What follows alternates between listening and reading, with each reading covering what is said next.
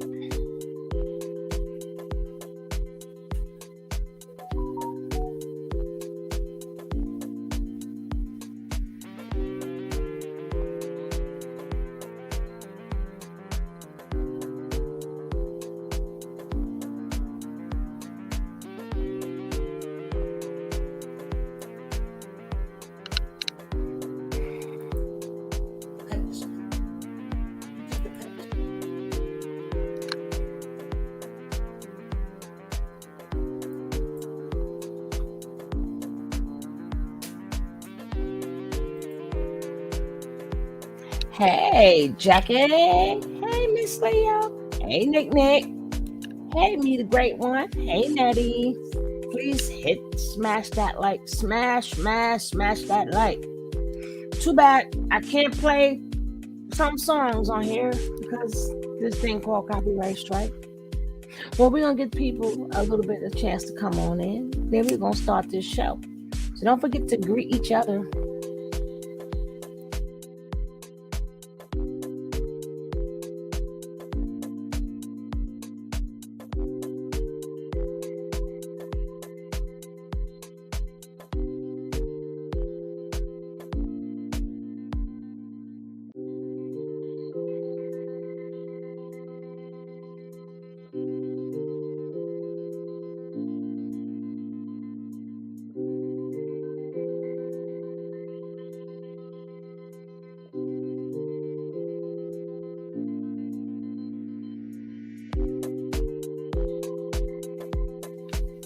Hey, Tamika.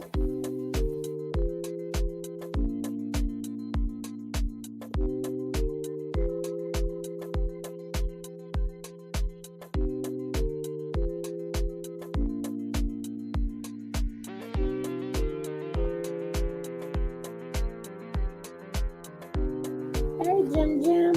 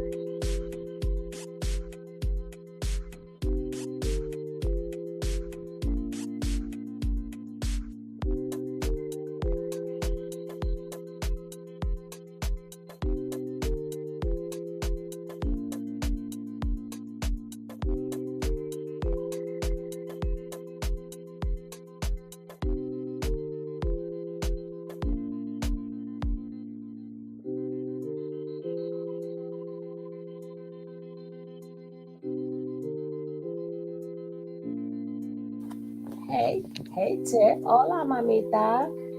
Hey, Johnny. Hey, Sonic. Don't worry, we're going to start this party. We're going to start it. Yes, we are. When we need our people going to come and late to class, they're going to miss it.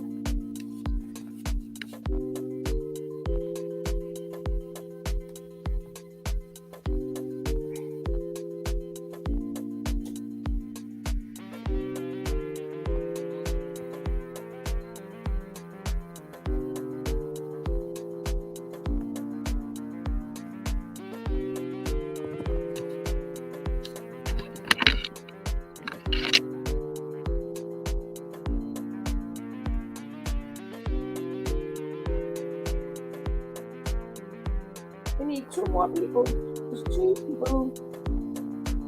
Two people. Just two more people. We can start this show.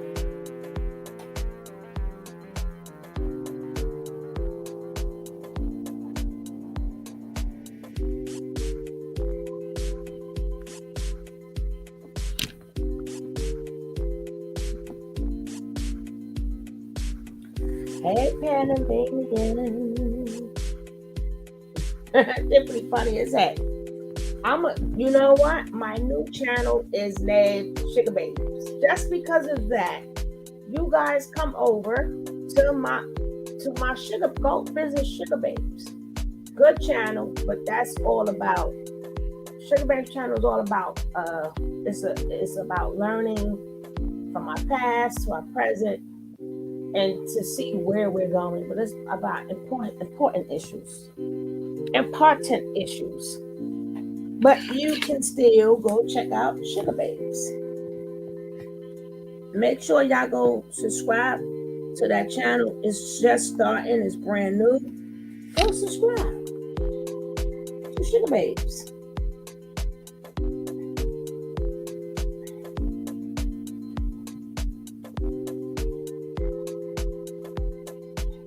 If y'all not being here, I'll drop the link for you guys a little bit later. I'll drop the link.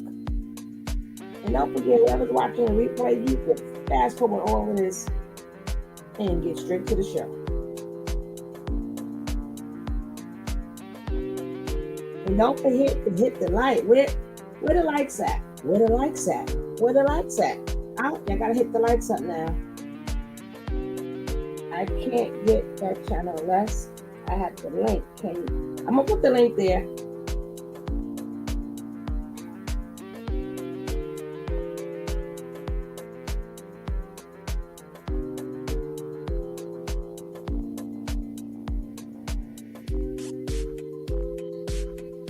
Thank you, Miss Leo.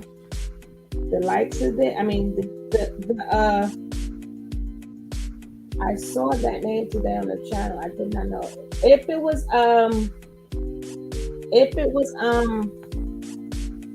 the sugar cubes, because a lot of people got that name.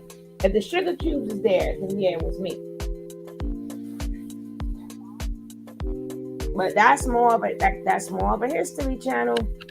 You're gonna learn a lot of things on that channel. But let's start here. We're gonna start the show because you guys been waiting, and I'm so happy that you didn't mind waiting.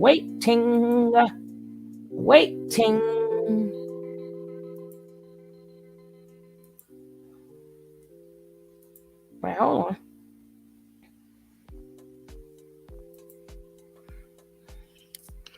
And then in the middle of the show, we're gonna show some product from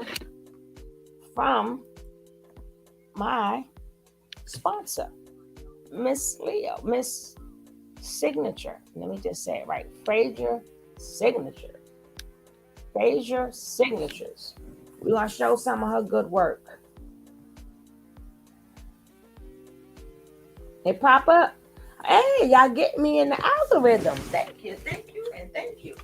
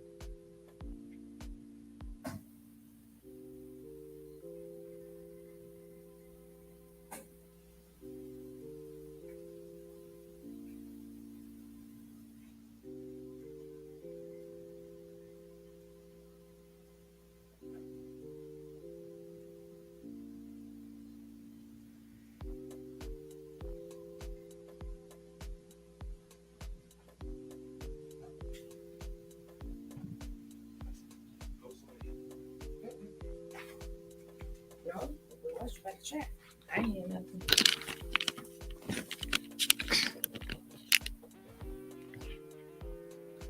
Hey, Brooklyn. Hey, Kiara. Yes, all is well. Hope all is well with you.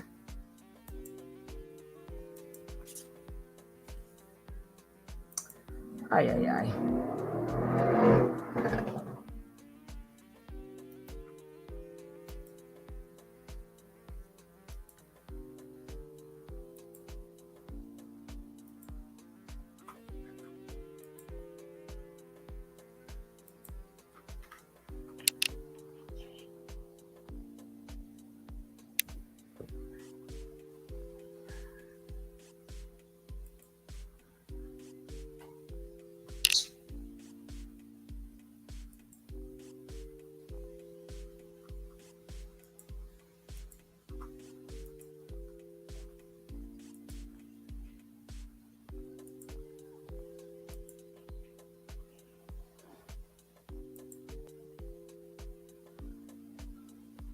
Oh no, it's not sharing.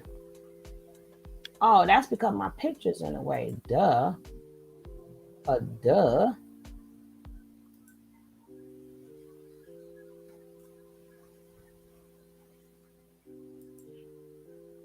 Put that little disclaimer in there just because it look good. It looks good, so we're gonna put it in there. But it look good. Now let's go. Cause we want to hear what he got to say. Then we want to hear what some real pimps got to say. Why? You need to know the psychology. Let's see what he got to say. Let's go. We disappeared, just like the KKK, huh? The pimp disappeared. You think the pimp disappeared? Where are the pimps? Where are they? We used to dress up and have pimp balls. Where they at? You think we disappeared, huh? You know he said the word we. You know he said the word we. Y'all some dumb motherfuckers. Your ass getting pimped right now by the system. The system is pimping you. Think you got your own business. Or you gonna go have an education? You gonna get educated? Do you know what the education system is, stupid? It's how the powerful stay powerful. See, they set up the school system to find the smartest of their fucking people, to extract their knowledge, to keep them in power. So the school is a system that the people in power use to extract the smartest people out of their system, so they can use the knowledge that you have, the magic that you have to do those numbers. This was what Einstein was. Einstein was one of the people that took his knowledge and used it to stay in power. So you put your kids in an educational system to empower those in power. Stupid.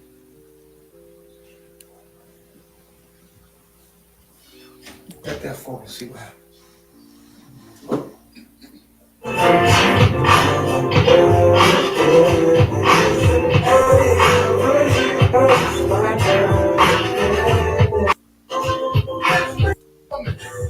Incriminate myself with knowing this white man system is sitting here to bitch. I don't need to. That's what my bottom bitch is for. And if she get out of line, I got other hoes that hop on. I got too many hoes there. If you disrespect me, one of my hoes will jump on you so fast, your ass will be whiplash. You ain't never seen me put my... You hear that? As usual, he's incriminating himself. Well, incriminating the rest of them. Mm-hmm. Hands on the bitch. I don't need to. That's what my bottom bitch is for. And if she get out of line, I got other hoes that hop on. Why would I ever fucking incriminate myself with knowing this white man system is sitting here to disrespect weak-minded motherfucking people? I'm not weak-minded, so I won't end up in your prison cells, you bitch-ass niggas. Yeah, you there now. The prison system, just like the school system, is made for the weak. You there now. The ignorant.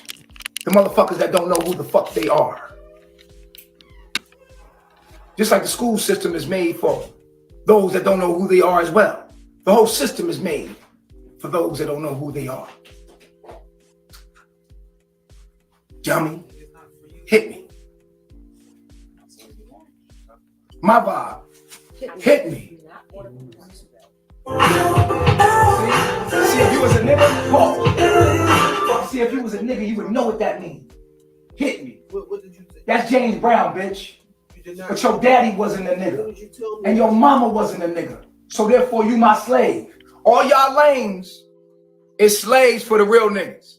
If your daddy wasn't a real nigga, if your mama wasn't a real nigga, you a slave to a real nigga. Once he figure out who the fuck he is. Because you a lame. I said hit me. That should have hit your jeans. You know what that means, bitch. That means hit the motherfucking mute. Turn that bitch on. Boom. You would even know it. You would even know it if you had that motherfucking hot do in you. You ain't a nigga. And some of y'all, see, it's two kind of niggas. There's the house nigga and there's the field nigga. See, the field nigga is just the indigenous people. Those were the indigenous people. The people that knew the land, they knew the woods, they knew everything about the land, all the herbs, everything. Those are just the natives. And then you got the house nigga who's a native himself, but has learned to adapt to the system to survive, because they fear that they're gonna die. You only were a slave because you feared you was gonna die.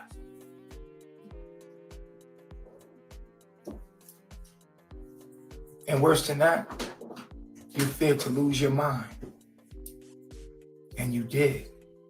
You lost your fucking mind. And now you found it when you found me. So those who love themselves, those who actually love themselves, will find the cat, the black cat. They will find the black cat. And they will find the numbers 1 and 3. 3, 3, 3, 3, 3, 3, 3. 3, 3, 3, 3, 3, 3, 3. 3, 3, 3, 3, 3, 3. Oh, we don't beat women. Women beat themselves. Who told you I beat women? I beat you at your game.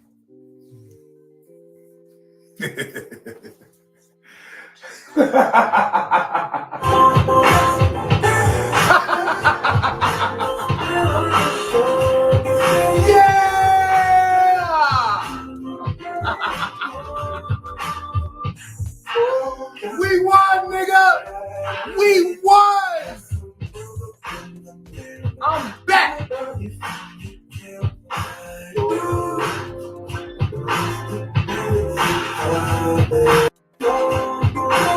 Here comes the band!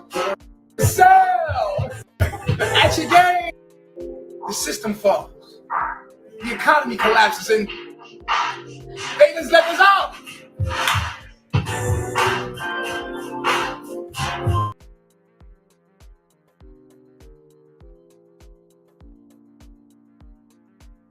Hey, RB. Hey, Cheryl. How are you? Hey, Sugar Delight, baby. He's so dumb. Hey, who else popped in here in the backyard? Yeah, you look like Bozo. The no. Hey, NJB.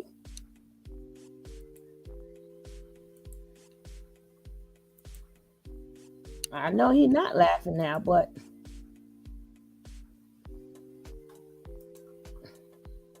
this is him. Because he said, I don't care what you heard. He wants to be a P.I.M.P. He want to be a pimp, huh? I see you watching, brother. Come on up and have a conversation with a pimp. Come on up and have a conversation with a pimp. I see you watching, brother. They don't want to do that. Hey, Leica. Come on and have a come on, sit and have some church with me. Mr. Cool, what's going on? All right. What's going on, dude? Hey, Omi. You know, look every like time I come in here and I think, huh?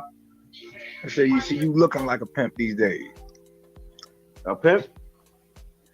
Yeah, you got it on you. I got it on me.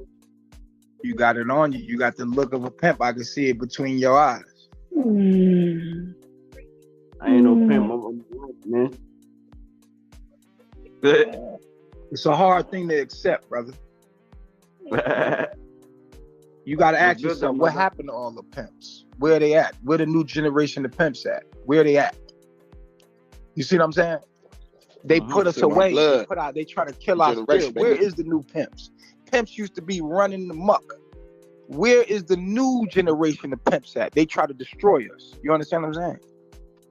Where are the new pimps? Because everything has evolved for the pimp. Where is the evolution of the pimp? Where the pimp is just gone. You ever notice that? Yeah. The pimp is just gone. Yeah. I mean, come on, Detroit. Come on, Chicago. Where is the new evolution of pimps? They hit. Yo, do you consider yourself a pimp? Absolutely. Where is the new evolution of pimps? I want to know where the young pimp. Right here. Where's the new young yourself, pimp? man. You're the pimp, man. Yeah. I'm just saying you don't see it no more. I see them, You but don't some see- stuff you don't I hear nothing can't about show pimping no more. because I don't want to copyright. Where's that? Copyright It's been strike? around since the 60s, the 70s, 50s, and the beginning of time. But I saw it. It was pimping. What are they calling it now? What is it? Thank you. What happened to pimping? They tricking. Ain't no way. Where all the pimps at? I ain't no They pimp. get mad at me Pimps don't. because I'm reminiscent of a pimp. They hate a pimp. Every time they meet a pimp, they hate him. Pimp gotta Mac hide. and Pimp are two different things, Blue. I'm You listening, see? my brother. You see, pimping and macking. Yo, Nature. Macking is Yo, just Mr. what pimping do. Macking ain't Yo, nothing yo, but what pimping do. If you was a pimp, you gotta lay the Mac down. The Mac ain't nothing but the action of a pimp. That's the action of a pimp. You know, you got the verb. The actions of a pimp is macking. We call it pimping or macking. That's when you break a hoe down. Psychologically, somebody you macking. Yo, Mac, that's your psychological game. That ain't nothing but the Mac ain't nothing but that's the psychological game that you lay down. That's your Mac. You understand? Yo, Nature. Somebody said is poly and is being in a poly relationship is pimping. That's what they calling it now. Pimps is trying to hide themselves in polygamy because we scared and we need to rise. Pimps need to rise again, but they made it illegal. They made it now pimps is moving to Costa Rica and Panama. Do they pimping because it's legal there. I know so many pimps that are up and left.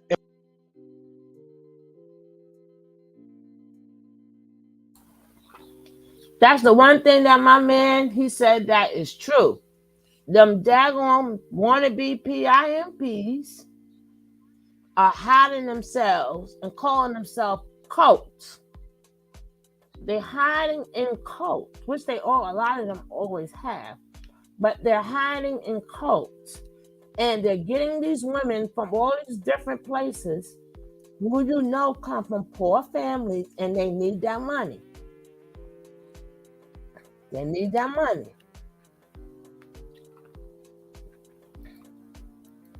And went to Costa Rica and Panama where prostitution is legal.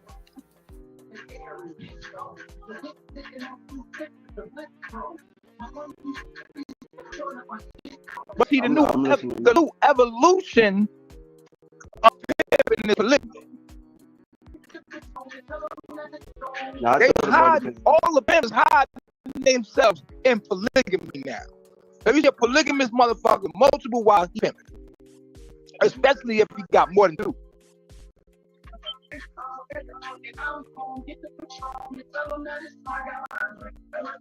Of course, the whole mind gotta be empty to fuck with me. I can't do nothing with a bitch with a full mind. I need you to have no mind. I need mindless bitches. With bitch without no mind. I'ma give you a mind, ho. I don't need you to have no motherfucking mind. You gonna have the mind that I give you. See, that's a problem. They done programmed y'all hoes already. So now you gotta deal with the program that they gave y'all. Y'all ain't programmed y'all hoes. You ain't no real motherfucking pimp if you ain't programmed your own hoe. See, your hoe got a program as soon as you meet her. Society done programmed her.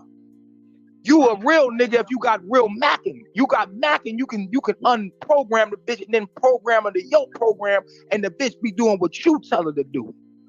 But you ain't got that kind of macking. You ain't got that kind of pimp because you ain't no pimp, nigga. But yo, Nature, don't you agree the program should be positive all the time? Now it can be whatever you make it. You can't have positivity without negativity. How you know what positivity is? What defines positivity? I guess being in the frequency of feeling good. Negativity defines positivity. You don't got no positivity without negative. So you better program them with both.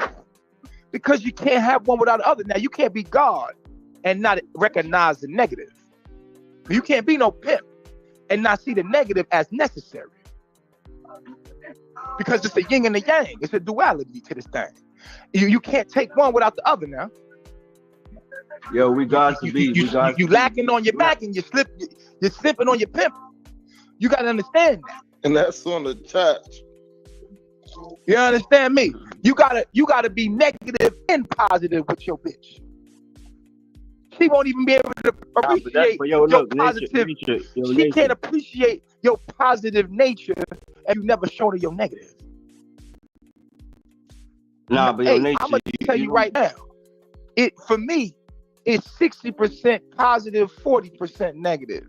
Because I want a bitch to always know I fuck you up. But at the end of the day, I do want her to experience love and all the things that she needs to thrive and flower as the lotus that she can be. But you gotta understand, these bitches come to you as bitches. I tell my bottom bitch all the time, it's a privilege to be in my motherfucking presence. I tell my bottom bitch all the time, it's a privilege to be in my presence. And the presence is a gift. You understand what I'm saying? And the whole look at me confused. She say, "Oh wow, that makes so much sense. It's a present to be in your. It's a gift to be in your presence because I'm here in the present with you, which is a gift." I said, "That's right, huh?" Now go on about your business. Hey, Molly. Hey, sis. You see what I'm saying? So what we have to understand is that this pimping shit, it's been changed into polygamy. That's what they call it now, polygamy. It's a way to disguise the pimping. That's the new Mac. That's the new Mac. And the bitch, listen, and you tell a bitch, it ain't for everybody. It ain't for. But what about what they gonna say? Bitch, it ain't for everybody. What's understood don't need to be explained. Me and you got to understand it. They don't got to understand it. That's right, daddy. That's right, daddy. Now get your ass out there and do what I told you to do.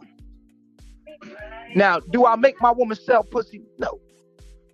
I value pussy too much. I don't feel that there's a price that you can put on pussy. Me, as the true pimp that I am, true pimps don't sell pussy. True pimps sell pleasure. And I don't. And true pimps don't take money. Oh no, you can't give me no white man trash. I don't want the white man trash for what I do. I want your soul. I want your soul. I don't know about that. Everything that come along with it. If money come along with your soul, give me the money that come along with your soul. I want your soul. There you go. There you go. I don't want you can't trade me money. I want your mind, ho. I want your attention. And then, if you got money that come along with that they come along with it. Bitch, I want your soul. Fuck is you talking about? I don't sell anything for money. I sell for your soul, bitch. Fuck is you talking about? I don't want your money. I want your soul. Your money come with your soul, bitch. I'll use that. But give me your soul first. I don't want your pussy. Your nature. I want your soul. And if your pussy come with the soul, let me get the pussy too. You see what I'm saying? The pussy and the money, that's just added to it. I want your soul. And your soul is your mind. That's your attention span. I want your attention. Your nature. Yeah. You don't believe in mastering like the positive, like the positive side to override the negative, so that you can master. You can't override. You don't never override the negative. You respect the negative. You don't like the negative, but you respect it.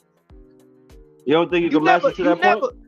You can never Nah, you don't- override the listen. negative. There will be no You balance. never override the negative. You respect the negative. You need the negative, brother. Without the negative, you can't have no positive. You don't believe It's you can be on necessary. one frequency. The one You don't frequency is in the believe- middle. Yo, The Yo, one nature. frequency is in the middle of negative and positive, right in the middle. That's where heaven lies. Heaven lies in the middle. You don't want to be too I was good. about to, I You was don't want about to be to, too I was bad. about to say something like that. You want to be balanced between both. You want to be in the void, and the void is in the middle. That's where the heavenly state is at. That's where you could program a bitch to whatever you want it. See, man's trying to make. See, the thing is, you can't be a pimp and don't understand the magic. You got to make magic, baby. You can't make sense. You making sense. You trying to make logic. Yo, check it. You want truth, but the truth is in the magic.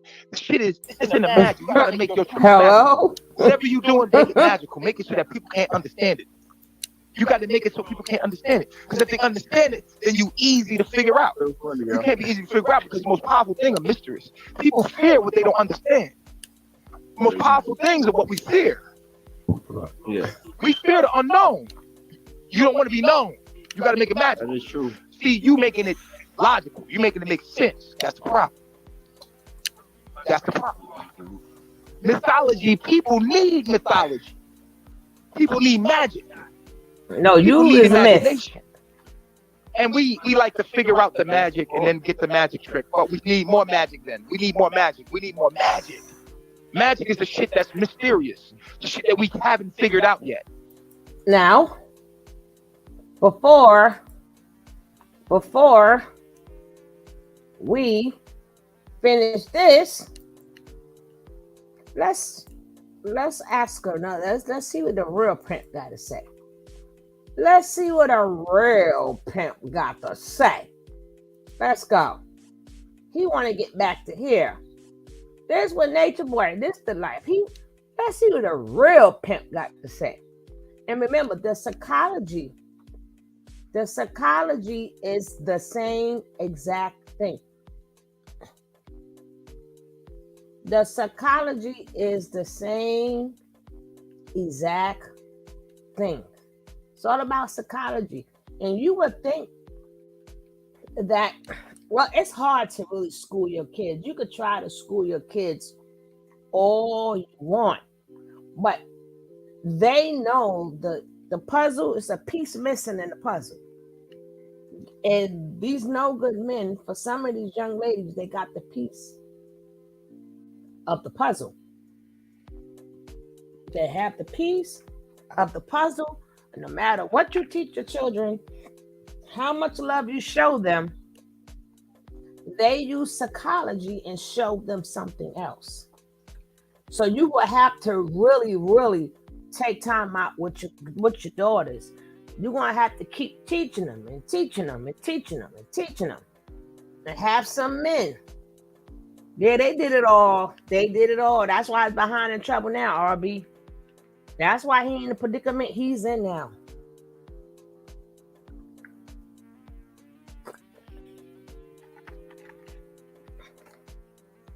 But if we don't grab a hold to our little girls, that's who come and get them.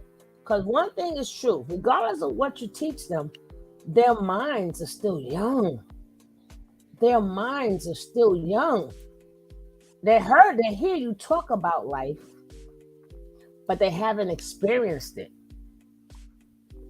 So that's where all this I want them young coming at, because the mama could teach you whatever, the daddy could teach you whatever.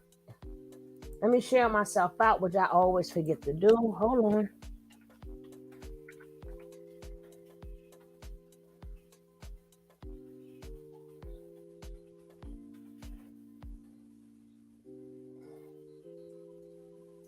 Hey, Poetry in Motion. Hey, Blanchy Pooh. Hey, Blanchy Pooh. How are you?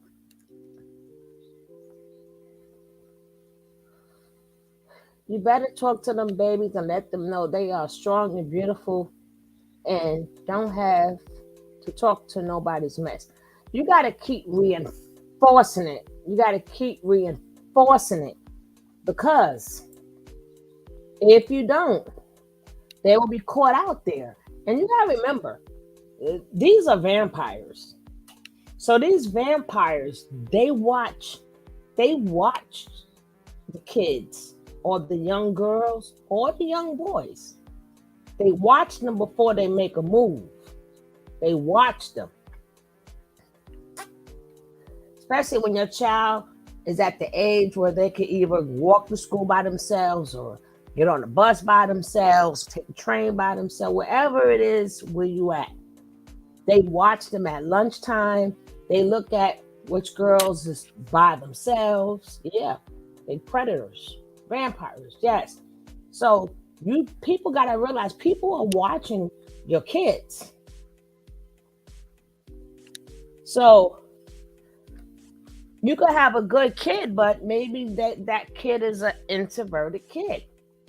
They might be an introverted kid. So what's the best thing you could say to an introverted kid? Oh, you so pretty. You want to go out? You like me to show you a good time? See, when you're dealing with certain type of kids, they're, especially if you're an introvert, they show you life first. They show you a good time first. They do all these things first so the child can get excited and come out of their shell. And if you have a kid that's an extrovert, they will take them, like if it's an introverted kid, they'll take them to like places that's not so full with people, but they're out. Now, if it's an extroverted type of kid, they might take them to nice parties and and make them feel like they're very special, like they're the most beautiful girl in the world. That's how they're gonna make them feel. You can talk to them, but these predators, I'm telling you, these predators know, like I said, they know they watch these kids and they work them. So everything mommy or daddy said sometime go right out the window. You got a lot of good kids that got turned out because they know if you got a good mother or father. And they also know, damn, you pretty. Or dad, she got some big bus. Or dad, she can make me some money. So what they do is they start speaking down about your mother and your father. Oh, they keep you in the house. Oh, they keep you they keep you in your books. But I'm sorry to say, you got to teach them the psychology and the pimp game. All that other no, you got to teach them the game for real. You got to teach them. This boy was really laying his stupidity on thick. He was saying exactly what happened, though. That's why he tried it. Yeah, exactly. Exactly, poetry. But you got to teach them the game for real. So you better learn the game so you can teach your kids a game. You got to teach them psychology for real. It's too many good kids. You know how many times the kid would say, you hear a young lady say, and you got to watch these shows. People don't watch these shows. Yeah, I come from a good family. I was going to school. I wanted to be a doctor. I wanted to be this. They all had dreams. I'm not talking about the ones who I'm talking about the ones who come from a good family. You watch a lot of these things. I can't show them all because copyrights, right? But I'm gonna start showing some of these women to let y'all know that some of them come from really good families. But these mofos, they may give them a gift. Oh, this just for you, baby. And that child feels so lucky. Because see, one thing a parent cannot do is control the hormones of a child when it's first coming. It's hard to control that. So that's why these predators, they catch them right at that time. They catch them right at that time. Especially if your kid got pimples and they probably figuring, oh, yeah, they try to buy their love. Exactly. Especially if a kid got pimples. Hey, Miss Rod. The kid got pimples they would sit there and oh, your face is so beautiful, knowing that that child got nothing but pimples all over it, you know. And like I said, the same rule apply for your sons. Because some of them, you gotta remember that it was all male. It's a such thing called male prostitution. Also, they get your sons trapped up out there, and it's not even just about sex. They get them put on drugs. A lot of these kids, they get on drugs, and they might be having that bad day, and somebody will catch them on that one bad day. And oh, you want to feel better? Try this. I mean, being a parent it's a very, very hard job. It's a very hard job. And some kids, you know how they say, they have to learn the hard way. Some kids have to learn. Some kids, it's like you could tell them inspire all you want. They're going to still stick their hand in there and go, ah! Now they want you to help them. No, this is not Miss Davis. Poetry, you should know that by now. This is Sugar Love. I've seen young ladies who went to school with me end up like that. I couldn't believe my eyes, but I believe my ears. They were caught right out of middle/high school. Caught up in the cycle to turn them out. So now we're going to look at a real pimp. Let's check out the street life. Here we go. The original who first made it. Now you want to apply a theory many thought it. Come on, sing. I just got to let it play, but no music for now. I have let it play till the music finish. But this is what most of them. Hello, they better start teaching their kids. Hey, Chrissy Boo, they better start teaching their kids. No problem, poetry. They better start teaching their kids about Iceberg Slim and the rest of them. People like, oh no, that's not my life. They act like they too good until their kids get caught up in it. I keep telling people, they always don't think about things until stuff hit home. Until stuff hit home. Now they want to research. Now they want to research. I don't deal with pimps in the... You see, they all in the street, right? All right, now. I got to fast forward it, but I want y'all to see the back in the days. Look how they looked.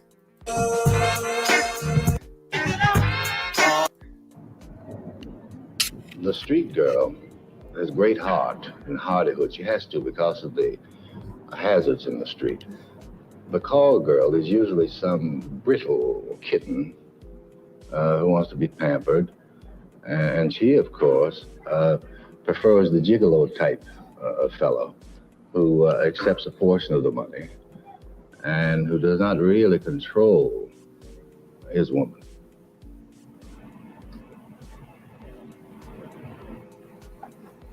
Holding a stable getter requires the pimp to keep each individual member of the stable in apparent competition. The competitive spirit Hey, Carters! particularly prostitutes, is extremely high. They're making so many unnecessary changes, girl. I am so tired and worn out. But you ain't through for the night yet, is You think so, huh? Run your mouth. Yeah, I know so. Okay. I know so. Okay, you know you ain't by yourself. All right. I'm speaking for myself right now. Oh, wow. Mm-hmm. That's right. You got that right. I thought you had it once today. You got a lot to learn. Don't worry about it. Well, I ain't got nothing to say, my friend. I got a long way to go and much more to do. Listen, I got a long way to go and much more to do, but it ain't gonna be done tonight. But y'all ain't all that fat mouth. I'm sick of Mabel.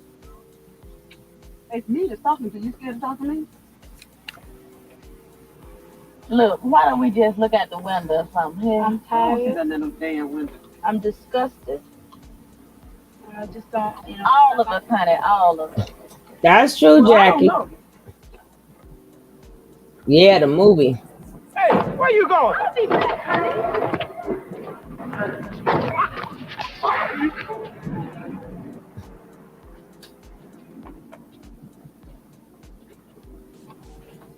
Not the wig. Not the wig. When I asked you a question, you answer. They not messing with y'all, so y'all just get off my case. Hey, I heard about a new game. Let's play it. It's called Silence. Shut up. I bet you had your She fails. thinks she's really cute up I there, bet you know. she done had her. See where I'm sitting, baby. The life of a pimp is unremitting tension and pressures. A pimp lives on the precipice of disaster. I think he's the most hated and feared creature of the underworld because of his the sexual aspects of his profession. Me. You all gonna be through if you don't be quiet.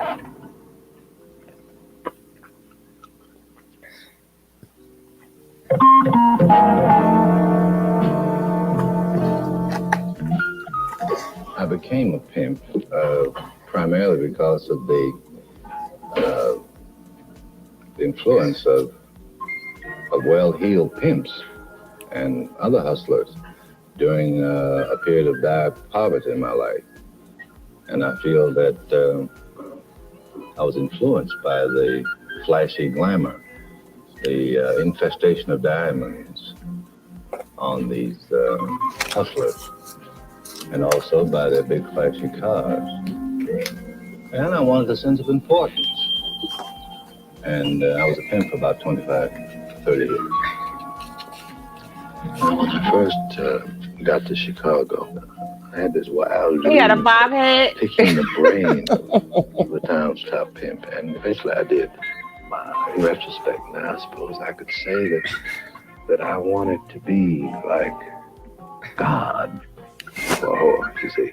And my total image of myself was that I was some sort of black evil. Now you heard a lot of them. When you hear a lot of them, and their psychology is they think they're God because you have you're controlling people. You're controlling people to do whatever you want them to do, but it's totally the opposite because God said you have free will. So I don't know how you feel like you God when God give people free will. Can't be a God and take somebody's free will at the same time. Doesn't go in the same sentence. You wouldn't really know them if you weren't with the pimps, with the big cats. They was dead giveaways because mini dresses were the style. But you had a lot of them. I mean, they still have parties and stuff. They still do that today. And some of them, I think, what's his name? I forgot his name, but the one that's always with Snoop Dogg, a couple of his kids became, a lot of it ended up happening with their kids. And you can't get mad. But the thing is, this is attacking our children because as we see a lot of people like Natureboy, which we're going to finish with him. We're going to finish.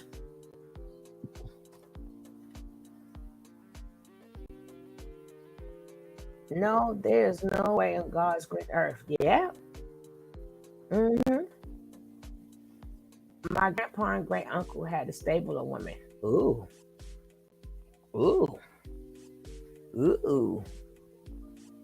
But again, the thing is, what are we going to do with our children or our loved ones? Like, how do we save them?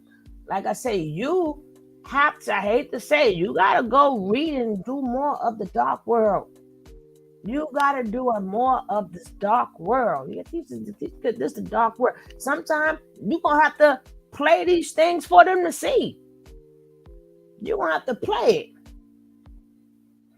Because even if we say it and if we tell it to them, some of us are just like regularly like talking. They need to see the charisma in it. So the best thing to do, according to your child's age, is you have to show them, this is, they have to see, like, short, because they got to see these men got charisma and how they gonna come to you and how they gonna persuade you. But they gotta hear it and see it for themselves. But if you could save them the trouble and say, listen, see how charismatic he is? Stay away from that. Don't for that baby this and baby that. Your lies ain't working now because we're talking to them. We ain't the ones that's in the street watching them, and we not the ones that's hey, beautiful girl, come on over here. And all them different dumb stuff they say, but it makes somebody's day. It's maybe corny to us, but it makes a child's, it may not make our day, but it makes a kid's day. It make their day. I must be a track star because you was running across my mind all day. No, you must be a track star because you was running across my mind all day.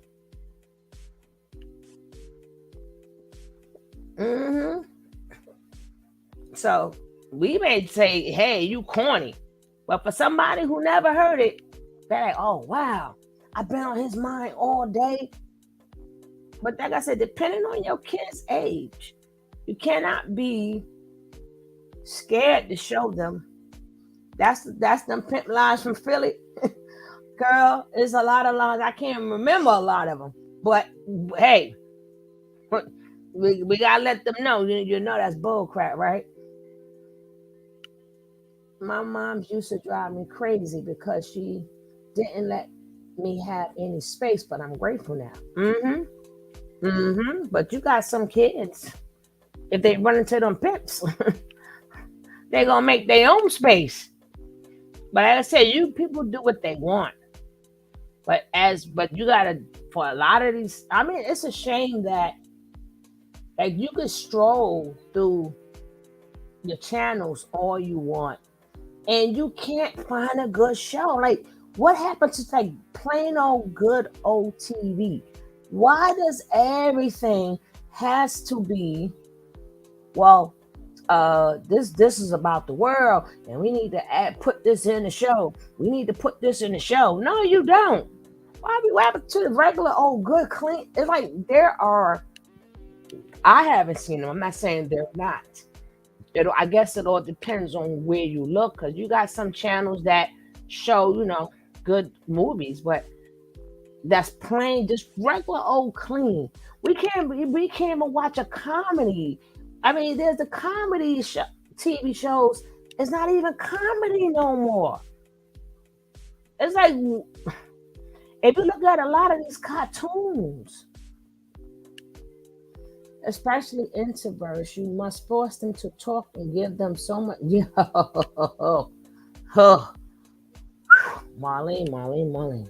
Even if you got a boy or a girl, because these introverted boys, they get them too. And man, remember, this is not just about the pimping.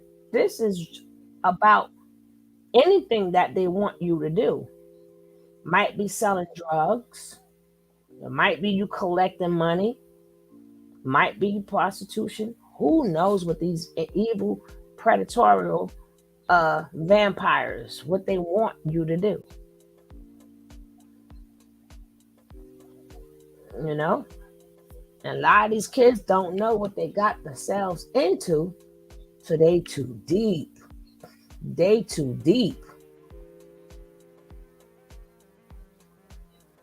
Sometimes, and then what they do too, when you don't know what you're doing, they have you part of the bullshit that they do. Just so, and I was watching a great show. It was a phenomenal show. I forgot the name of the show. But this was a good boy. He was in school. However how you put it. The guys that quote unquote that was of the street, but he never rode with them or nothing. Only thing he said to the guy was, come come with me to the store. And he said, yo, if a cop's coming something, look out. Look, boy, they know nothing. And sure enough, they robbed the store. He ends up going right to jail. And he didn't know nothing about nothing. So a lot of times your sons is in the wrong place. They don't even know what's going on. So you better teach these kids, you better to be careful of their surroundings. Careful of their surroundings. And you got to remember too, and I always say, you got the mass, where it's more than one. Then you have the singular. You have the singular where you're living with the man, even though he's not a pimp, but he has the same psychology. He talks to you the way he want to talk to you. And you got to kneel down. You got to do all of that. Imagine if you got one man and you the only girl. So all of that venom is unleashed on you. It's unleashed on you. At least if they got multiple women, it's spread it out. But imagine it's just you with a house with somebody that has the same psychology of a pimp and call you them type of names and slap you and beat you and make you have all them babies and make you have all these things. Remember, the psychology is a psychology. Whether you have one woman or many women.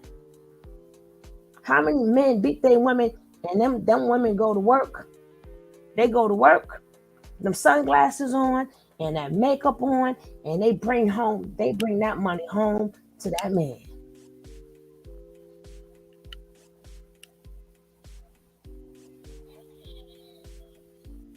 Yeah, I agree, poetry. I agree. So let's get back to this. Swingali.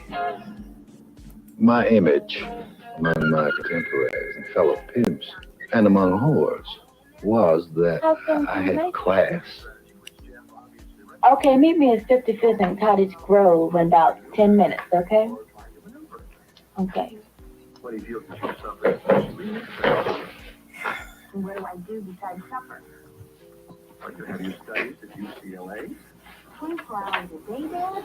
Darling, get involved. Find something outside of your own problems to worry about, something important, something worthwhile. What you need is to feel that you're making a real... Don't you have to meet a trick in 5 minutes? I'll make it. Would make a great contribution to world peace by serving through the United Nations. As ambassador to the United States... I'm not playing cards with you. Mabel, you're going to miss that trick if you don't get moving. The trick ain't going nowhere, Daddy. Don't worry about it, okay? Daddy, Poppy. Mm-hmm. Now the future is in your hands. What are you going to do about it? You've just heard an address by Ambassador John Post, representative to the United Nations.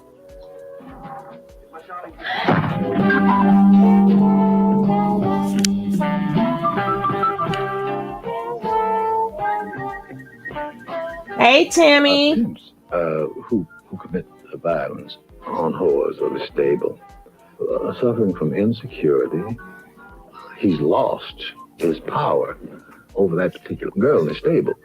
The dumbest broad will take advantage of that. Normally, a pimp doesn't develop paranoia until after he's had lots of track action. By that I mean lots of mileage with whores.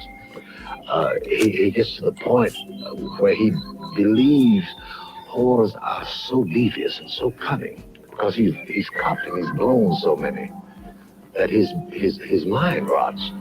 And he himself has played so much card on whores. He's lied to those so much that he doesn't know a lie from the truth. Mabel, what's the matter, honey? What's happening to you? Take care of me, man.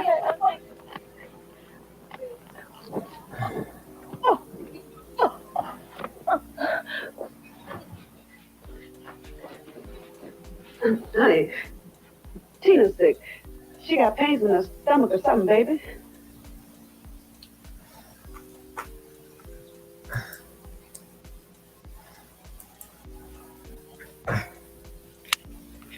There ain't a in the world under 22 that gets sick. Don't you know that? Now get out of my face.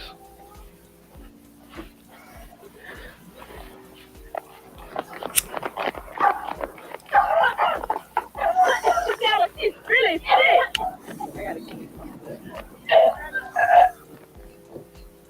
Honey, Gina's really sick. We gotta get a doctor, baby. Like I said, people don't look go way back to the doctor. So we just gotta have some. Bring her upstairs.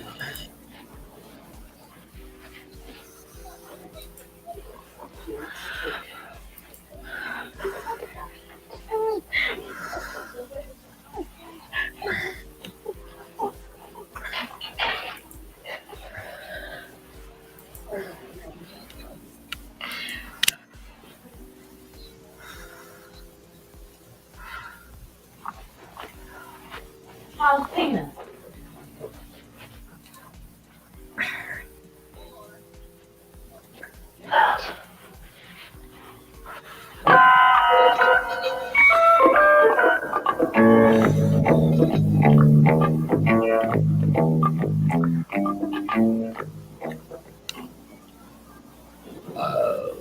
The pimp is an ill man, and I think he should be treated as an ill man and as a victim of this racist white society that makes possible his street poisoning, that makes possible the rotting inside his head. I think that what we need to do, if we deprive the pimp, and if young women can be dissuaded, you see, then the pimp is going to have to find some other way to make a living, like till tapping, or let him play the con on the white folks downtown, you know. If prostitution were legalized, that the top echelon pimps would do well because they'd have the experience and expertise necessary to organize and to open houses. What it would do also, it would mean that recruitment would be much easier for pimps. It would mean that the hazards, now when a pimp turns out a girl, he's got to turn out in the street, more or less. With the houses, you see, open and legal, it would mean that the girl wouldn't have to be put through the kind of comprehensive training that one must give a street girl. It would mean that... Hold it. You got me confused. If it was legalized, y'all treat the girls much better. Is that because they may like sue you? Or, yeah. If they may sue you, or people like they could pop in, you gotta have insurance, so you will be watched. Is that why you'll be a little bit less? That's why y'all put them through a lot of less things, because now you're being watched now because you want paper. And another thing, to teach your kids, some kids, if you know your child, teach them about how to stay out the hooker game. Teach them about money management. You got to teach your little girls, give them some money, and then take all the money back and say, now, do this, do that. And then if they want their money, saying that's what a pimp would do. A pimp take all your money. Teach them that. That's to be one of the good ways to start them off. Money management. Make them do stuff. Take their whole check. Or give them some money. Here's your allowance. As soon as you give it to them, they get happy. Take the allowance back from them. And say, now I want this done. I want all that done. They're going to say, what about my allowance? Say, yeah, if you find you're behind in that street, That what them pimps do to you. They take all your money and make you work and do despicable things and take your money.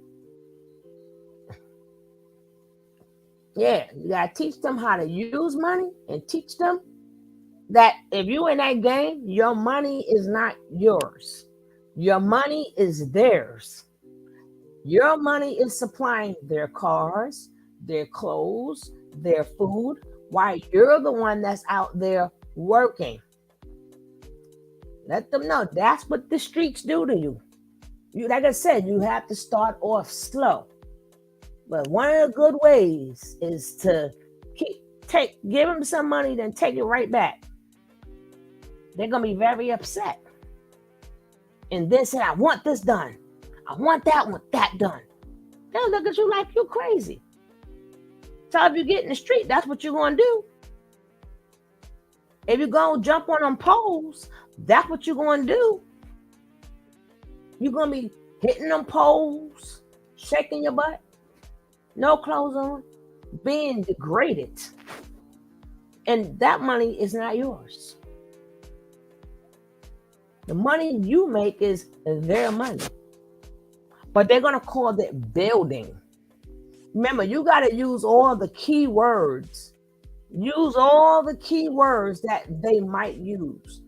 Building is for the family. We are a family. We're going to be growing. Let's expand the family. Oh, we're starting off small now, but we're going to grow. We're going to be big. They don't understand that's all a lie. But these are words to get them in. And these are the words that they use now under the word polygamy. We're going to be growing. We're going to be building. It's for the same rule apply. Soon as like the coats, same rule apply. Same psychology. They say, yeah, buzzwords. Let me highlight that. And if y'all don't know the buzzwords, y'all better learn them. Y'all better learn the buzzwords. Like somebody come and talk about, oh, we gonna make it. This is a we, but it's my money. Talking about the word we. Do anything you gotta do to save your kids. Anything you gotta do. But one thing you must do is this is a cruel world, baby. This is a cruel, cruel world. And you better get your kids hit. That building crap. Let's put all our money together. I don't see you working, Ninja. What do you mean our money? It's my. You better teach some kids to be selfish and say, this is my money. Mine. Don't teach your kids to share no more. Don't teach your kids to share no more. Teach them if they want to give somebody something, give it to them. But it has to be by choice. Not because you made them do it. But teach them, don't, if the kids don't like to share, that's good. We got to start taking back a lot of stuff. Now, if they want to give somebody something by choice, teach them to give by choice. But just to give away, no. Mine. No more hour. Yeah, they say the word hour. Hour, ain't no hour, nothing. I'm speaking upon when they trying to will your kids in. When these predators try to will your kids in, they use the word our, we, us. That's right. Keep them to be stingy with their money. No, and no. Not.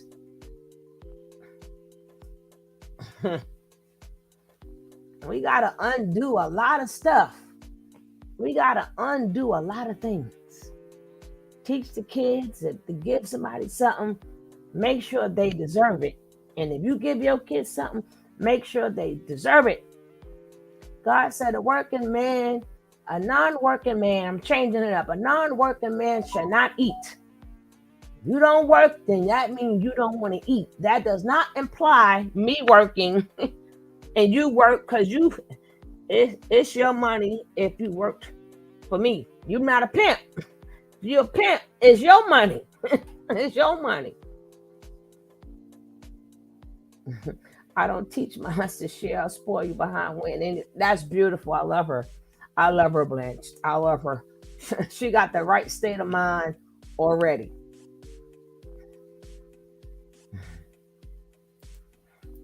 That pimps could just take a girl out of hypothetically, out of a restaurant today and this evening, and tomorrow she'd be working in the house.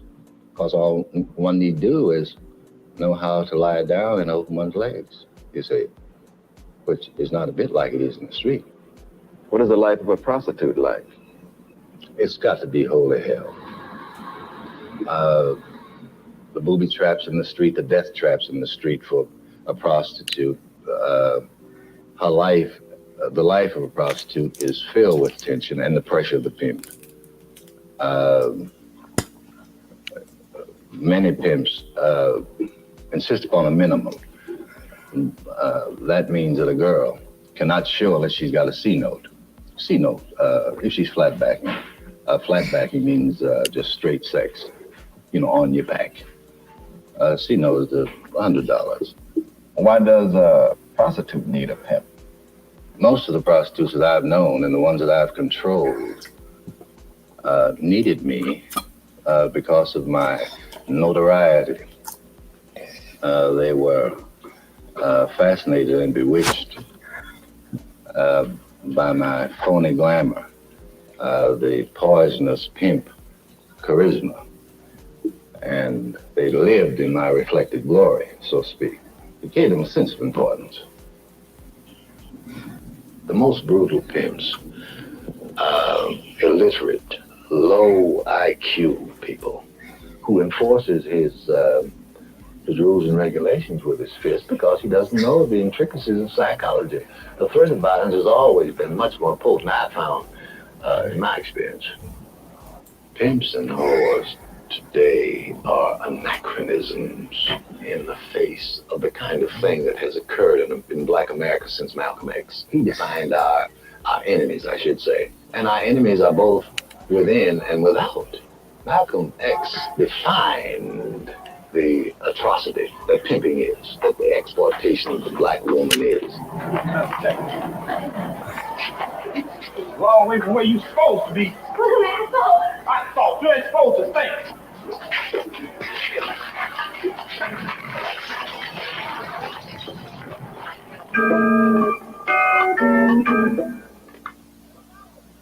You know, Brother Beck, your autobiography, P.I.M.P., which you wrote, it may have encouraged a lot of young brothers to become pimps.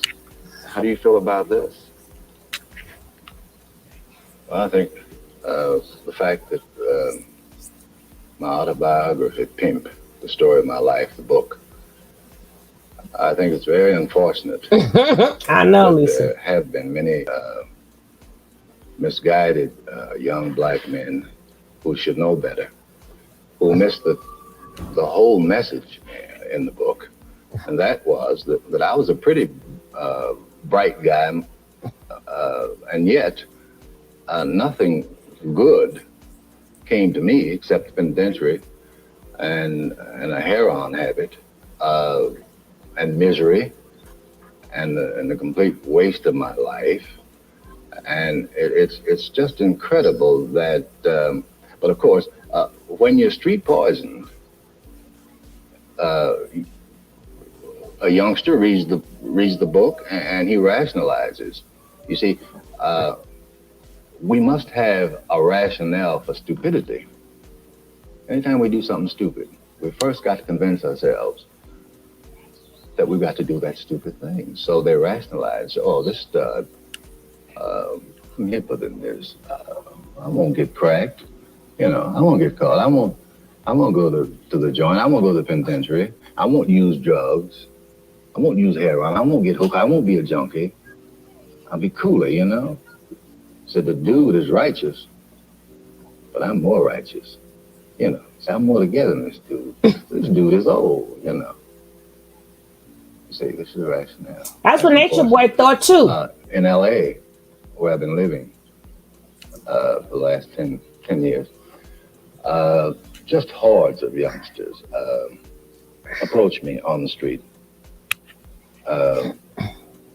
And they try to pick my brain for the hidden treasures they think are buried inside my skull. And I always slap their wrist before they reach for it. And I try to dissuade them. But if you're street poison, I mean, you just street poison, and you ain't gonna give up your stupid dream of something for nothing. I stupidly tried to get something for nothing. And any time that you try to get something for nothing, you're gonna suffer one way or another. You know, what happens? My man say, anytime you try to get something for nothing, you will suffer. And that goes, you know what? That goes back to, I gotta check out Life with Marlene Motivates. Marlene Motivates. Because that was touching on some of the stuff that she was discussing today. She has a phenomenal channel. Marlene Motivates. Right? Yeah, he looked dead. Don't he like Vincent Price? I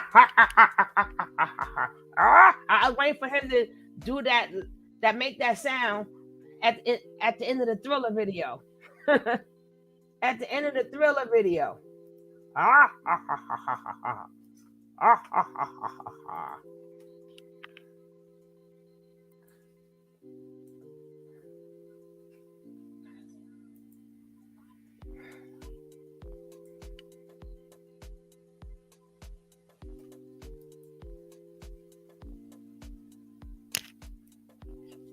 know that look cute. I only put that up there because it looks cute. They can still go after you, but it looks cute, don't it? Disclaimer. Copyright disclaimer. Look cute, but they can still get you. Okay, we're going to get back to Nature Nut. Because he thought he had this game down pat. And where he at? Behind bars. Let's go. This one right here is another old one. He's gone too, but let's go. In the world marketplace, and he becomes a dirty black blue gum nigger pimp. On the flip side of the same coin, the bosses for a fee into selling their labor. It's prostitution over here, and it's prostitution over there. But it's an evil and a terrible thing for you, but it's good for capitalism. No, I have no remorse. Is there a heaven for the P's and G's? Is there a heaven for the P's and G's? Is there a heaven for the P's and G's when the light goes out of life? Do unanswered prayers get low in the breeze. I never had a chance to win. Born into a life of eternal sin. I was marked, condemned before birth, robbed of my identity and self-worth. My whole life has been filled with humiliation and institutional deprivation. Stripped at my roots, the subject of genocidal extermination. All I had is my imagination. Is there a heaven for the P's and G's when the light goes out of life? Unanswered prayers get low. I think that hoes are stupid, giving their money to a motherfucking city. Weak, low self-esteem, all this. I don't think that's it. So I see you frowning. I don't think that at all. A lot of motherfuckers think that's it. What's your take on that? Well, I think, at that time and place in my life, I needed some management. I needed somebody to guide me. I was in the game and I chose to be in the game. So why not be in the game under some proper representation? So, for me, giving my money to a pimp that was taking care of me for all of my needs and so forth, and I was making him and representing him, properly, he would take care of us. I think that's what a real pimp is about. It's about being good to his lady. My definition is a pimp gets his money daily or nightly from a hoe or his hoes that stomp the pavement 10 toes down, funky, dirty, trying to get a nigga's money. What is pimping to you? When a nigga send you to work, send you with a little game to go by, you know what I mean? You know what you have to do when you get there. You know what I'm saying? If you got time to check in or whatever, then that's what you do. You know what I mean? And just going to be down for him and handling your business. And when somebody try to get at you, going the other way. Hello? Yeah, let me talk to that Hollywood nigga. Speaking Hollywood, fool. Listen up, man. I got information that tells me that out-of-pocket bitch of mine is up in your motherfucking camp. And if you got any sense, nigga, you open that door and let the bitch the fuck up out of there. You playing in my business, nigga. I don't know what you are, but you definitely ain't no pimp. Everything and everybody in Hollywood's house belongs to Hollywood, nigga, and this conversation is over. Hello? Hello? Hollywood! Hollywood! Damn! Kill me for my bitch. Say, ho, are you looking at me? I wonder if you know just what you see. You know, I pimp on hoes. I slam Rolls Royce doors. All I wear is tailor-made clothes. I got diamonds dripping from everywhere. I got the attitude that say I don't care. The heaviest thing I lift is what a hoe. I know, Brooklyn. The hardest thing I do is bust a motherfucking U-turn. Thank you. I'm a real live pimp in every way. You think you pimping? That's what your mouth say. I pimp on hoes like it just don't matter. Serve game to a bitch from a platinum plated platter. The Pimpin' Hall of Fame is my destiny, and pimp game is my only tool, you see. Charging bitches has been my way of life. I'd be damned if I didn't do it right. I've pimped against all adversity, and I graduated from Sidewalk University. Hey, Earned Truly. myself a PhD, cause I pimp hoes daily. Now, if you the kind of bitch that won't go to class, you gonna have a nigga putting his foot in your ass. You know what time it is, ho. So stop your tripping. You love this game. That's why you got with this pimping. 24/7, I serve your ass some game, and now you're sprung on me like I'm rock cocaine. I want to make a toast to the hoes, though. Toast Hey, to Miss the Real. hoes. It's hard being a good hoe, you know what I'm saying? Been got work in the rain, sleet, and snow. We may as well deliver your motherfucking mail. We look like motherfucking mailman. Well, Fillmore wasn't always a super pimp. Actually, he was a singer. You understand me? Had a little bit of fortune. And the camera caught and put him on the other level. It was only after that very public bust for, let me see, what was it? Pimping and pandering, was it? It was only after that very public arrest that put him to the next level. Who is the most prolific pimp of all time? Fillmore Slim. Fillmore Slim. Fillmore Slim. Fillmore Slim. Fillmore Slim. I say Fillmore Slim. Coldest pimp ever. Bolton and Dallas City Council members say prostitution is a common problem in cities the size of Dallas. They also say Hey, the problem Miami. is not likely to ever go away. So the Dallas Police Department is now taking a closer look at those who pay for the service in hopes of cutting off the demand.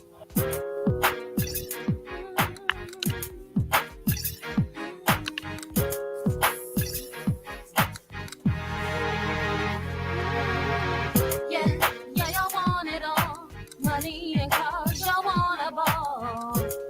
It's been apology, y'all, but the game ain't free. Now, wait a minute, brother. I'm Fillmore Slim.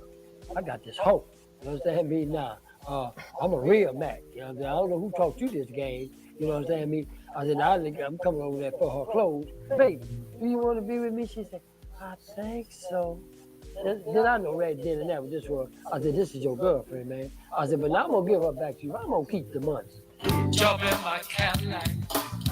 Fillmore Slim came to California from Baton Rouge, Louisiana in the early 1960s on a freight train. He had heard a white man down in the deep south and he had to get away quick. He didn't have any job skills. He only had one desire, and that desire was to pimp, pimp, pimp, pimp, and pimp. And when he got to California, that's exactly what he did.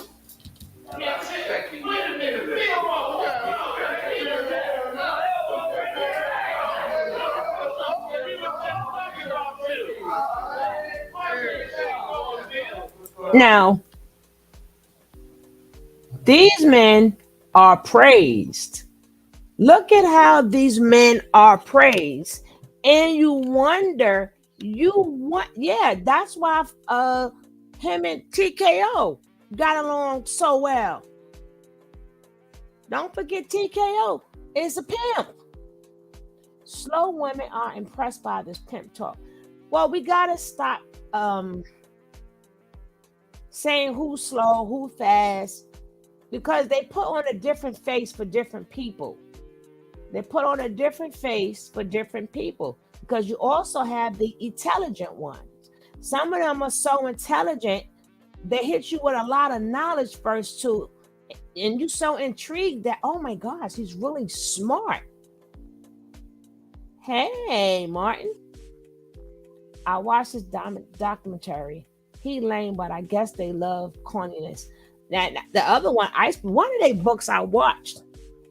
Very good. So they look like, well, that's why a lot of them call themselves pastors. And I forgot the one, but he's a pastor at a church now. It's the same game. It's the same. We're going to go through this. But again,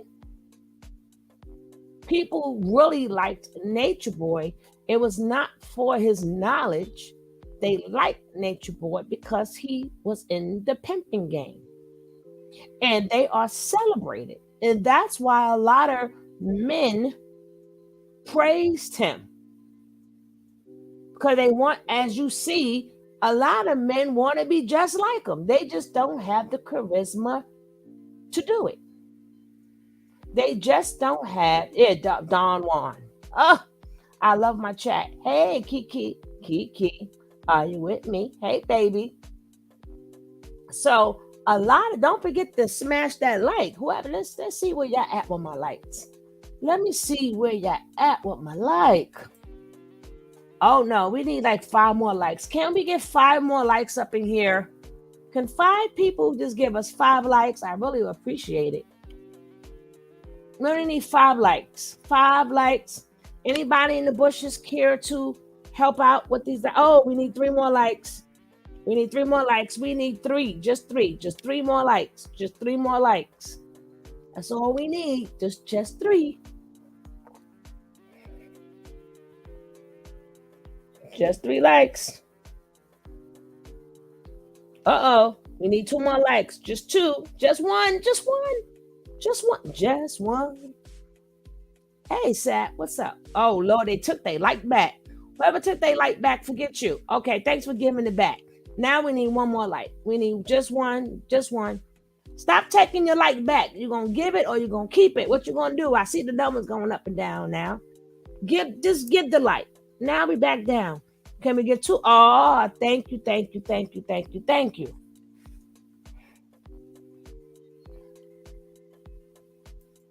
So again, we see why they were so infatuated with Nature Nut. Now we see why he gets all of that an unnecessary attention that he was getting, because he was relating to the pimps. He was relating to people who have not done good in their lives and say, you know what? You are accepted. So he made all of them accepted. It's like he took everything, talking about you need to heal. Remember, he threw that in there. But as you see in the previous video, and it'll be at the end of this video, you say you see a resemblance to Nature Nut. It could be related. Hey, Mary Blue, how are you? Hey, baby. So we have to remember, this is Natureboy's Bible. He just switched it up a little bit. He switched it up. But he knew if he had all the women kissing his feet, throwing rose petals at, he knew that was going to open up these wannabe pimps. These wannabe pimps, he knew they was going to praise him. And for some reason, women are drawn to this life. They are drawn to this. They are drawn because a lot of them, some of them get suckered, some of them get used, some of them get, but some girls come right in the door. some girls come to them and say, hey, this is what I want to do. This what I want to do. I want to make some money. That's what some of them do. It's sad, but they see this life and the Stink Feet Club. Yeah, but some of these girls come to them. Aw, thank you, Carter's. And she, remember, I don't know if she's still, I love you back. I don't know if you still do the growing. Do you still grow channels now? Because I need to send some people over there. Send some people over there. If you still do that when you doing your Carter's Eat. But she's another great channel. She's another great content creator and another great channel. Right. So a lot of these women are drawn to this lifestyle. The same way with the drug lifestyle. They know all the things that can happen. They know they can go to jail. They know that they could end up a target. But they're drawn to this. They're drawn to this.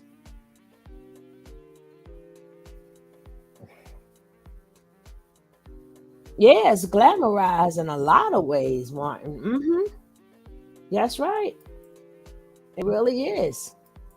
Now let's finish hearing the psychology of the game, the gospel of the game. Now, P.I.M.P.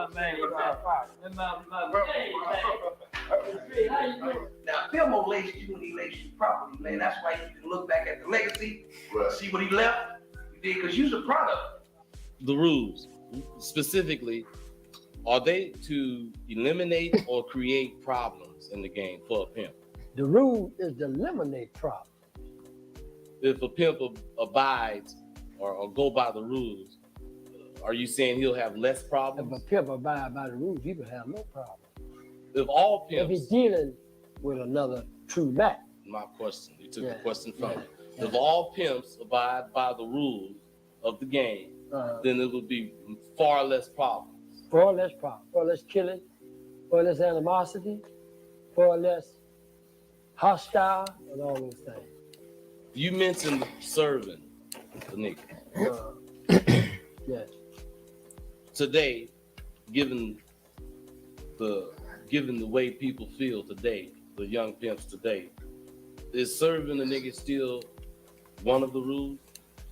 Do you know? Yeah, serving is one of the rules if you're dealing with a real pimp. Okay? Let's do it, baby. Hey, do your shit. You know that. The game is as old as time memorial.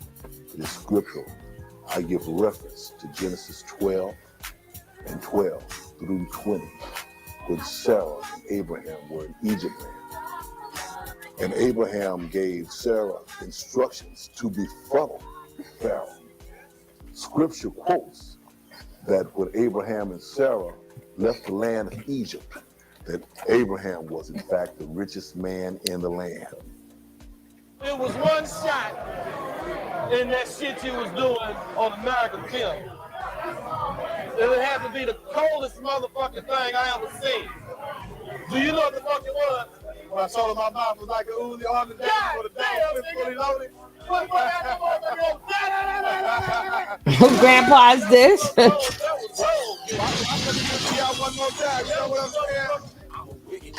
Wiggity Mac. She's taking care of my business on the back. I anticipated being able to execute the game by watching some of the dinosaurs and the legends like P.I.M.P. My dad had a restaurant on P.I.M.P. Street, and I walked out the restaurant one day, it was on P.I.M.P. Mac House, and P.I.M.P. Street, he had a whole handcuff to the back, car door, man. He was in there shooting food. And of course, I said, I want to emulate that. I want to be just like that, man. Yeah, here we are in Oakland, California, at the infamous MacArthur horse run. MacArthur! In front of the Mall Sport Hotel. I knew a motherfucker was pimping and had his hoes across the street at that Capri Motel. Capri Motel. They had 1,000 hoes on motherfucking MacArthur, both sides of the street. From the freeway all the way to Motel 5, man. They had pimping up in this motherfucker. Okay, now they run all them hoes and all the pimps out and down here, and now all these hotels have been out of business. You know what I'm saying? So did they help us? Did they help the economy, or did they hurt it? Prostitution is the oldest profession in the world. Been going on since the beginning of time, since time immemorial. Yes. It was in the beginning and it's gonna be in the end. It's gonna Yes. keep on going. Prostitution is bigger than U.S. motherfucking steel. Yes.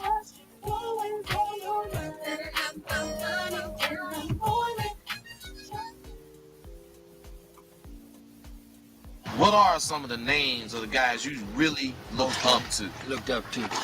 The greatest pimp, Los Angeles, Joe Langton. Johnny Moe, Magnificent Seven, Old Black Geek, The Wicked Cricket, Pretty Willie, Lionel Buzz, Fudgy the Pimp, Bigfoot Suge, Ike Sims. So these was all great pimps. Man, some notorious pimps here doing some great big motherfucking pimping. Fillmore was a great pimp. You know what I'm saying? And what his ability to outlive yes, his friends and associates yes, is what really made him great. Yeah. But it was the people on the same level, some even higher. Pimping is job. The pimping is the art of utilizing the woman to handle your bidding. Most readily, pimping is recognized with sending a woman to the sidewalk. The better you send her, the more you get, the greater your prominence. Drippy curl. Well, that nigga had a brand new Cadillac and a whole bunch of holes in it. He was smooth as ice. Smooth as ice. He was smooth as silk, baby. He was good. Yeah. I seen him put it up, put it down. He got to go down, he rise up. He moved from town to town, place to place, city to city. Nigga got around. Nigga got around. Oh, yeah. I go to New York, I hear his name. Yeah. I go to Cleveland, I hear his name. I hear his name. I put his name down. They know him. The man's international. Okay, we got a Max Sheldon up here. How you doing, brother? I'm all right. How you doing, brother? I'm all right. Max Sheldon, I'm asking you short 4-5 questions. And I want you to give me the truth, blunt, whatever. I like that watch, man. Thank you, my brother. I really like that watch. Hey, get a shot. Get a shot of that motherfucking shit there. That's how a nigga do it. Yeah. That's how a nigga do it. That's right. Hey, Mac, how old was you when you thought about turning out? Before you became a pimp? When I thought about it, when I first thought about it, I was 13. 13. I always love it. I always respect it. And if I needed to reject it, you know, and he was man enough to, if I was doing something that was fucked up, he was man enough to call me and say, Jigga, stop. Nigga, I didn't give it to you like this. Now you can The hat. Look at the rollers, Miss Leo. Look at the rollers. I always sing that song. I was singing that. Nigga, you ain't shit. You know, if I was fucking up. And when I was doing the right thing, you know, he'd embrace me. So that meant a lot to me. And I had an advantage that a lot of people didn't have because I came directly out under the wings of P.I.M.P. Slim. I was under one wing, and he's not here today, but Gangsta Brown was under the other wing. I can look out under my wing, look around P.I.M.P. and see Gangsta up under the other motherfucking wing. Yeah. And that's the way it was. And we both wound up being two hell of motherfuckers. Now listen, I really prefer if you drop my last name to my introduction because the bitch is on probation. I want to thank y'all. I want to thank Rosebud and the 5 years old at the time. Goddamn. 5 years old. Nigga knew that When I was 5. 3, I was counting. My sisters and my older brothers knew it. They set me down at the table and told me to count 50 20s all day long. Is all I did. Drove for the money. How old was you when you got interested in the game? 17. 17? You know, a lot of people think hoes coming and going. You know, stupid, all of those shit. They come and go, but my man told me one thing. You can't have nothing coming and going. How long have you been with your man? 26 years. You from Boston? Originally from Dorchester, Roxbury. You just got tired of hoeing or what? My girl said 26 years. 26 years. Well, I reckon they're not going anywhere. I'm just looking at some of their comments. I learned a lot of wisdom for the land of the free. Pimping is like an art. Rest in peace, Jimmy. Furthest thing ever I came across. I had to sit and plan a date for me. Because we need another wife. Yes, polygamy is pimping.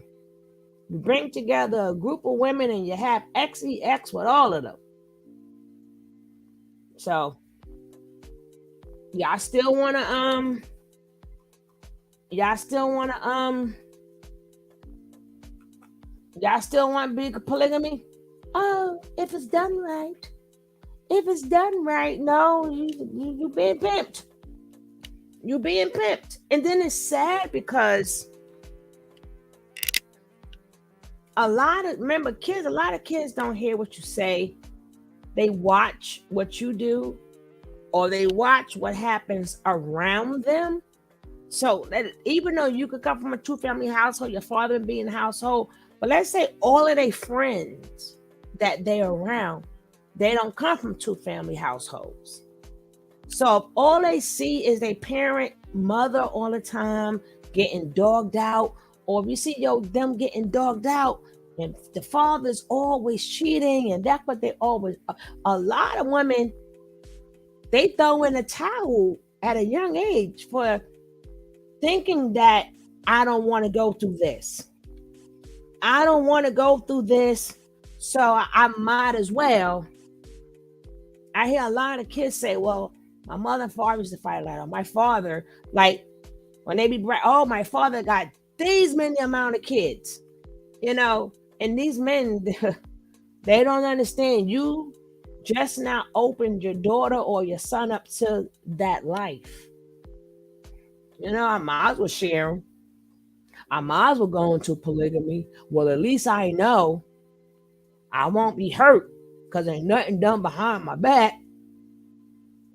At least they're going to bring them to me. They find a lot of excuses. I'm not talking about the people who are born into it. People that's born into it, that's your culture, that's your culture. I'm talking about the people who it's not your culture. And a lot of women have turned so numb and such a blind eye to think that this is okay. I get what I want. Yeah, it's your money. Why do women think when it comes out of their mind, like that man who has 30? She had to use what she got to get what she want. That's right.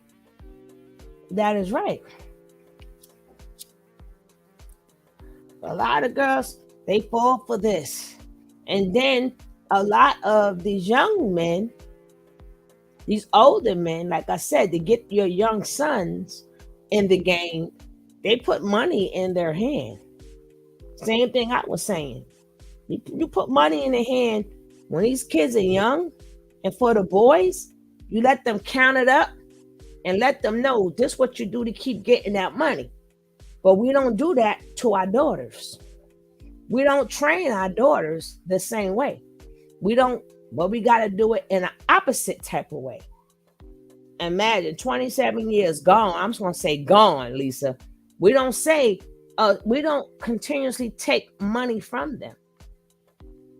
We keep saying, well, don't do this and don't do that. But as you see, homeboy said since the age I was 3, I was counting money. And this girl been there 27 years. She think because she at one of them parties, and she think because they gave her some flowers, right? They gave her some flowers. They let you know we respect you because you are our itch. You are our bottom. Oh, actually, I have children that I was not being a parent to, that I chose to bring into this world. So I decided to hang my shoes up and be a parent to my children. But now, when you came up, were there many legends in the game, or was a few, or what? What's up, it was bro? The family. It was your family. And then it was an outsider that I know of as P.I.M.M.P, who Ronnie Newt looked up to, who he always talked about. P.I.M.M.P. Fillmore Slim. Tell me a few things about Fillmore that Ronnie Newman used to tell you. Do you remember anything in particular? Oldest pimp ever. Do you remember when he was in San Francisco and he had this jail problem and the judge wanted him to say that he did something else, and Fillmore, he denied that he did anything else. There is a story, an infamous story about this courtroom situation. Do you know what I'm asking you about, this situation in court where that goddamn judge tried to make you claim to be a burglar or some shit, and you told that motherfucker, what'd you tell him? Yeah, I know all about that. Yeah, the judge told me, say, well, you got, I said, I ain't no burglar. So I was trying to burglar. I said, I ain't no burglar. He said, well, I'm gonna give you, you gonna get, what he told me, gonna give me a minimum amount of time. If I own up to it, you go, I said, you just better send me on to penitentiary because I'm a pimp. I said, I'm a pimp. I said, the world know I'm a pimp. San Francisco know I'm a pimp. New York know I said, I'm a pimp. I said, Fillmore Slim is a pimp, Your Honor. Hey, you know what? I heard that story. I didn't witness it, but I heard that. So that was one of the things I really appreciated about you, Fillmore. Now you was with Narcissus. You was with Joe Lake, and you knew the Magnificent Seven, Billy King, Big Bill Suge, Pretty Willie, Chuck White. But what made you rise to the top? They said Cream rise to the top. What made me rise to the top was I used to watch these cats, right? And so I said, well, these cats got all this. You understand me? So I said, well, if I want to be like them, I got to get fit. So I got this. I didn't have no pimp hand like that, but I could catch good. And the reason why I could catch because I walked in the club, you understand me? And sit down and see myself. I didn't say nothing. I always thought I wouldn't come and choose me. It's up to me, right? This is up to me. It was over.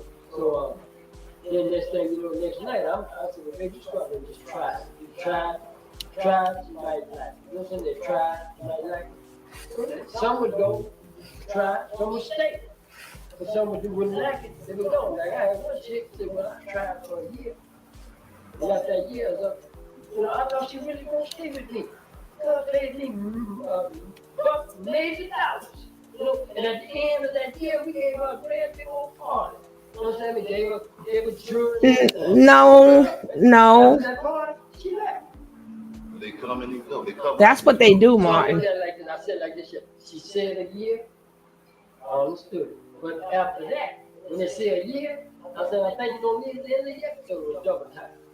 Yeah, you touched on something, man. You touched on The rules of choosing. Explain choosing. Listen. Define choosing money so that the somebody who don't know might understand. Okay, now here, right here. See, they offer me a part in the match. Okay? Part I took it down, cut the shit. When y'all walked in there and gave the man the money, they talking about, I choose you, baby. There wasn't no money on the table. And he didn't give him no money. He standing there with a proof down. I jumped straight up in the movie. I said, the game don't look like this shit. You know what I'm saying? Choosing is like this shit. You got a woman, if she want to be with me, she got to bring me the money. And when she give me the money, then I'm going to give you a courtesy call. You understand me? Say, hey, Jay, the little lady over there just gave me your money. You understand me? So you have to go, well, that means she's my lady now. She's not your lady no more. Okay? Now, I mean, I'm old. Well, not necessarily. I don't know how many you got.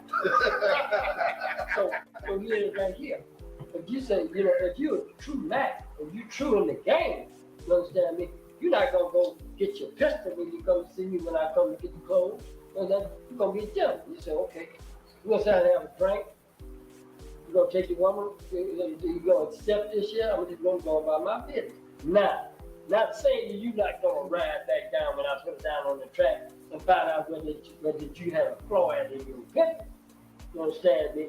So if you ride down there, you understand me, and be able to talk to your woman and get her back, you understand, find out the flaw in your picture, then I'm supposed to accept that. Or not. If you ride down there on this woman while she's working for me and you stopping my money, then I got to call you because you're in my business. I understand you trying to get your home back, and I understand that. Game recognized game all over the world. See what I'm saying? But long as you ain't stopping my money, you can catch that hoe around the corner when she on a break or something in a hamburger stand and get chance to tell her something when she bring you the money, then I can accept that. Man, tell me, what makes a pimp? What make a pimp? What makes a real pimp? You got to pimp for his rich. What make a real pimp? Like this? Pimping for his money. You know what I'm saying? He about his business. It's like a job. What's a job? See, pimping is a job.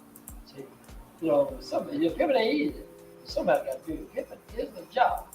So it's like an everyday thing. I mean, he got to keep his mind straight. You know what I mean? He got to know what to tell his bitches. You know what I mean? He got to know how to sell them. He got to sell them right, so he got to know that he's gonna come back. So he's really worried when he send them out the door.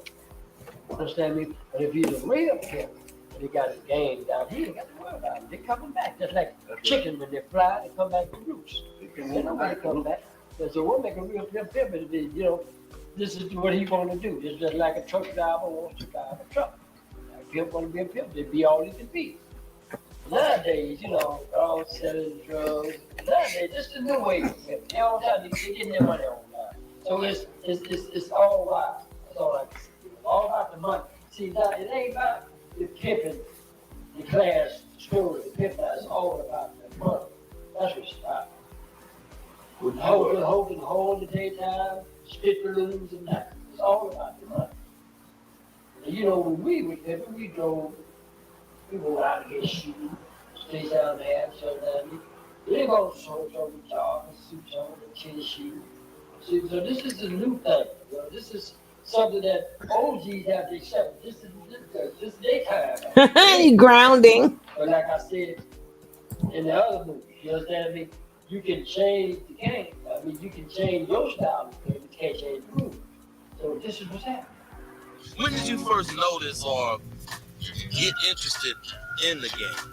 We used to just kind of look at some of the boss players in the town. You did when I was coming up as a cheering man, like Philmo, you did Philmo Slim, Marvin Harris, Ronnie New, you did Ronnie Character, you did Gloppy, you did a couple other boss players, you know, from that sucker free man. You know, that was game infested in Bay Area management. Now,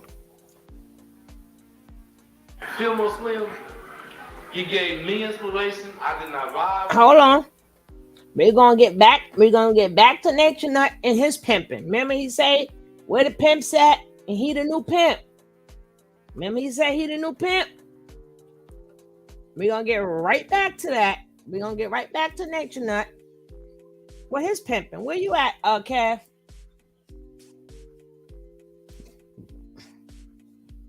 Let me put the link in there again just in case you didn't see it. Oh, you did see it. Pimp. Here I go. Pimp. Here I go. You ain't no pimp. That's not what you're supposed to say. Oh, At least we know you ain't. He's not a pimp, guys. He's not a pimp. So I'm supposed to say pimp. You're supposed to say something else. So at least we know. You got to mute your YouTube. Yeah, my bad. Yeah, now you're good. You're good. Okay. Now you're good. Pimp. Yeah, he ain't a pimp, guys. He ain't a pimp. He may look like one, but he ain't one. I'm just joking. I'm just joking. Pimping ain't easy. Nah. Anything goes when it comes to hoes, because pimping ain't easy. Yeah, he the new pimp. Natureboy, the new pimp. Hooray! Whatever. I ain't a pimp either. But they don't say what pimp says. They don't say what he says. Hey, last time I said that, she said, you really think you're doing something when these little young girls be flirting with you? I said, well, I'm something like a pimp. She said, go in there and pimp them ditches. That's what you pimp. Well, from your response, let me tell her, he's not a pimp. He ain't say the right words. No. Oh, God. Natureboy said he the new pimp. He's the new pimp. So today we're talking about pimps and hoes. That's today's topic. Well, you see what pimping and pandering get you. It gets you time behind them gates. And then Iceberg Slim, because we showed him first, but he said it right the first time. because all his books, I love all his books. He turned everything he did and was writing a lot of books and stuff. Well, he did a little short one. I saw the full story, but the full story, I had to get what I can get. Hope what I get the copyright strike. This one, I don't know.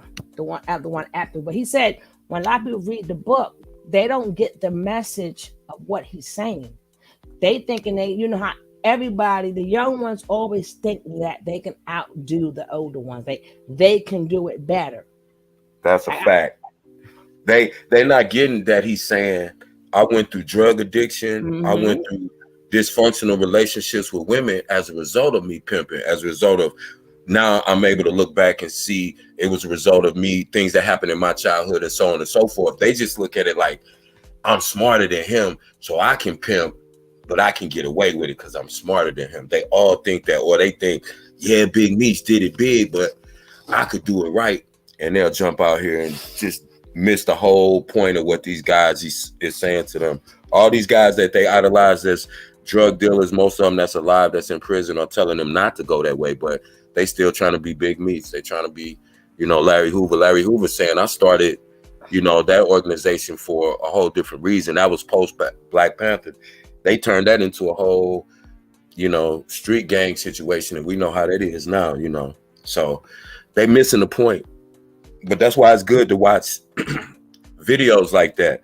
And, hopefully at some point, they grow to understand that it's a bigger message. They're not on here talking about pimping. They just showing you what's going on, but also listen to what they're saying.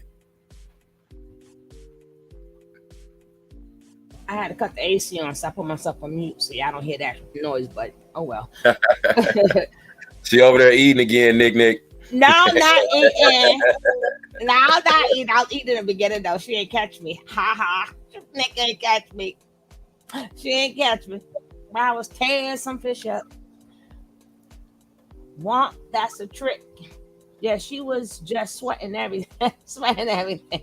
I knew she was gonna have something to say. See, she be always blowing me off. Whatever, Nick. And like I said, a lot of parents or whatever, depending on the age of your child, you're gonna have to teach them this pimp game. You have to. And key words. And one thing that Natureboy did say, I showed him first, and then I cut off his and went to the real pimps. Now I'm gonna get back to the fake pimp. The one thing he said that was absolutely true. The pimp game is now polygamy. He said they just found new ways to do it. My old heads that I came up under, they call it soft pimping. I said, what you mean by soft pimping? He said, back those guys, they was pimps. These young dudes are imitating what they see, but they doing it on such a low level that it's turned into polygamy. He used your exact word. He says turned into this quote unquote polygamy because dudes ain't strong enough to pimp. So they just turned it into polygamy, but they'll still call themselves pimps, as they polygamists. It's just it's the same hustle under a different name, And the reason I say that we have to really emphasize it to these kids, I'm gonna just keep it a buck. These kids are gullible as hell. They'll go for anything. If these guys right here, as old as they are, was talking to a lot of these young girls who, think they could trick an old man and get some money out of them without having to do nothing, they'll be out there getting trafficked in another state against their will. Because they don't realize, see, when we was coming up, girls that was like young girls, my age, 15, 16, they were scared of grown men. They wouldn't even talk to them. A grown man says, hey, baby, come here. They'll run and start hollering. These young girls be, who, me? Because they so gullible to, they think they smart, but they so gullible to the most basic, the most basic things. And they don't realize that, but, you can't tell them nothing. But maybe when they see shit like this will give them, an idea that, listen, you slow. You're not, everything that you did, I've done twice. I've done twice. I've had to tell my kids that, we can go back and forth or you can just keep it funky because I've already done what you've done several times over. And my mama was way colder than I was, so I didn't get away with Nathan. So don't think y'all gonna get over on y'all smarter than the old heads and we don't know nothing. We just trying to give you a forewarning of what you gonna go through because nothing changes. Yeah. All of this goes around in a circle. But you That's still it. got them kids that think that, or not that think that believe that, you know, they have to just learn the hard way. It's like regardless of what you say, they Of believe. course. Okay, now Martin say, I thought the new pimp game was things like OnlyFans. That's not really a pimping game because you do that on your own. It's like now they took control over their own money. They're now I'm not saying that they're not giving it to a man, but no, women has now with this Instagram and OnlyFans and stuff. Now, if they're doing it with a man, that could still be sort of kind of pimping. Like if a man have you doing it, but a lot of these females they cut the middleman out. They cut so they're safe in wherever location that they at doing what they do. And for you to see it, you got to give them money. And that's that. Right. That doesn't make them be safe because now your face is plastered all over and you never know what block you walk down and a man may notice you and then take you and grab you and do whatever they're going to do, which is that's a dangerous game.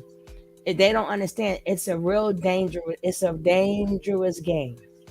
Yeah, it's several OnlyFans and Instagram models that have been murdered lately by dudes that were, quote unquote fans of theirs online, and they stalked them, came to their city, and killed them or met up with them. Because these girls will do that too. They'll fly to another state to meet somebody that they've never laid eyes on for real, and they'll just do whatever, and it's easy.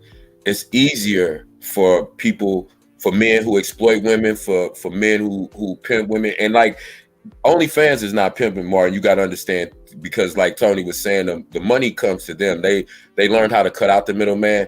If they doing it with a guy or at the encouragement of a man, that's the same thing as the dude who's got a girlfriend that works in a strip club. He's doing the same thing that these dudes got girls on OnlyFans doing. Again, you don't have to go out to the club. You can do it in the comfort of your own home.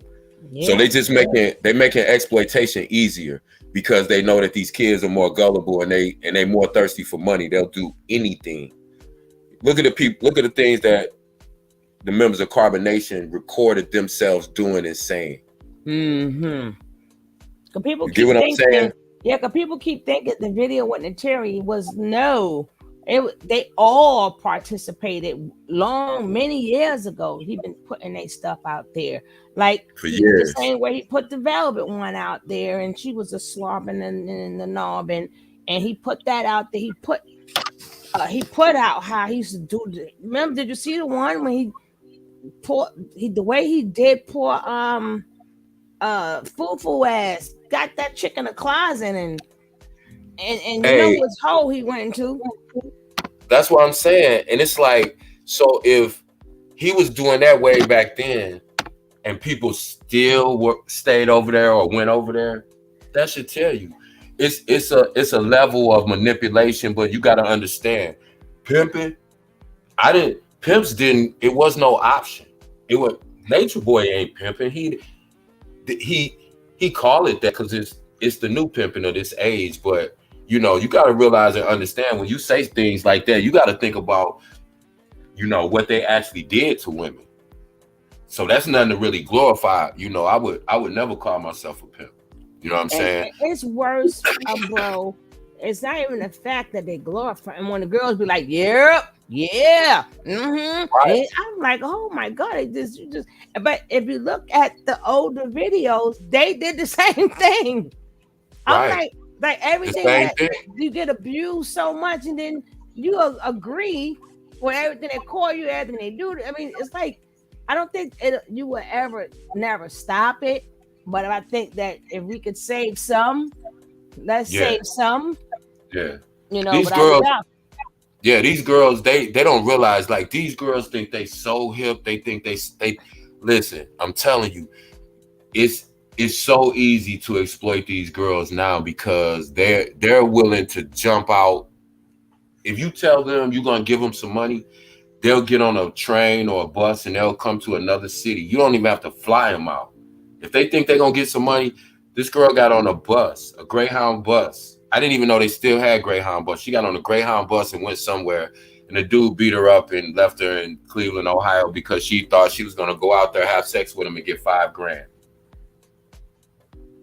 I don't know why she And but let's not talk about the as the game changed, then it became the setup one where they get the men there, and then and these women don't, that's why they got plenty of For the Love of My Man. They got plenty of them damn videos.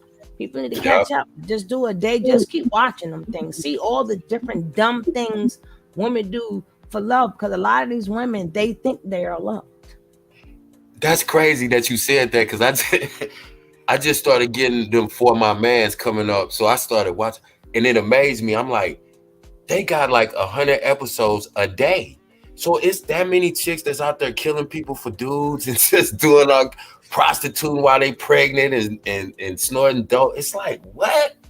Yeah, that's why I said it's these young girls, they don't know, man. And you try to, some of them you're gonna reach and some of them you're not, but it's worth saying, because the ones you reach is worth it, because they don't really realize, a lot of them by the time they leave home, they don't really know what this world is really like. They think they do, they watch a lot of internet shit, and they have the real world misconstrued because they think that it's like the internet, like people portray on the internet.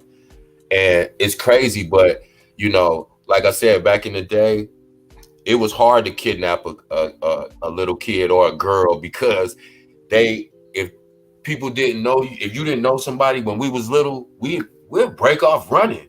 We'll start making noise. Hey, I don't know who this dude pulling over this car. I don't know him.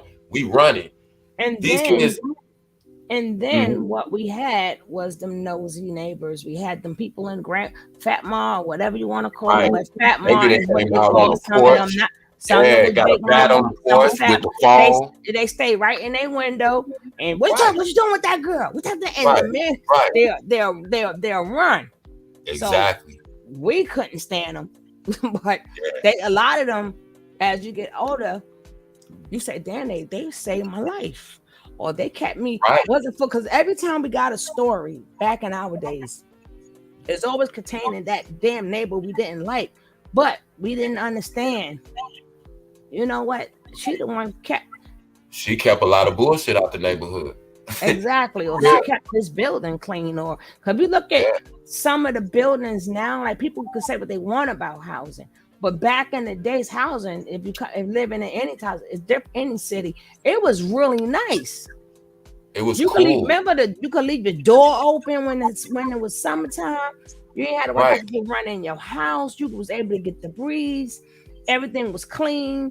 The neighbors neighbors. Everybody, you knew your neighbors. Everybody spoke. You knew that this person was looking out the window so they could see the kids outside on the window. Okay. Kiki said, windows, smoking with the windows open. You could do that. And if you're a certain age, you could remember when you could just jump on your bike, ride to the next block or 2 or 3 blocks over to your friend's house, lay your bike down in the front yard, go in the house, play, come back out, your bike's still there. And you going about your day and you could play and you ain't even thought about getting kidnapped one time. But now you can't even, you'll be in Walmart and they'll try to kidnap your kid with you there at Walmart. That's how crazy people are now.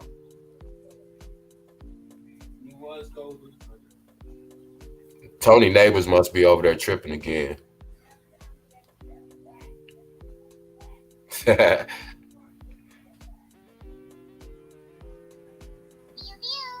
Hey, Miss Rod, tell me how many times you got called in the house because one of the older ladies saw you out the window and went and let your mama know, and she called you in here like, you doing what outside?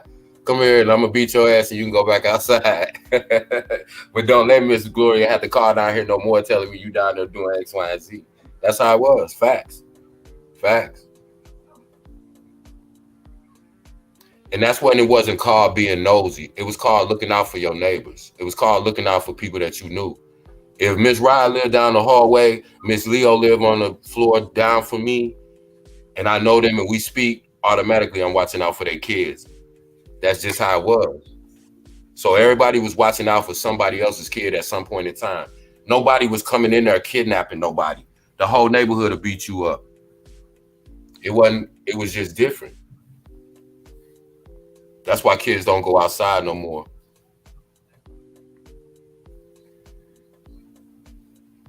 I remember jumping fences, climbing trees.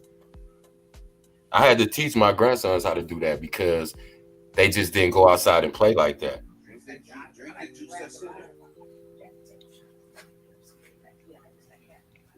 I took them out, taught them how to skateboard, taught them how to roller skate, taught them how to ride a bike. We just automatically, that stuff we automatically had to know growing up. We had to know how to ride a bike, whether you was a boy or a girl, because that was a car back then. That was your whip. You got around town on your bike. I don't even remember who taught me how to ride a bike. I just always knew how to ride a bike from as long as I could remember. Because everywhere we went, we was on our bikes. How many kids, how many of your kids got a bike today? Or even your grandkids have a bike that they ride? Or a big wheel? I don't even know if they sell them no more. That's the only bike I was on. They don't even do the daggone tricks on the bike no more. Stop playing. We used to make ramps. We'll just take a couple bricks. Oh my God, bricks. Miss Leo, I can't believe I did that. I cannot believe I did that. Then we climb on the roof. And then we jump roof to roof. Scared as I am of heights, I cannot believe I did that.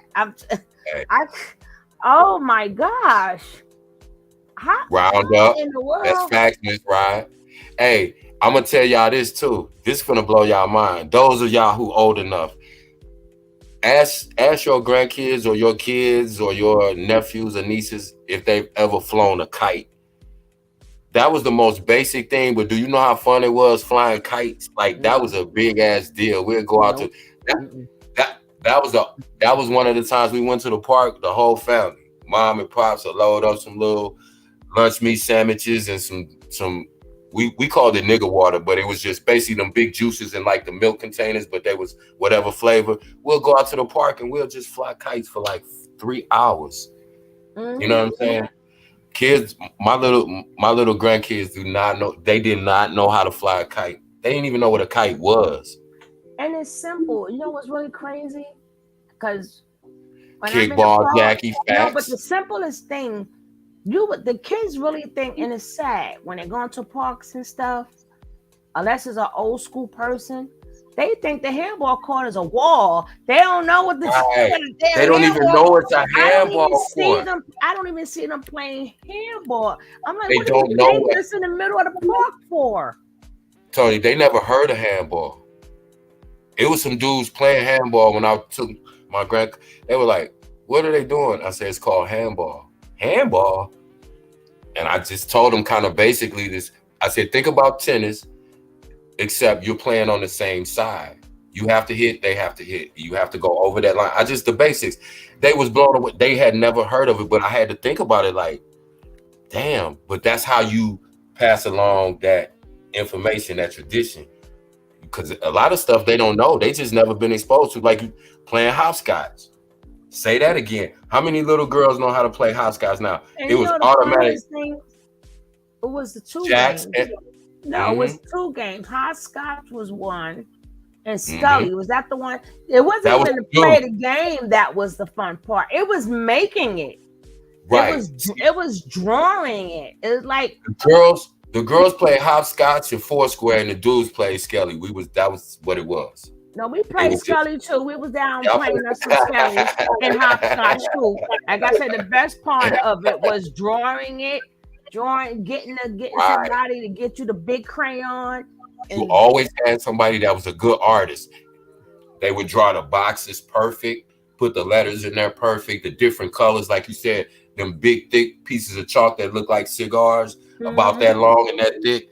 And we would draw. Yeah, man. Listen. They don't know about, and you remember even like if you liked a girl or you liked a boy, you'll write their name and your name in chalk, like, you know, somewhere on the block, and you'll get mad if somebody erased it or put water on it or whatever. It was just all that type of stuff, man. That was just, they don't know about that. They don't know about making basketball hoops out of milk crates. We just cut the bottom out. Oh my gosh. Yes. Put it on a telephone pole with 2 nails. That was it. Yeah, And they think it's sad. They don't not play freaking spades. They could play Uno, but spades was serious. We couldn't wait to get at the grown people table when we got it back. That's when we thought we was grown. Exactly. When we was able to sit at the table. And we learned how to play spades. That's when we first started smoking our little ganja, and we was, you know, and we was play, and you had dominoes.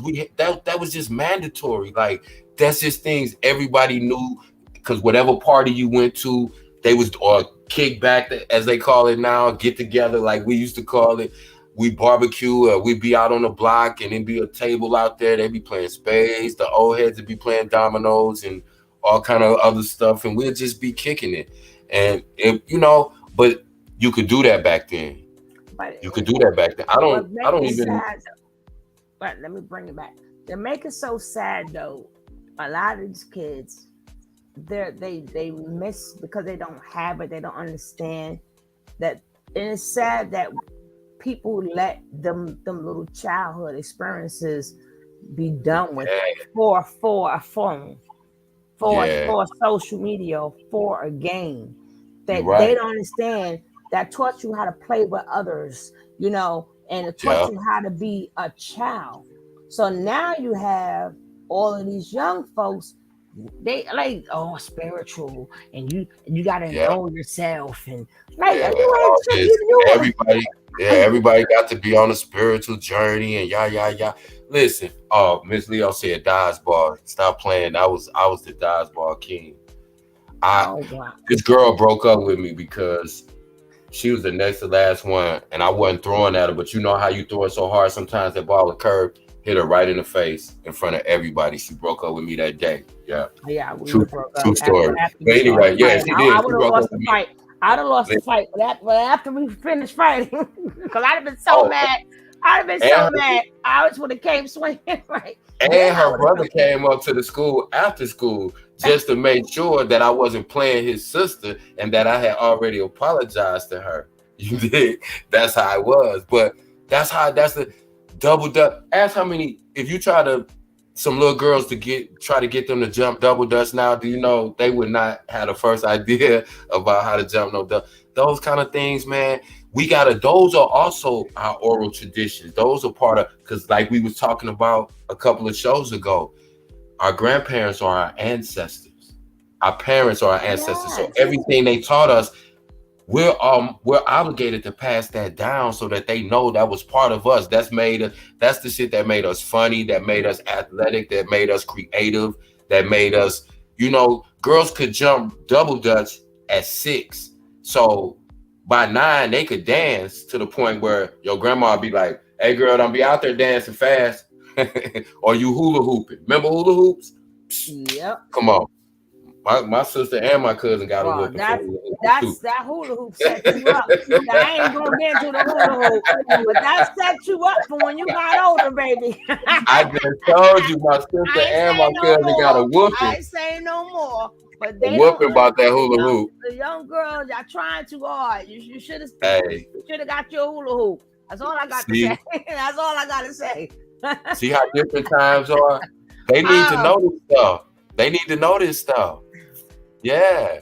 For real. Man, and then what we didn't understand was that kept us women, that kept our stomachs flat too, because you were working the muscles, and I'm gonna leave it just like that.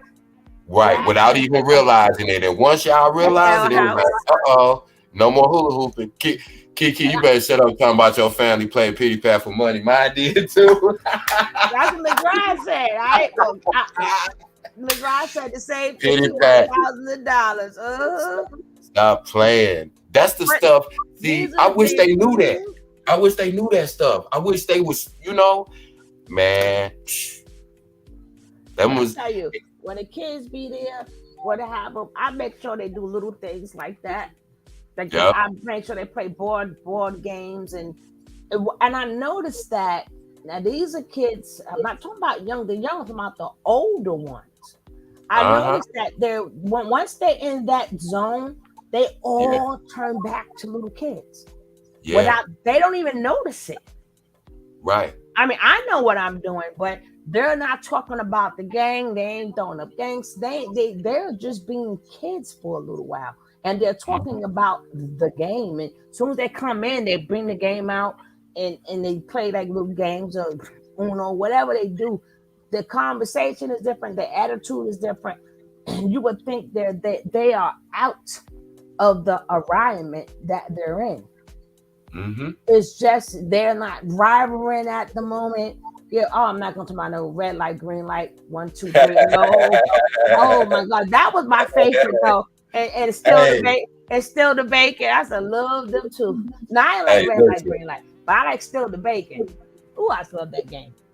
And you remember when we thought we was doing something so bad when we played Catch a Girl, Get a Girl? Like, look at what they doing. They don't even know nothing about that, but we ain't gonna go deep into that. But it was just like, man, hide and go seek. Like, just running around, going through the backyard, looking, because you could hide. It was just, man, you was able to go run and hide. You could run like 3 houses down do that.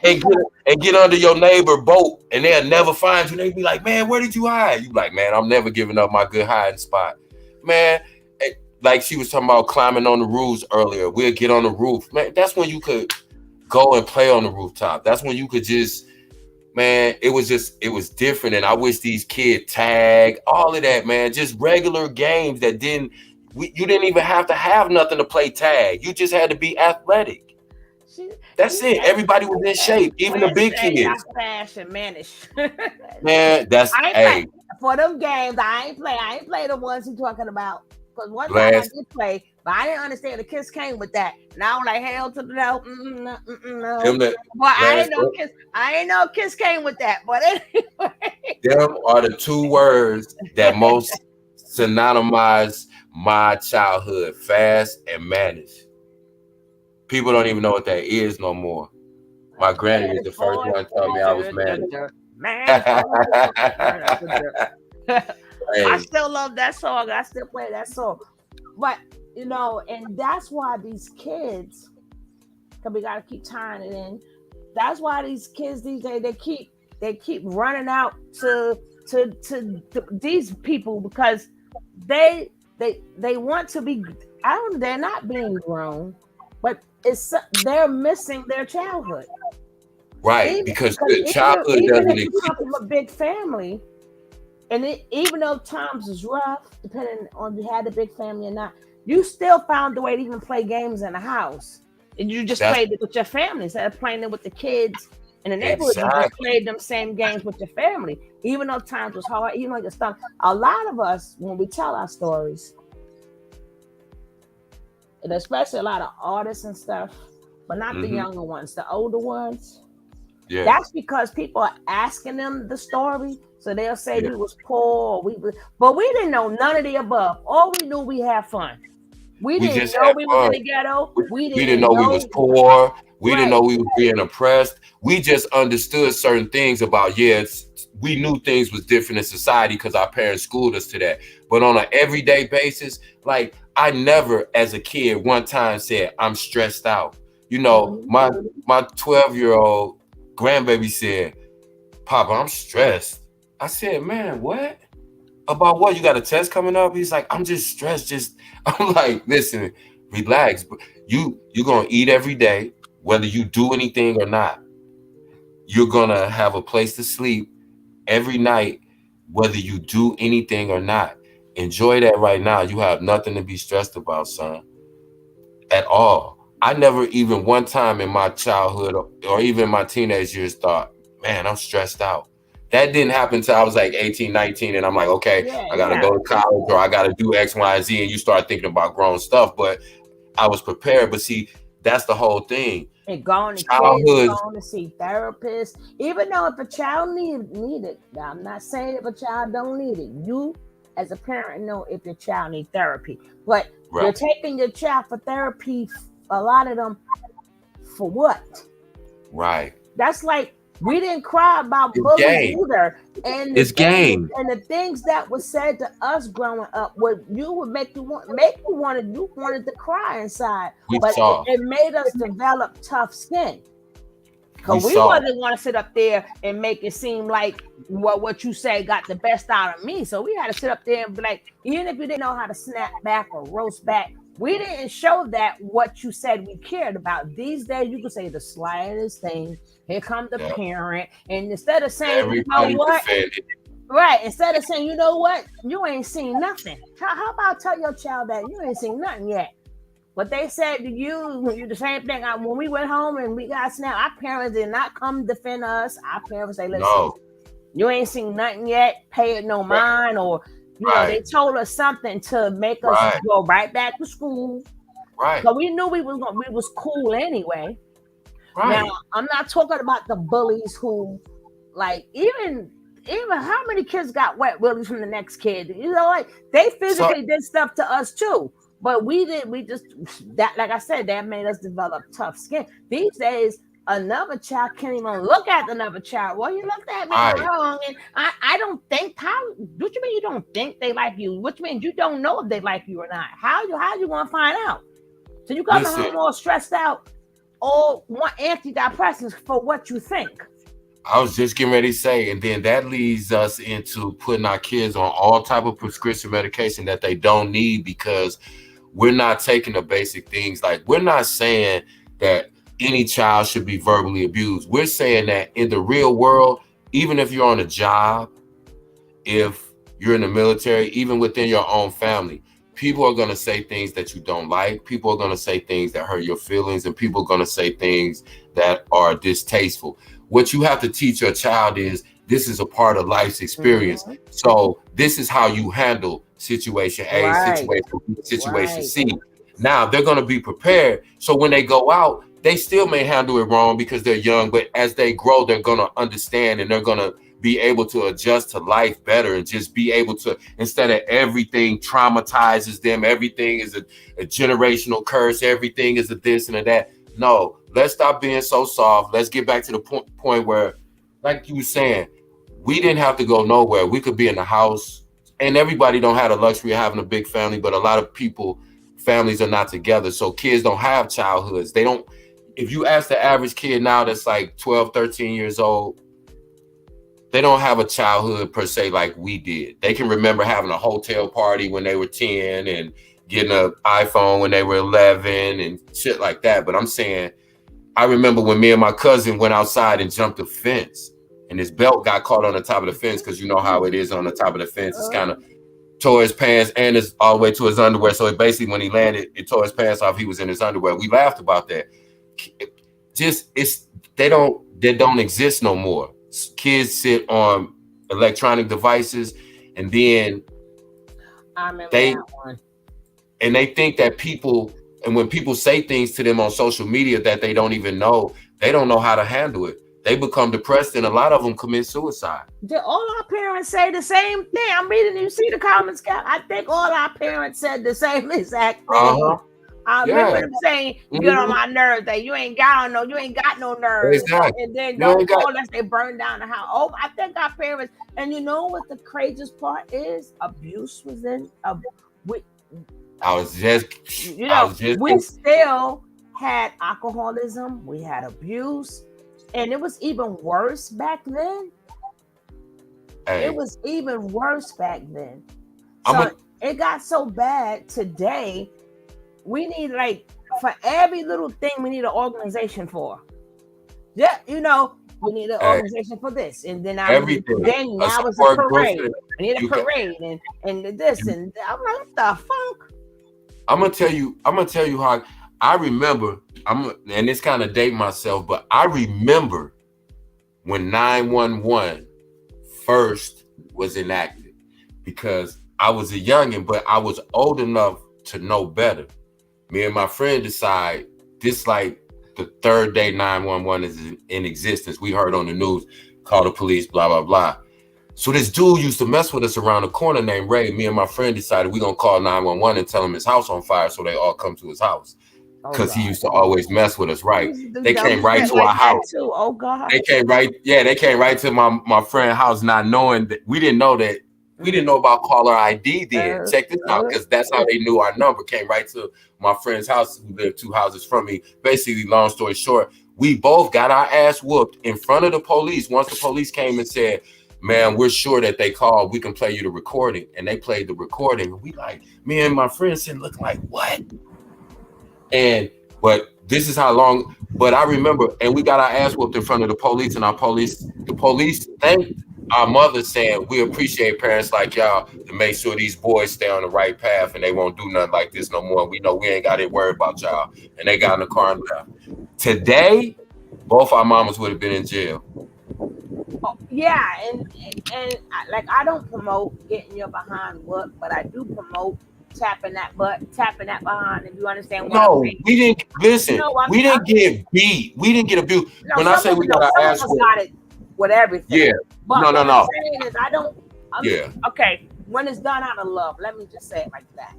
You know what my mama did? When it's done out of love and not abuse. Exactly. Done out of love when you really did discipline. When you really what it did was? something, and I should tap that ass. I'm not talking about when kids get abused and slapped around and beat. I just want to make that be like understood. Right, exactly. And I'm gonna tell you exactly what my mother did. She took her purse and set it down and unbuckled her purse strap. She told me, turn around, swatted me on my butt, told my friend Chip, turn around, swatted him on the butt, and told him, go home and tell Carol, call me. Soon as you get in that door, don't do nothing else until you tell your mama to call me. That was his mother's name. That's what when I say we got our ass whooped, we didn't get it. Abuse is totally different than discipline. Right. And I thank my parents for being like that. It's a shame that you gotta clarify these things, because somebody was watching watching the video or in the book, they may think that we know it. So we have to clarify that, because everything now is sensitive. I never got a bruise. I never got a bruise left on me. That's abuse. We're talking about, even if your parent take their hand and swat they 6-7-year-old on the butt, stop doing that, because that kid keep doing it. That's not But again, you have to clarify. Nobody agree with abuse. Nobody. I don't want no kid being beat to the point where they're physically hurt. I'm saying discipline. My father came up to the school one time because I was acting a fool in class. Oh my God! Did we get? Oh my! Fifth grade. I'm getting triggered. I'm joking. And my friends still crack on me to this day about that. That happened when I was in 4th or 5th grade. They remember running the classroom. In the classroom. It wasn't even oh my God. That's why I said we got embarrassed every type of way. That's what it was. I was acting a fool in class. The neighbors, and that's why we're not insensitive to stuff. Right. If they don't develop a hard skin, they will be addicted to these drugs. This is how a lot of kids got addicted to lean and to drugs and all this other type of stuff. And I want to take my life. So now you say, let me take this out.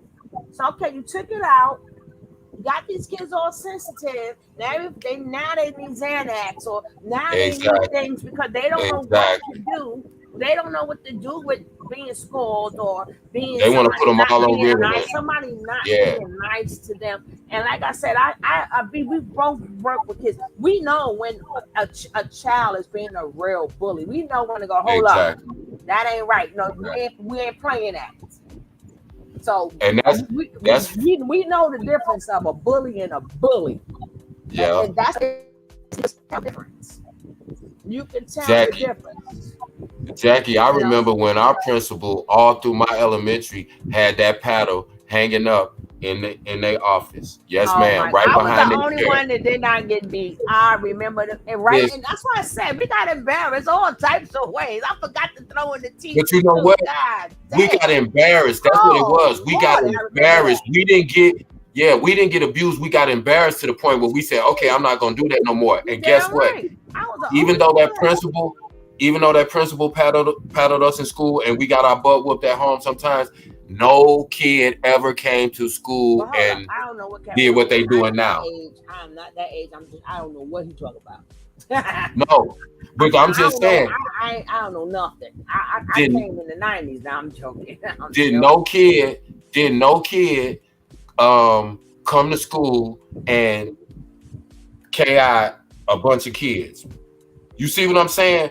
If we were quote unquote, if we were being abused back then because the principal paddled us, how come none of the kids came to school and did what they doing now in these schools, in these mass shootings? None of the kids that I grew up with, none of that ever happened in my childhood. Say mass whooshing. I mean mass the bootings. thing that you know. It's a shame My that bad. adults we talking stuff that's talked about regularly and we can't even talk about it on the channel. But I could show it's crazy. All my good videos that's information that got good information. Mhm. I'm gonna say Nature Nut. YouTube won't give you nothing. Hey. Now if I show bullshit, Yeah. they'll let the commercial run. But if it's good stuff, they take the commercial from you. Right, that's crazy. Hey, Miss Leo, I remember we used to sit up and call the time all the time for no reason. Remember, she said, "Man, she sure put that showed enough." We used to call the time. You call the number and then it'll tell you the time and the weather, the time and the temperature. That's crazy. I mean, I don't remember this. Wink, wink, wink. I remember all that. Wink, wink, wink. Well, wink, wink, wink, wink. I don't remember this, but We know. wink, wink. That's We when you know. thought you was gonna stay up all night and watch TV. Who remember Right. when the TV used to cut off? Go off at 12 midnight on the wink, dot.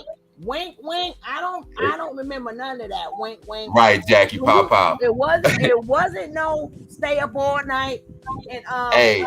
No, when the parents say go. When you hear that Star Spangled Banner playing and that flag come across the screen, it's shut off for the night, partner. At midnight. I remember that when I was a kid. Because we didn't always have no I don't TV remember in our that. room. Wink, wink. Hey, we didn't always have a TV in our room. We had one TV and that was in the living room. And we was watching whatever my mama was watching. It wasn't no. Once that TV went out, that's when the record player came on. Well, not Exactly. for our parents and stuff. That joint was always against the wall in that Hey, living room. You lift it up and put that actual album on there and make sure it was set on 33 and the third for the album. And you play that joint and sit back and listen to music all night. We ain't had no choice. And you was listening to what my mama wanted to listen to because we didn't have no hope. We didn't have our own records. When we was kids, like you literally had to have a record. What do you mean with no remote? It wasn't remote, L House. It was us. We was the remote. We was the remote control. What do you mean no remote control? We was the damn remote control. We could be house. My mama would call me from outside. This is on. My mama would call me from outside to come in the house, and I say, "Yes, ma'am." She'll say, "Turn that TV to channel 4." And then it'll be on channel 2, and she would be sitting there in her recliner with her lemonade and her pound cake. That we was the remote. Oh God, we was. That's crazy. That's funny because me and my brother, we still joke about that now because he's like, "Man, you remember Mama used to call us from outside?" We'll laugh about it, but that stuff kids don't know about. You ask a kid to. You even ask them where the remote is. I don't know. Oh God. You're like, wait a minute, what? I had to remind because that's how they talk. I lost my remote control. Hey. My remote control. We found a way to program the remote control on your phone. That's how these kids. I'm like, only if your grade, you get sometimes don't you worry about these kids. You're like, only if your grades match your social media or your game time. Now you mastered that game You know, but your grades don't like back in our days. If we sung a song, our parents would tell us quick, your grades. You know every word of that goddamn song. You better make sure you But pass them damn tests. you made sure Your you get memory 100 on work. that spelling test Friday, cause since you know the whole exactly. That was the exact phrase. Like it just seemed like we all had the same parents, because all the phrases and things that people saying in the chat, my parents said the exact same thing word for word, and you just repeated something that my parents said every day. I bet you if you know that brand new what's that, Sugar Hill, whoever they damn ass is, you know that whole damn song, and it's about 10 minutes, you better get 100 on that spelling test Friday. You know, come in here with something less than that, and your ass ain't going outside. That's what would be the punishment. You Got ain't to the going point, outside to play. yeah. So got to the point that I pretend I didn't know the song. Shit, but you couldn't help but to sing it. You couldn't help but to sing it because it was like grades don't even matter no more. But now it's That's okay, all our parents guys. emphasized was grades. They was like, you don't have to do nothing else. You ain't got to worry about getting no after school job. Your job is to get good grades so that you could go to college and get up out of here when you 18 and get your life and start doing. That was their goal. That's what they prepared us for. You know what I'm saying? Now it's not like that. Kids don't be prepared to go to college or move out when they 18 or night. They still want to play kid, but they'll tell you they grown. You know, they miss because they don't have a childhood like we did. So they go right from adolescenthood to thinking that now, you know, you can't tell me nothing. What? I'm trying to see because we already know why, because they're still young. So I got to piss you off because I'm gonna hear about it in the comments. In the comments when they watch the replay, I heard that noise. I'm like, oh, shit. Couldn't watch the show. I'm like, well, don't watch it. Well, either way, I was trying to I play these and we say all of this to say spiritual. What like spiritual? And I still anybody who says that, anybody. I'm always I always be asking myself because I don't understand. So I can't speak on something. I like. What are you looking for? like what do you have to pack up and leave and go? What makes you say, I'm gonna go? And then they preach this to us. And I be like, I be like left like really think about it. And then, hey, son, fruit. People coming out. Come on out the bushes now. Hey, son, fruit. And tap that like button. Sure we were ever so. Please tap that like button ever so slightly when you ease out the bushes, please and thank you. We appreciate you. I'm laughing at Miss Ride too. Miss Ride said, if my mom threw something, you better stand still and get hit. And it's funny because listen, we have to clarify, but that was how nobody looked at that crate. That was I wish you would move. You see me got this house shoe in my hand, and if I'm got my arm back finna throw, I wish your ass would move. You understand? But that did so much for us as far as teaching us discipline, teaching us respect. Still to this day, like my mother don't have to raise her voice. She's 75. If she can say my name a certain way, and I'd be like, ma'am. I say ma'am anyway, but I know she upset just by the way she say my name because that's still that childhood boom. I never like, ma'am. Oh, okay. Yes, ma'am. You know what I'm saying? My brother the same way. That dude's 6'4", 220 something. But my mother say something to him, ma'am. Yes, ma'am. Excuse me. Yes, ma'am. I'm sorry. I watched my mouth. I apologize, Mom. I forgot where I was. Let me tell you, and that's why too, a lot of young women did not know. I hate to say it though. A lot of women did not know if they was 18 and 19, unlike now they're in abusive relationships. But a lot of young, my age back in the day, they didn't know because they just came out of the ass whooping stage. These kids don't have that stage. So we knew how to take a hit because we got beat. And we knew how to duck and move. And you wasn't scared to fight because you know what it was. So you knew how to defend yourself. These kids was more, we was more resilient. Dodge and weave and all that type of stuff. You just learned exactly. That was part of childhood. But see, childhoods don't exist no more. That's funny, KR, because my mom is 6'2" and slim, always was. But, she'll tear your butt up, we laugh about it right now to where she would get us. It'll be distance. And I'm telling you, my mama was like Stretch Armstrong. That lady was 6'2" and we was little. So man, she would catch us and hey, I'm telling you, open the door, Weez. We'll laugh. Oh, okay. I'm sorry. Hold on. I got mute for a second. I beat my kids until 21 just to help them be better men to move out. Oh, stop it. What about playing in the water from the... Oh, my goodness. I liked it until they put that little cup there. Panamanian Princess. They put the little cup there. And then they picked your ass up and drowned you in it. Then I ain't like that game no more. I did not like the 500 game anymore, especially when they used to play Roundup, the other Roundup, when they round your behind up and hold your ass right in that water. I ain't like that game no more. No. I used to like it until they put that little cup or something there, and all that water said directly on you. I'm like, okay. So and that point in time, it wasn't about your hair, don't mess up my hair like how they is today. You know, the hair got wet, the kids had fun. They ain't had to worry about, because a lot of these girls now, they got their wig, they got their eyelashes, they got all this fake stuff on them that they really care about everything they should not be caring about. Like we was young, we wasn't able to wear all this fake stuff, so we had fun. You know, we just threw our hair in a ponytail and what about our business? Now there's fake this and fake that, and oh, they don't do this and they don't do that, and my hair, my makeup. What did we do all summer? We went to the pool, we swam, we opened a hydrant on the street. Girls didn't care about their hair getting messed up. We was going swimming every day we could. Every day we could.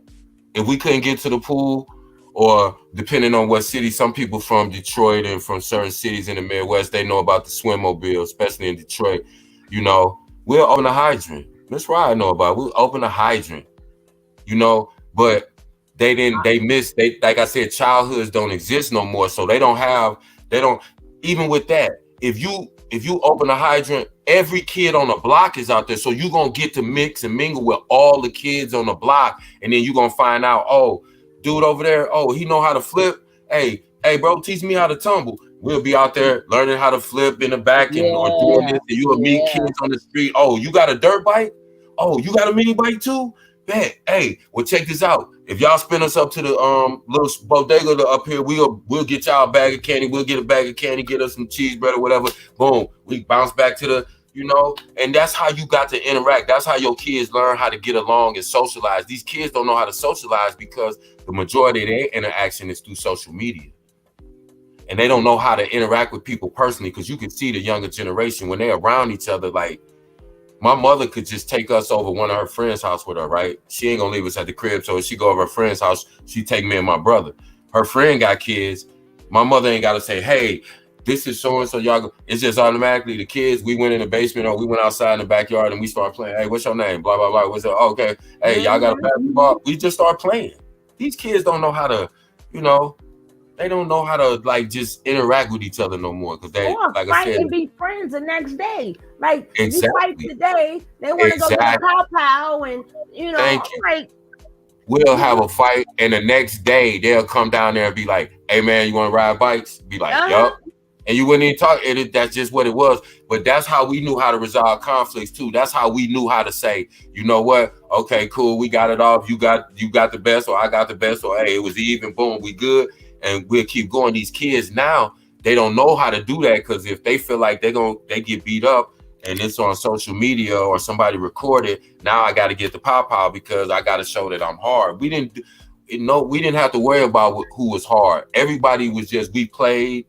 Nobody violated nobody. If somebody did and it was a little scuffle, everybody, even the other people around, would be like, hey, y'all shake hands now, because now if you try to keep it going, now you a punk, dude. Leave that alone. Y'all done already scrapped it out, whatever. Leave that alone. Let's keep it moving, because everybody was just, nobody was encouraging nobody to go do nothing to nobody and, you know, take their life or nothing like that. That's crazy. And the good thing about that is it gave us a way to have like if we was going through something, that was an outlet for us to get it out.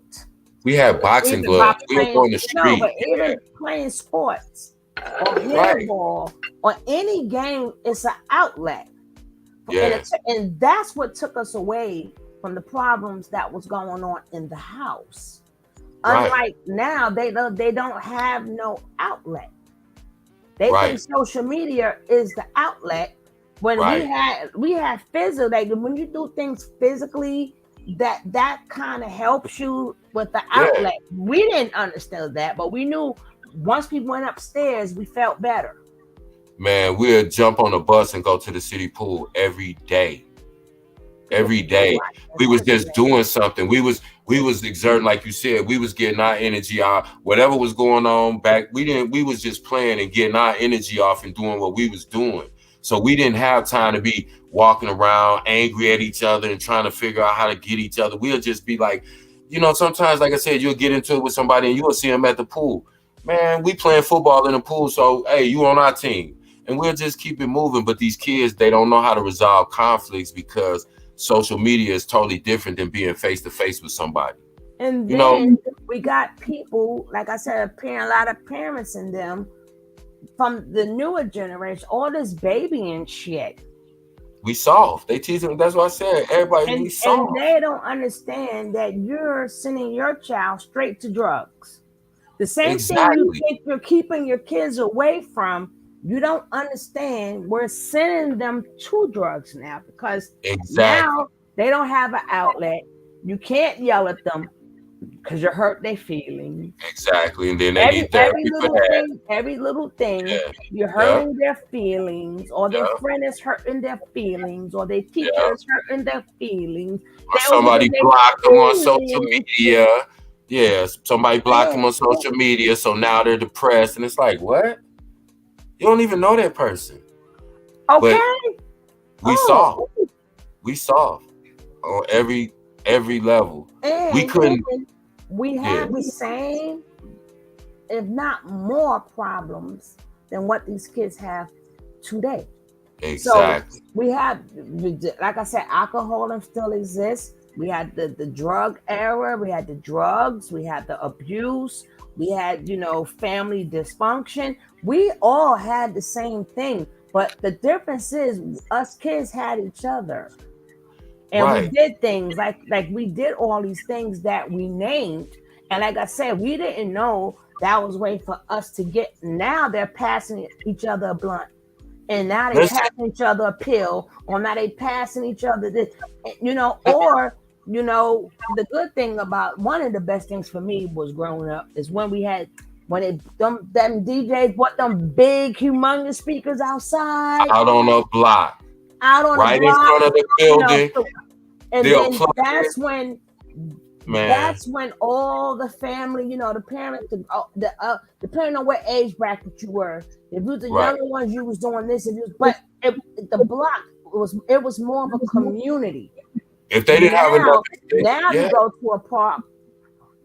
This person got they ready. I mean, so many different music. Before it was one music. Yep. Everybody danced off the DJ. We loved the DJ to the point we named him DJ, and we thought a lot of guys' name was DJ, but their name was the DJ.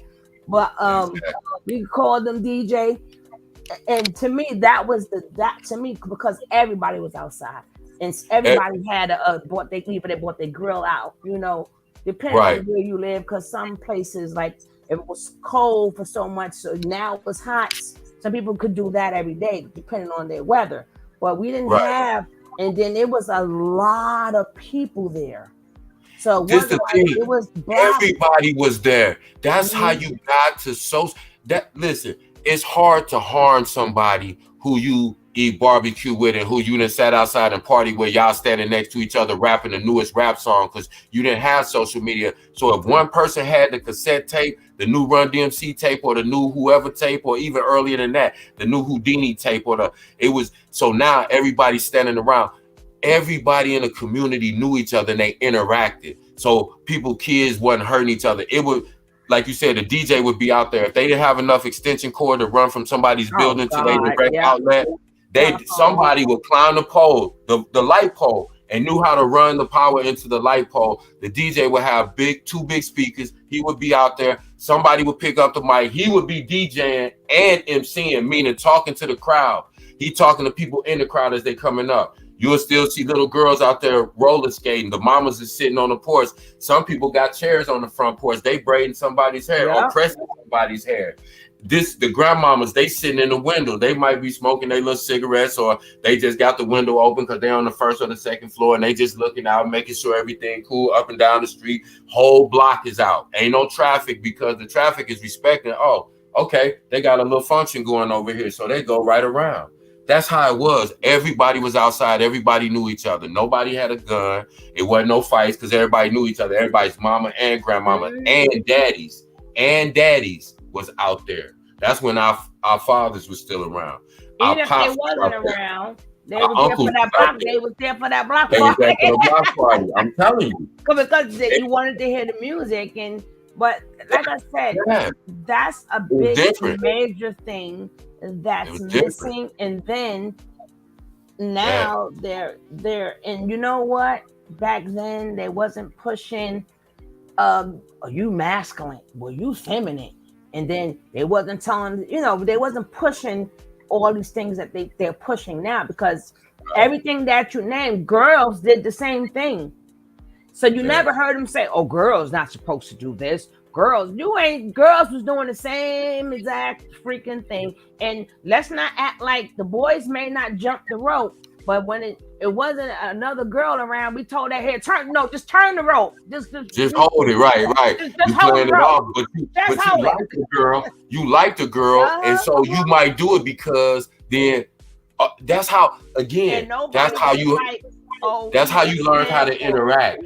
Because first of all, the sample, no names, because we needed somebody to turn the rope. We may not, we did. Let me give you a perfect example. That's how you learn how to interact with girls. Okay, so you out there and she know you like her because you ain't gonna turn that rope unless you like her. So you gonna talk to her. You gonna say, "Hey, can you give me your phone number?" She might even say, "Listen, my mama don't even play. I can't get no phone calls from boys, but I'll talk to you tomorrow at school." So now you talking.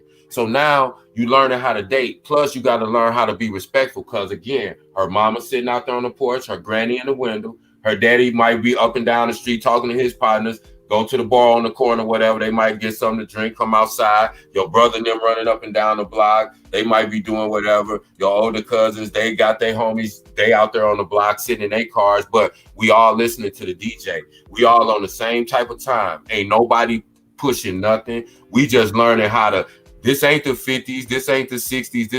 This the 80s. This you know what I'm saying? This the 90s. So it ain't that far back. But again, when we talk about our ancestors, we got to learn from them. That shit valuable to us now. That's what make us who we are now. You know what I'm saying? Those of us that still here, but that's how we learn how to resolve conflicts. That's how we knew how to interact with each other without being weird. Because you had to actually talk to people face to face.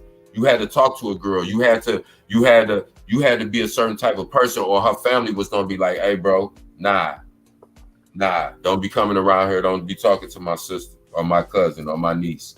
It was like that. You was held accountable for certain, you know what I'm saying? But everybody knew everybody. We knew who to call. If you saw somebody out of pocket, you would call, "Hey, man, I see your little cousin down here, man. You might want to come down here. You getting off," and that's how it was. That's how we, you know what I'm saying? We're not, teenage pregnancy still exists. Like I said, a lot of things still exist now, but the difference is it was a little bit less, and because we had it was way less. Even though like generations before us, it was a lot of kids because they didn't have TV. Remember the party line telephone? Let me tell you, that 3-way was no joke. That 3-way was no joke, baby. The party line when it first dropped.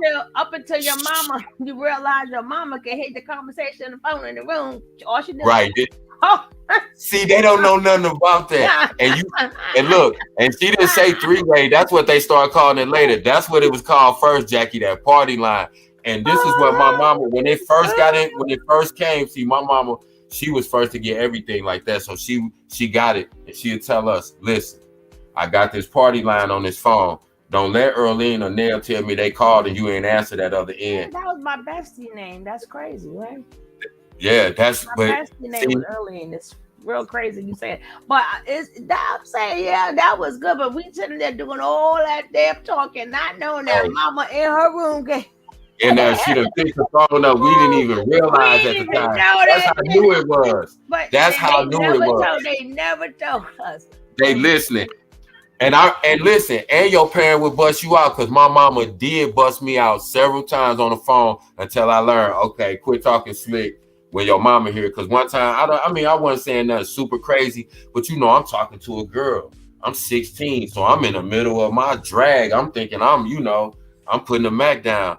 And all of a sudden, I guess my mama couldn't resist no more. And she just busted out laughing. And she like, boy, if you don't get your corny ass off my phone, I got to use my phone. She said, girl, if you believe that shit this boy was just saying, and we all laughed. And I was like, man, my mama play too much. Boy, and I get up. And that's what it was. But see, those are the things that kids. Like, who's snoring? That too. They wouldn't. Sometimes some of them went to sleep on our conversation. Stay on that phone till you fall asleep when you like somebody. You're going to talk to, especially when you knew your mama was asleep, you laying there with that junk in the bed, under the cover, and you going to fall asleep. That's how you know that girl like you and you like that girl. The bad side to that was good for us. But the bad side of that is don't let none of their friends call them the next day and go, oh, your phone was busy. Your phone was busy. Remember, they don't know nothing about a busy signal. Beat back then. They don't know nothing about a busy signal, Tony. You better stay off my damn phone. My phone is busy. I'm like, that's the first. They don't even know about a busy signal. That would get you busted. That was the first. You don't let your mama friend say the line, and it was busy for like 30 minutes, girl. I kept calling. All right, you was on my phone. Check this out. Don't use my phone for the next 3 days. Let me catch you on that phone. I'm gonna break your hand. Soon as they said I was trying to get a call, but the phone was busy. I was like, damn. Hey, we was in trouble for that. Are you kidding? It was busy. It was busy, especially when we learned we could call 2 of our friends on the phone, and then somebody would call and say your line was busy. My mom was like, "Oh, so it wasn't enough that you was just on the phone. You had to call somebody else too." And what was y'all talking about?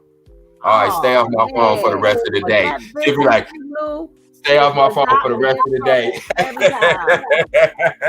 I still couldn't stand all the time, and I ain't on my whatever could have been a pointing phone because then you gotta get a whole freaking lecture. But they'll think it was a boost now. If they couldn't use their phone for the whole day, we was told we couldn't use. That's how was our punishment sometimes if we was like abusing it. You know what I'm saying? Not just every time. She'll be like, boy, when that phone click, you better click over whatever because my friend called. But if it was busy, but I'm saying now I didn't abuse it. I'm just not answering no more. I'm talking to she said, okay, I'll tell you what, since you can't answer my other end, stay off the phone for the rest of the day. That's all it took. I never did it again because I was like, I love talking on that phone because we couldn't talk. We didn't have a phone in our pocket. No. Man, when you could talk on the phone for 20 minutes. The pig where you grew up at. See, this is where the people is.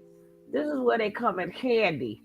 Because then all your friends, all you do is talk out the window. That was a telephone too. You didn't have If you lived in a P or a building, we continue the conversation out the window. Yeah, and we be up all night. We just put the. That's how you knew.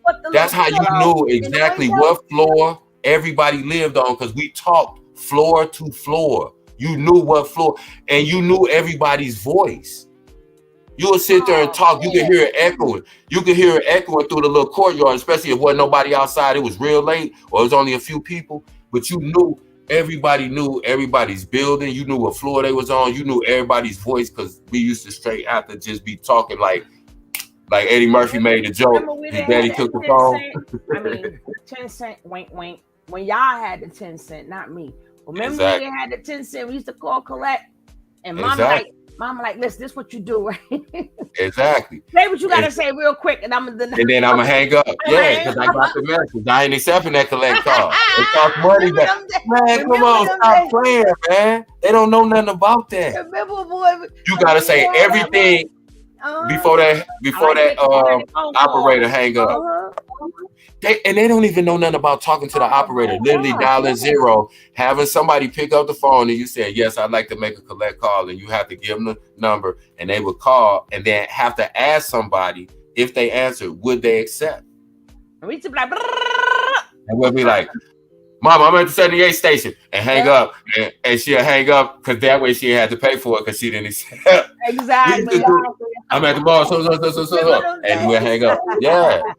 Straight up. See, they don't know nothing about that. They didn't know that we had to call our parents back then. Kids got phones on them and don't even answer or call us. Where we didn't even have phones on us. But we knew to make that damn collect call. And you better have that 20 cent. And if you ain't got that, because it was 20 cent at the time when I was a youngin' for the payphone, 22 dimes.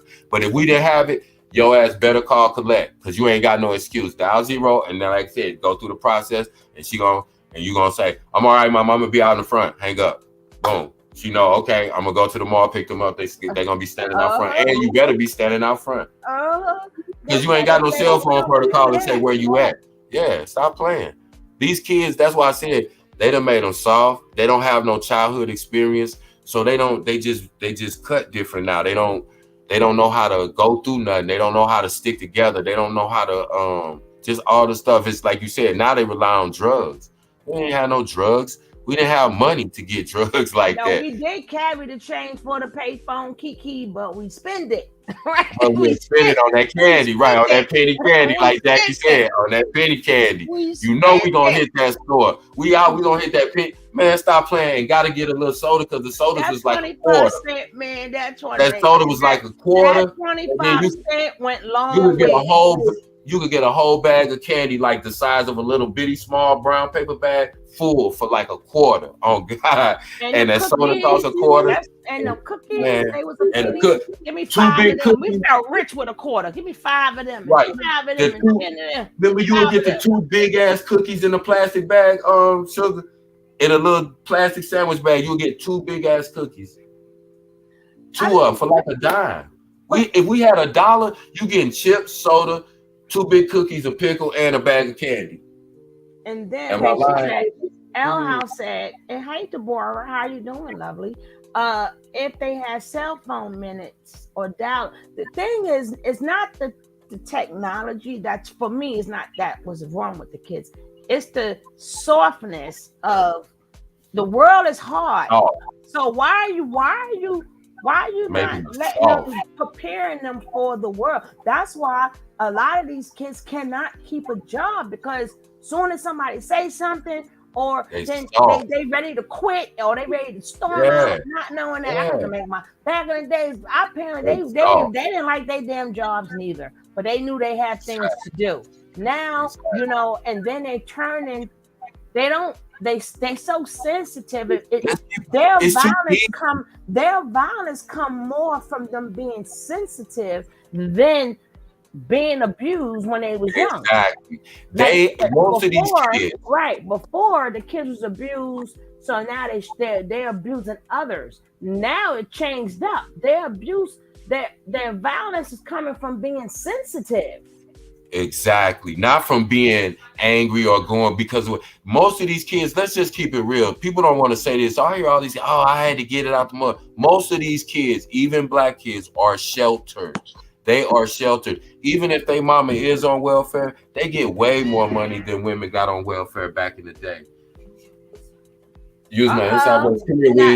Boss lady. Jackie had the problem. No, I'm not showing you. I just want to ask you a question. Didn't say hello or nothing. Are you here, boss lady? I'm here. Hey, sweetie. I was talking about kids getting whooped. Reminisce. Y'all was reminisce. No, because we was talking about the pimps. We showed the pimps and stuff. Hey, Jack. How are ya? Hey, don't talk about them strawberry candy, sun fruit. My grandmother, grandfather, to the day they passed, they kept that little glass bowl on their table. They had them strawberry candies, and they always had like several different kind of nuts. They had walnuts, they had peanuts, they would have like cashews, they would have, I'm talking about that's why I used to love going to their house. I snack right there off their little living room table. They always had fresh fruit on the dining room table. My grandma always had oranges, apples, bananas, peaches, Yeah. grapes in the Like fridge. all hours. Mm-hmm. Look, man, these kids are so soft. We'll get a sandwich, a bag of chips, and some Kool-Aid. Take your ass outside and play for about 4 hours. Because when you come in, you're gonna get in the tub. You're gonna do whatever else you gotta do around here, and then you're gonna take your butt to bed. These kids are coddled. They are so spoiled and pampered. If they ass don't have a cell phone by the time they're in 2nd or 3rd grade, they feel deprived. If they don't have an Xbox or a PlayStation and at least like a 40-some-inch flat screen in their room, they're being deprived, or they're from a low income. If they grow up in a neighborhood that's like not pristine, it's like, oh, I grew up in the ghetto. No, you didn't. You didn't take your butt outside and just learn how to be a kid and grow up and go through the regular stuff a kid go through. So when they have to go through something, like you said, now they depressed about everything. They don't know how to deal with nothing. They either turn to drugs or they get on medication. Somebody echoing. You. That's me? Okay, well, Nobody else talking. I thought somebody might have been unmuted. Let me drop down and come back in there. No, just yeah, you're right. Now I'm mute. Now okay, let me see if that's Jackie. See, that wasn't me. See. Jackie. Jack. What's up, Jackie? You gotta turn off.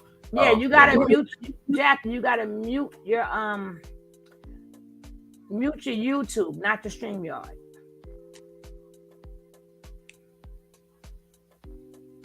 Nigga, Jackie, she's all of us some beautiful women up here. Kiki, you better not. You a lucky man, Kevin. Look at all these beautiful women here. Hey, Kiki, she talking about fried bologna. What you know about frying that bologna until it bubble up in the middle, and take that knife and cut a hole in the middle, and then flip him over and let it get not only the fried bologna and the what you call them, the little hot links, Polish, whatever, you cut them in half and fry them joints till they black too. Yes, ma'am. Bologna sandwiches. Yeah, and it's that was the joint and a bag of chips and some Kool-Aid. Now are killing themselves because these kids want crab legs and I'm like, that is not supposed to be a regular. Exactly. So McDonald's was a treat for us when we was kids. We didn't get McDonald's every day.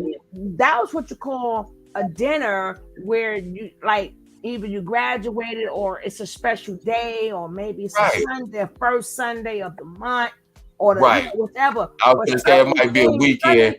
Certain things, and I hate to say certain foods, I think it should have stayed like that, because you knew a lot of times that's what brought the family together. Like, okay, tonight is, we're gonna have the seafood boil, we're gonna have the lobster, this, the that. So people came over, the family sat around to get dinner. But when you're used to it all the time, they don't appreciate it. Exactly. That's what it was. It was like, we was given things, but like we wasn't deprived of anything. We just weren't over pampered. So we learned that, like Nettie said, crabs and crab legs and shrimp and all that kind of stuff. Like, yeah, when we did our little 6th grade, 8th grade graduation, whatever, and we go out to dinner with the whole family, then we have that kind of stuff, but not no every day. These kids be wanting to DoorDash crab legs, and they'll get mad if they mama don't DoorDash crab legs. I don't want to talk about DoorDash, please, or Uber Eats. My bad, but you know what I'm saying. My son I'm like, for 3 little tacos. I'm like, from Taco Bell, I'm like, oh my God, Jackie, she made it rain. She made it rain. Mute up for 1 second, Tony. She made it rain. She made it rain. She made it rain. Thank you, Jack. Jack the Mac. Jack the Mac. I got all these nicknames for her. You know why I got so many nicknames for you, Jackie? Jackie. You can unmute yourself, Jackie. Jackie. She'll unmute herself soon. Oh, yes, I eat street food boils, whatever. Hell, we might eat crab legs tomorrow night. Just like at my grandmother's house, we would have steak and eggs for breakfast and homemade pancakes on Saturday mornings. Jackie did a tsunami. Yeah, she did a tsunami. She'll unmute. Like, she's a member. Thank you. Thank you. She will be part of the giveaway this month. The end of this month, she will be part of the giveaway. Fun dip candy. Now they had a lot of things. Like even with the dip one, that was good, but that gave us bad habits. Remember the cigarette candy gave us bad habits because we wanted to be grown. So certain things certain candies they implanted on us. I be seeing the yellow watermelons.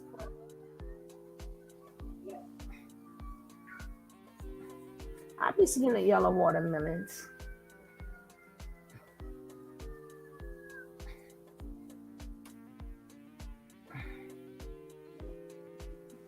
And I'm going to show you guys, because I just got to speak to Ms. Leo, and it's going to say, I'm just going to change one word on it. And when you win it, you're gonna go to her, you're going to email. Yeah, we do still email. You want to go to her DM, drop the link again. I'll drop it, but you might have to change devices. But I'll drop it again. So just in case you have to, you don't have to look for the link.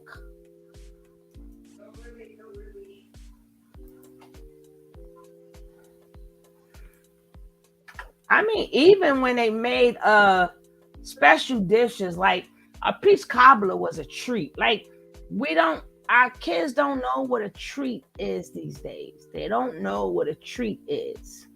I love it when we go to the country or the farmer's market to get those watermelons.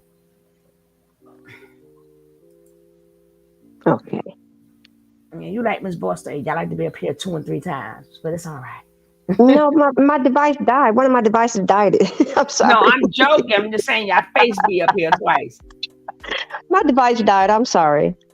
I was asking you. Oh, I said, I be making so many jokes with your name, right? My little Jack, and all these other things. Yeah, that's okay. 2 of my favorite people on earth got that name. Oh, really? Mm-hmm. Oh, okay. No, my device died. I'm sorry. That'll be my mama and my daughter. Wow.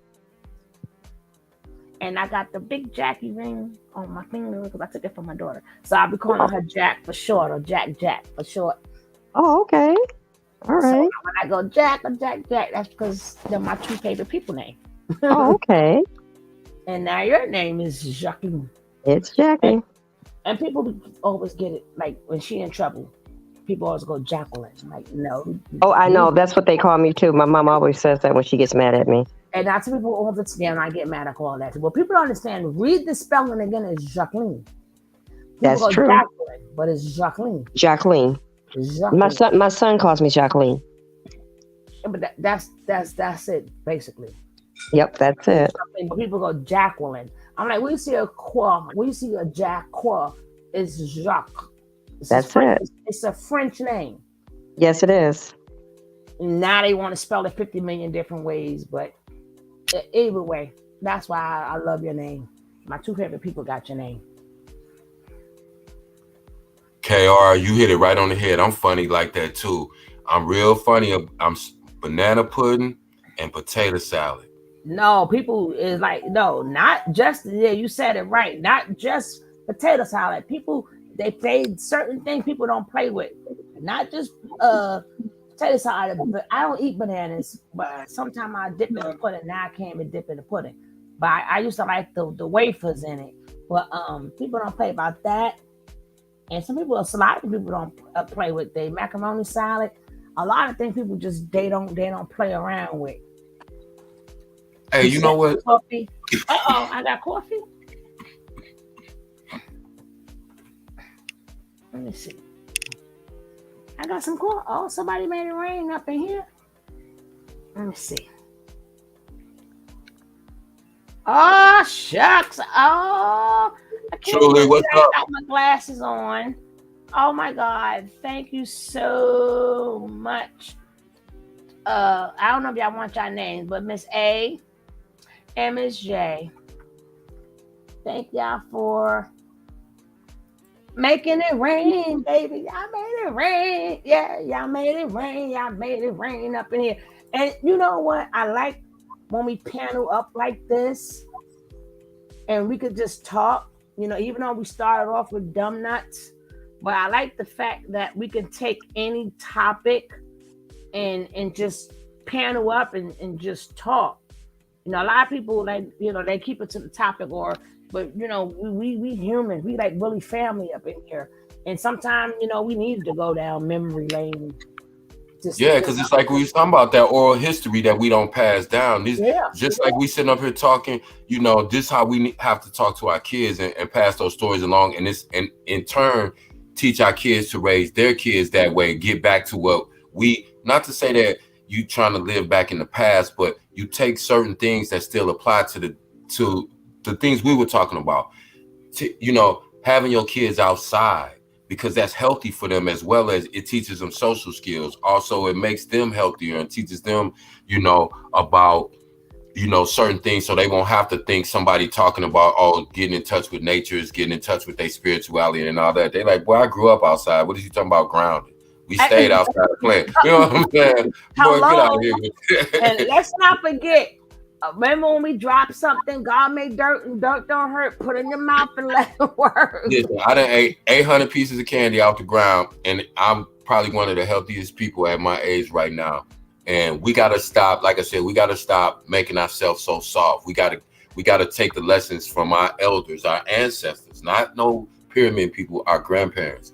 They raised our parents and they raised us, and we raised our kids. And so it's amazing how they can literally you could break down the pyramids, you could break down the threes, you could break down every damn thing, but what happened to your own people here, not happened to our people over abroad. But when we talk about our people, our ancestors, they tell you, oh, that's old. But then again, I think you said that before, Kev. Then talk about a pyramid. Well, how old is that? Shit. It doesn't impress me for you to know some scientific fact about something that happened 1 million years ago. You know what would impress me? If you were a woman that your grandmama's peach cobbler recipe and you make me a fire peach cobbler. Well, I know the recipe, but I am not making it. But I'm just saying, but you get what I'm saying. Our grandmother's fingers. Learn that history. A lot of young girls can't even cook at all, like the basic stuff. So I'm saying that's part of your history. Learn those things. We don't need to. I mean, yeah, you can learn about the pyramids, but learn about the basic stuff. Learn about, talk to your grandma about your kids. She'll tell you little secrets and about how to raise your kids. Like, our generation, when we came up, our mother were right there. They made us raise our own kids, but they gave us them nuggets. They didn't do it for us. They told us how to do it, and made us do it ourselves. That's the scariest we ever been of our parents, even regardless of whatever beating or whatever we got when we was young. The scariest we ever was of our parents is when we gave them a grandkid. No, when we gave them a grandkid. Yeah. They turned into a whole different creature. They became nice to them. I'm like, damn, this child wouldn't let me do that. But the minute you do something to their grandkids, they forget you are their kid. And it was for us too. Let my mother do something. Let me call my grandmother. I'm gonna tell you the truth. I was 21 when my oldest, her mother got pregnant. But I was scared to death to tell my mother that this girl was having my baby. I wasn't married to her. I was in college. I was scared to death to tell Mom Deuce. She just looked at me she didn't say too much. She just kind of shook her head. She walked in the other room, So I was just like, damn. No, I mean, once the kid got here. No, I'm just saying, right. So you got to imagine. So now my whole mindset, the whole pregnancy, she was like, okay, well, what's her mama's number? Because I'm going to need to talk to her mother. She called her mother, talked to her, made a plan. Okay, she got her doctor's appointments. When her mama can't take her, you're going to have to catch the bus over there, get on the bus with her, go with her to the appointment, blah, blah, blah. They laid out the game plan, told me this is what you're gonna need to do. And meanwhile, be saving your money because you're gonna need an apartment and you got about 7 months to save. It's That was like it. it was like That was it. it's like when them grandkids, and I know the deal because my daughter, and now when it come down to my grandson, ooh, she know that boy better not call me because I'm making a trip. We get energy out of nowhere. When it comes down to our grandkids, grandparents, I don't care how sick they are, whatever, they coming. For their grandkids, they coming. They are coming. And I used to get mad at my mama because my mama acted like she was mad at me from the time I told her that this young lady was pregnant. All the way, she treated my baby. She loved my baby to death, but she still was always kind of like. And I used to be like, "Mama, why you nice to my baby, but you still mad at me?" And she'll just laugh. But now I understand, like you said, because now my daughter will say that to me. She'd be like, "Daddy, I could call you and tell you like I'm sick, and you'll be, ask me, you'll be talking about other stuff. But one of the kids call, you jump up and break your neck, and that's what it is. Yeah." That's just what it is. That's how I go. But see, again, they had that childhood because they was outside playing, taught my son how to flip, do all of that. They went to Six Flags, they went to Great America, they went to Disney World, they did all of that. So they had that childhood. But I think my kids who are, like I said, are in their 30s now, like that was probably the last generation where kids went outside and played and had that.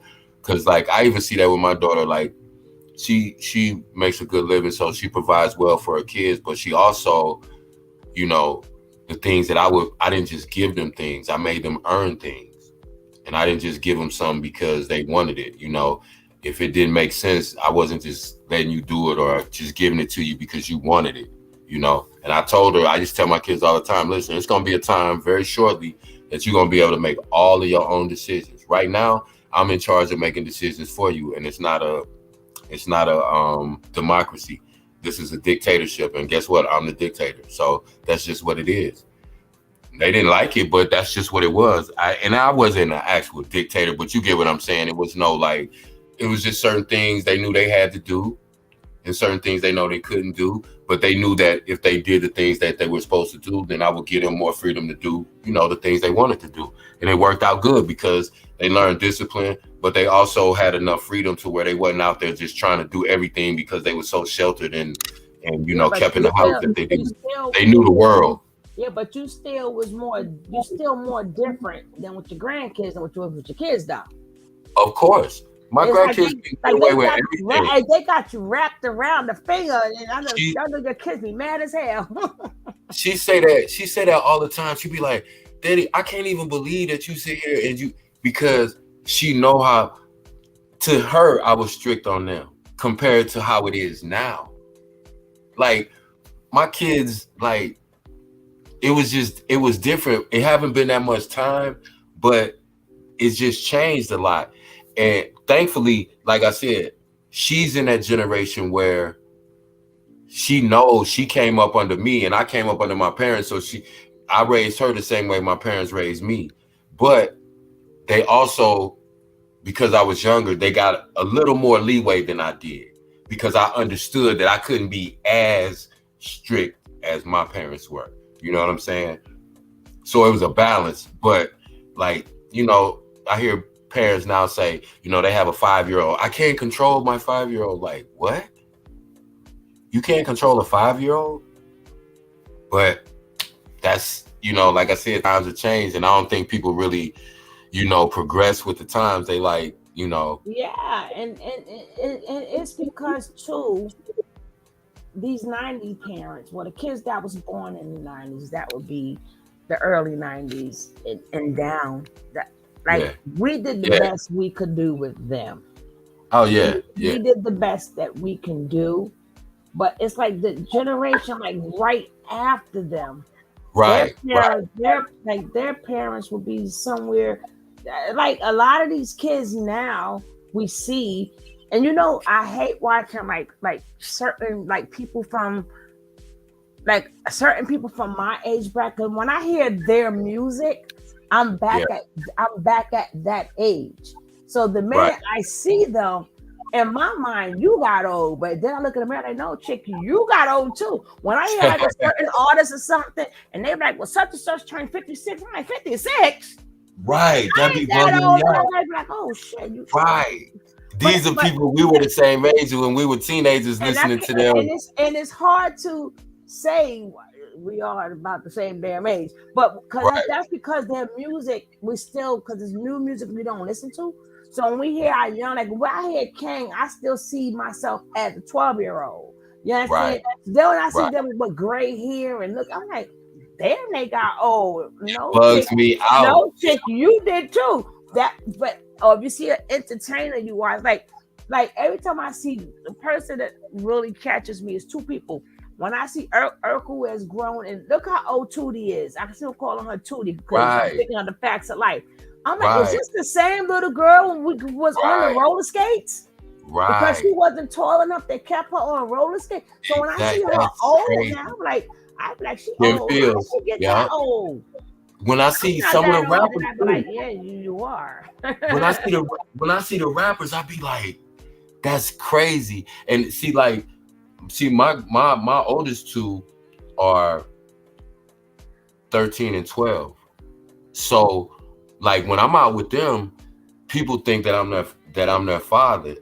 And they always be like, no, that's my grandpa. And they be tripping off it because when they meet my friends, they be saying they think that my friends are much older than me, and I'm like, nah, we the same age, man. And they trip off that because they don't, because most of their friends, to be honest, most of my grandkids, most of their friends, their grandfathers are like more than 5 years younger than me. Wait, so it's like their generation, they came from that generation that's probably like 5 years after us, and their kids are now like the 20 somethings, and the mid and late 20 somethings. And so it's like it was that weird, that's where kind of that whole family dynamic changed, and it's like, so I saw it because, like I said, my kids were the last of that generation where we were raising our kids, and now our kids have, teenagers now.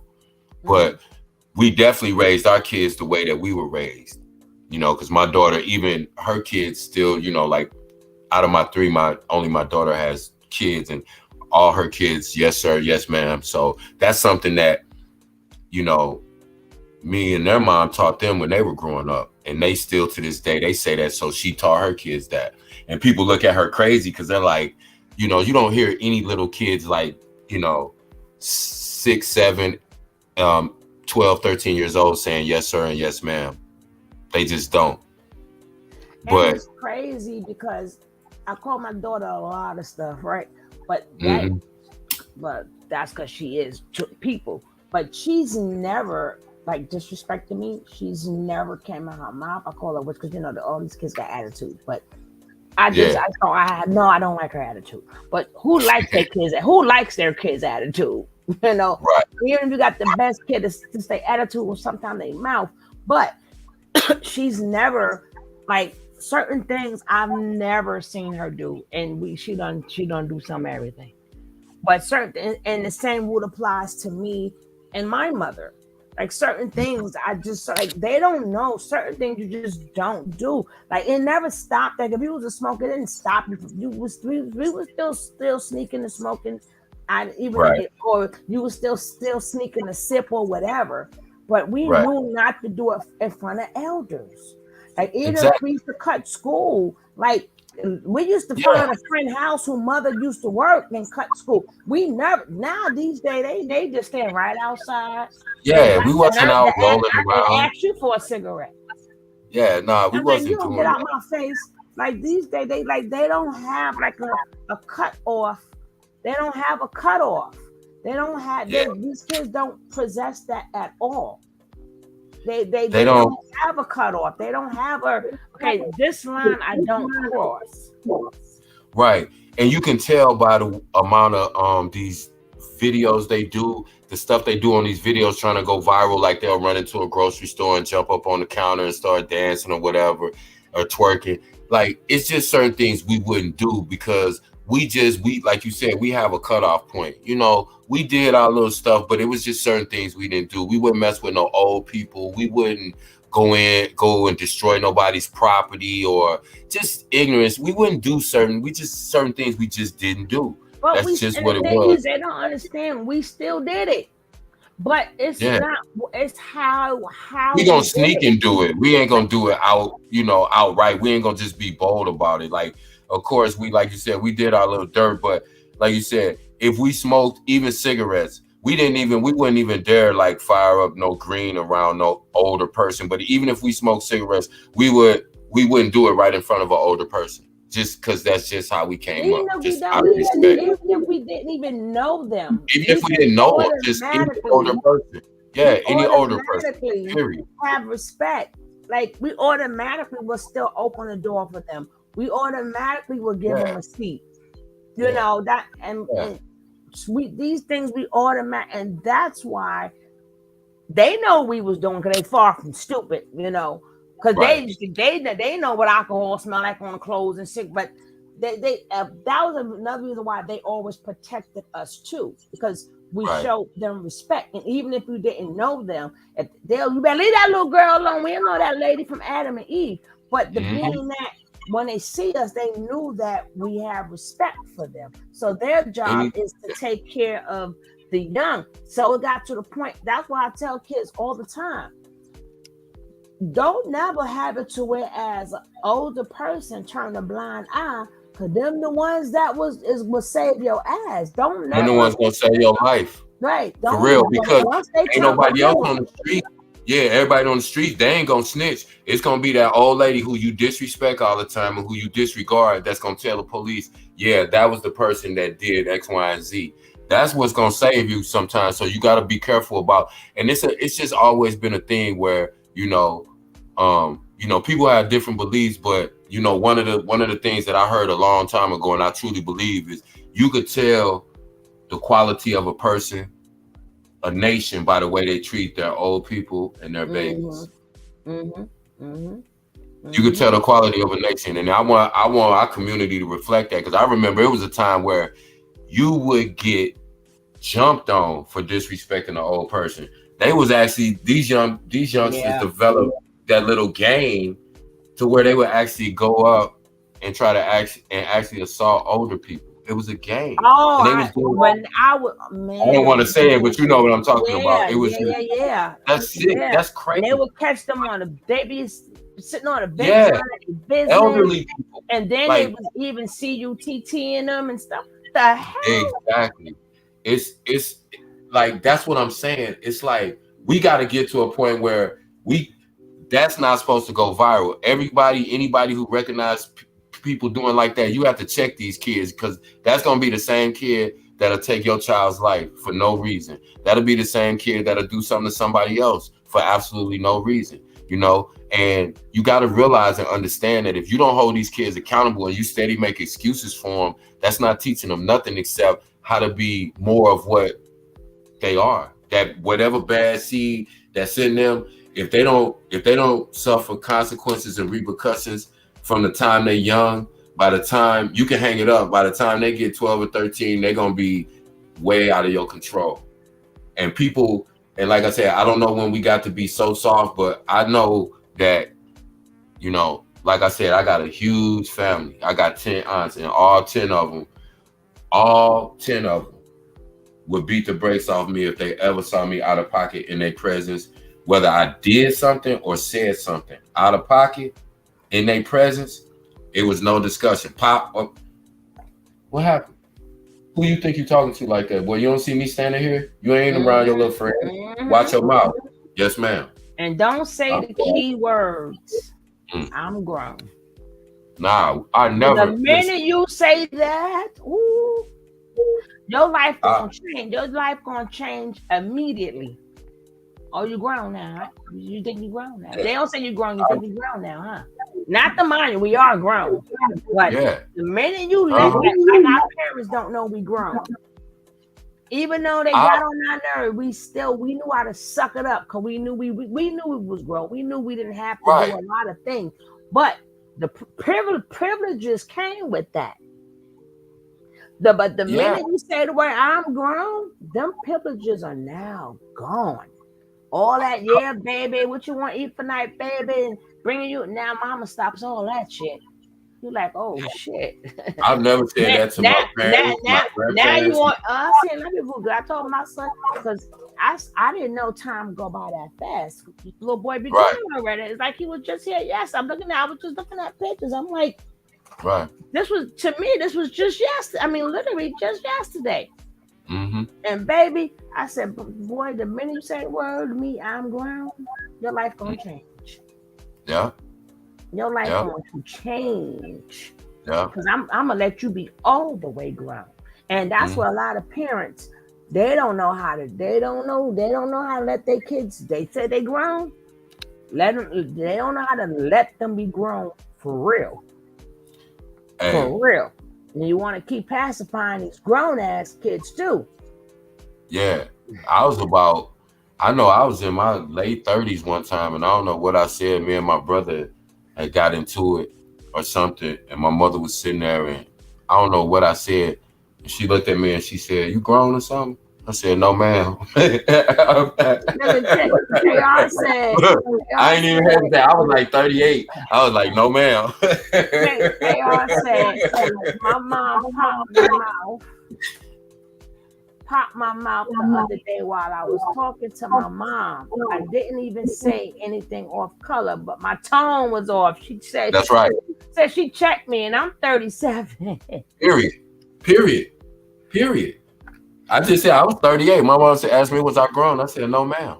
Quick. You got that right. I ain't even think about it because I was like, I can say whatever I want to with my mom, but I've never said that to my parents, to my aunts and uncles, because that was almost like cussing at them or something. No, you huffing up to me or something, boy? No, sir. Oh, okay. Because I thought you, no, sir. Okay, yeah, it was just that's what it is. And we didn't think nothing about it. It just taught me respect. That's why I would never say nothing, even if it was an older gentleman now. And I would never I would same thing. No, sir. I apologize. I ain't You don't feel disrespected.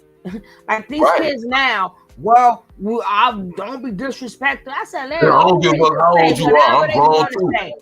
Yeah, they be talking to older dudes like, I don't care how old you are, nigga, I'm grown too and all that. Man, that's so crazy to me. We didn't go home. We just let them say what they say, and we just kept it moving, went right on what I did. Matter of fact, it went into one end, out the other. We didn't even pay it no mind. But now these kids, everything is, I feel disrespected. And they disrespect everything. It's like everything they feel disrespected. Earlier, and they were saying, had a video, and they were like, grandma twerking or what. I said, let me explain something to you.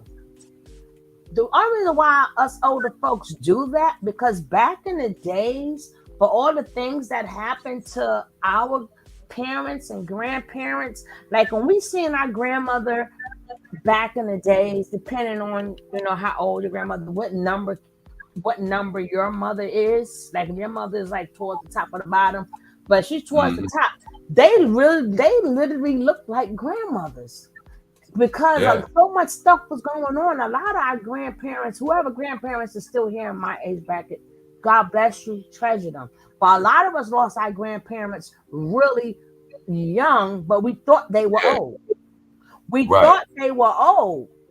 A lot of them had a lot of because of the way they grew up and everything. So now, from my age bracket on up, we didn't see that. We like, well, hold up.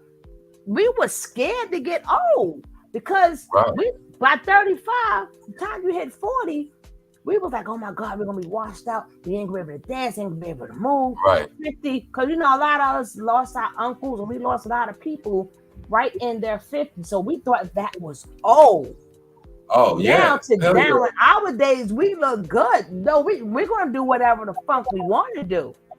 We ain't gonna go overboard. But if that woman, like that woman you probably seen twerking, she probably ain't dancing much, but you caught that on tape.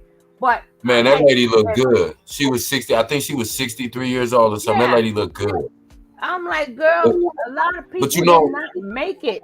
So we were so scared and nervous growing up because we thought this was going to be the life, just sitting home, going to doctors, and just babysitting the kids. Because now 50 is still young, 60 is still young.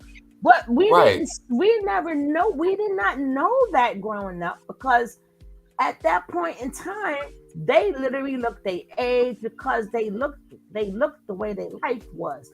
They looked the way how their life was. So exactly. I think so. My age bracket and going up, it's a different 50. It's a different 60. Man, like, hold listen. up. We didn't see you, when people be like, well, our grandmothers did. That's because they had a lot of oppression. They went through a lot. So it aged the heck out of them. That's why you didn't see them doing a lot. But us, please, like what? We may not, matter of fact, we can't do what we used to do, but we could do more than what our grandparents was able to do now that we're grandparents. Because you're a grandparent too. I'm quite sure you could do really late. You could do a heck of a lot more than what your grandfather did. Exactly. And I was just thinking about that because it seemed like from the time that I was a little kid, I thought my grandfather was old when I was a little bitty kid. From as early as I can remember. Right. So like, he did stuff with us, but like it's different when my grandkids come over. We go out to the park and we literally skateboarding, we literally climbing trees. Like my grandfather couldn't climb a tree with me. That man worked in a coal mine. That man worked down south picking cotton when they first got to the States. He went through a lot of stuff, and then he's Caribbean, so you know what he went through growing up his whole life, on a little bitty third world island like Barbados. So he went through a lot. So by the time he was 50, that the life was almost beat out of that man.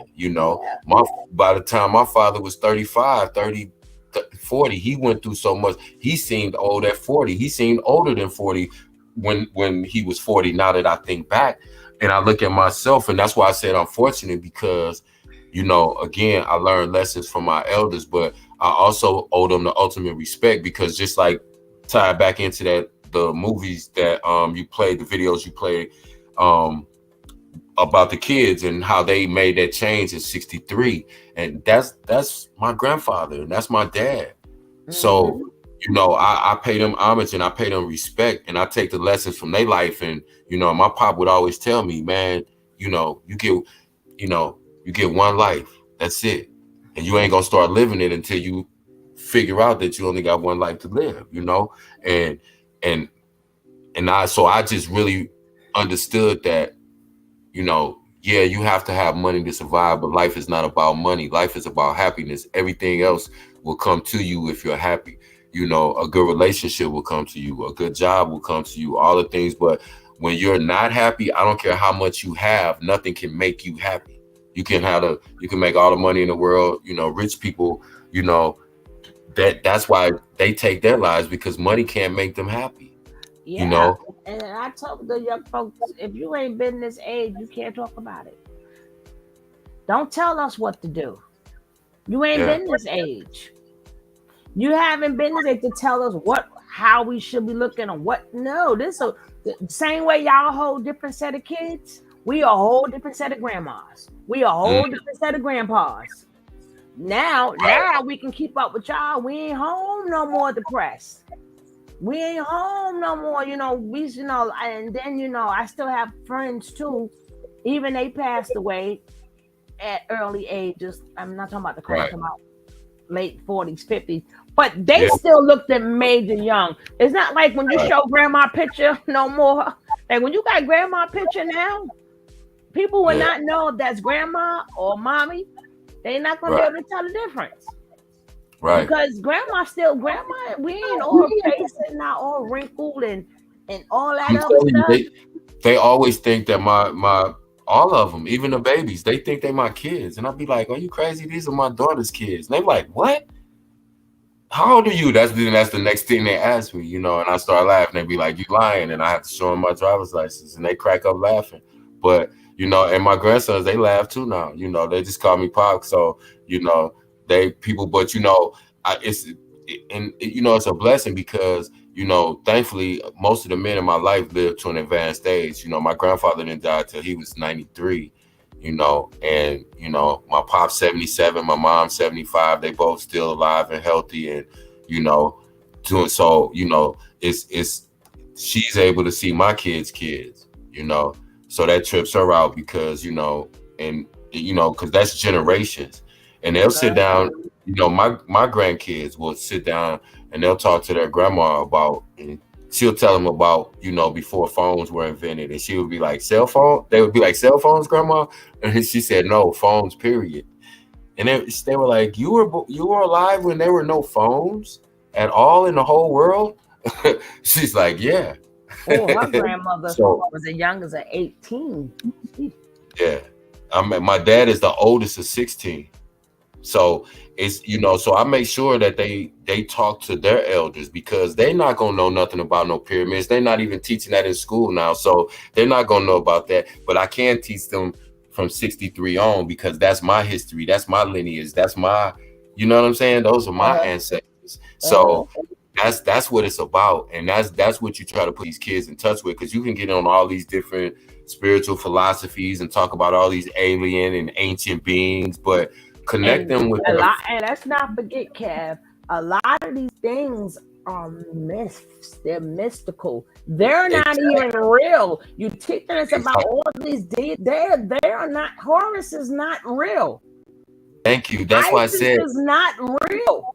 Thank you. And they're teaching all this about them and having them learn all this information about mythical people that didn't exist, instead of teaching them, like, literally, let's go to grandpa's house, let's go to great grandpa's house if you're fortunate enough to still have it, and let's sit down and talk to them just back. And they love that too, because they love passing that oral history, because most of the stuff that my grandfather knew and my great grandfather knew and talked to me about was things that their grandfather and their fathers had told them and talked to them. So I can literally, because my people passed that down in oral tradition, I can trace all the way back to the Caribbean to where my family is from, because that's only 2 generations away from me. My grandfather wasn't born here. My dad was not born here. So I have a whole lot of information that I'm able to tap into. I can't relate to no ancient people, and I can't relate to all that stuff. Honestly, I don't knock anybody else for what they believe, but you would be amazed to understand that the place where I know that I come from, I don't know where I originally came from. I don't think they know. I think it's their best guess. But where I know that my direct lineage is from, there's a village that still exists that my grandfather's from, that his name is still on the ledger, and my father's name is still on the ledger because they were born in that village. Everybody that was ever born in that village, their name is on the ledger. It's crazy that I can understand you wanting to. I'm sick of this conversation, just talking to people, period, not on here. I'm talking about people. Well, I want to know my heritage.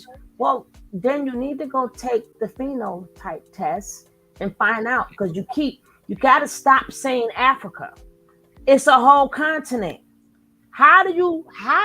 You're not from the whole entire continent. Yeah. You're from one of them tribes or one of them places that they kept on the map.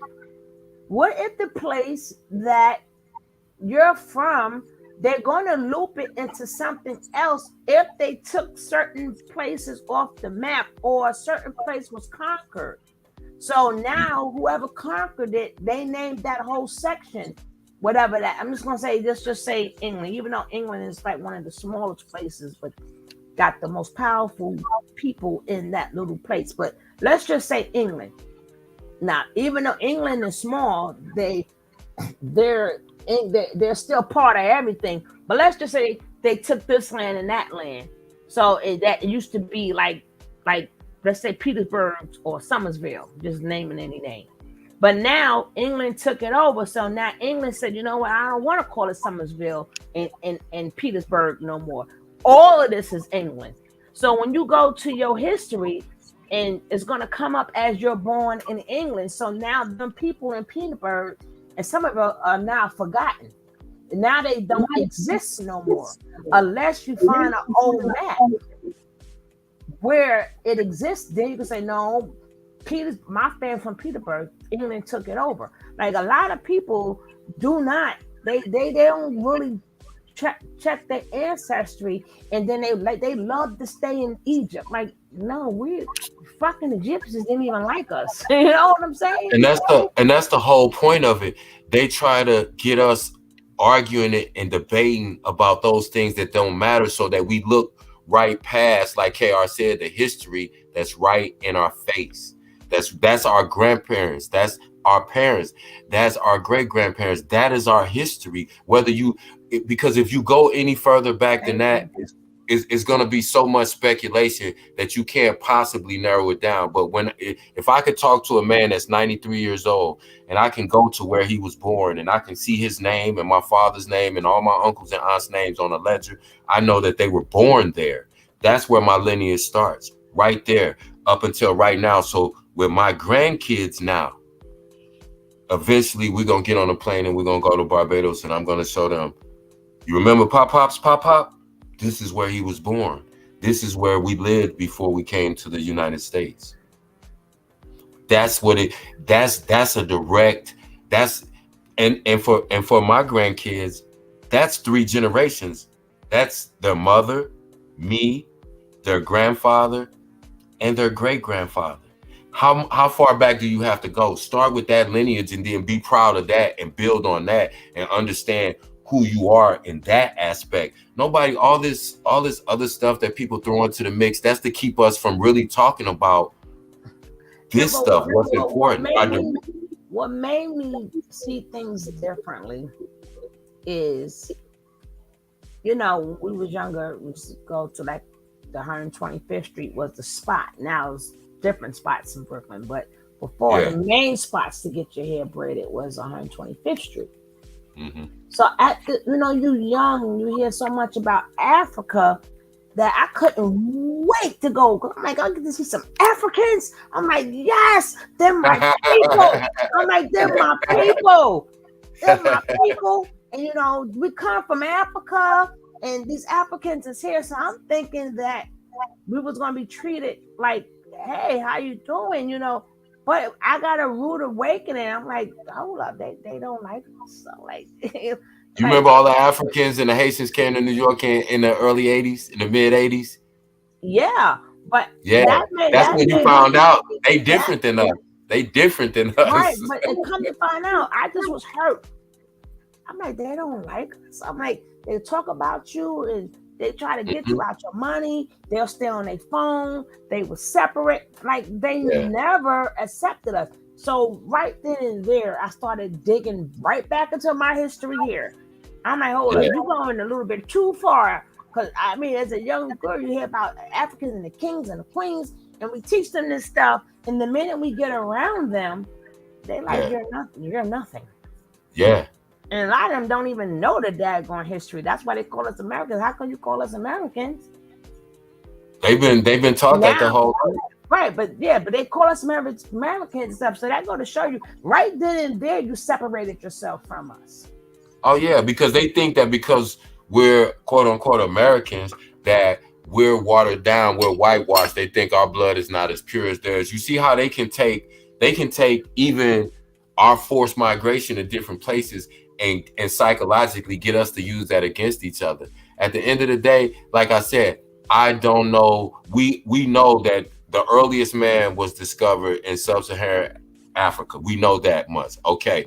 But from there, we don't know how everything broke down. We can, like I said, people can speculate on that all day long. But like I said, I can go and tell you the man that started my bloodline that I can directly trace back to, because after him, after my great grandfather, there is no written history of our family. So it starts with him, literally. And I can trace that directly. I don't need an ancestry test. I know where I'm from, and that's because luckily I came from a family that it was important for them to pass down our history, orally, regardless of what you learned in school.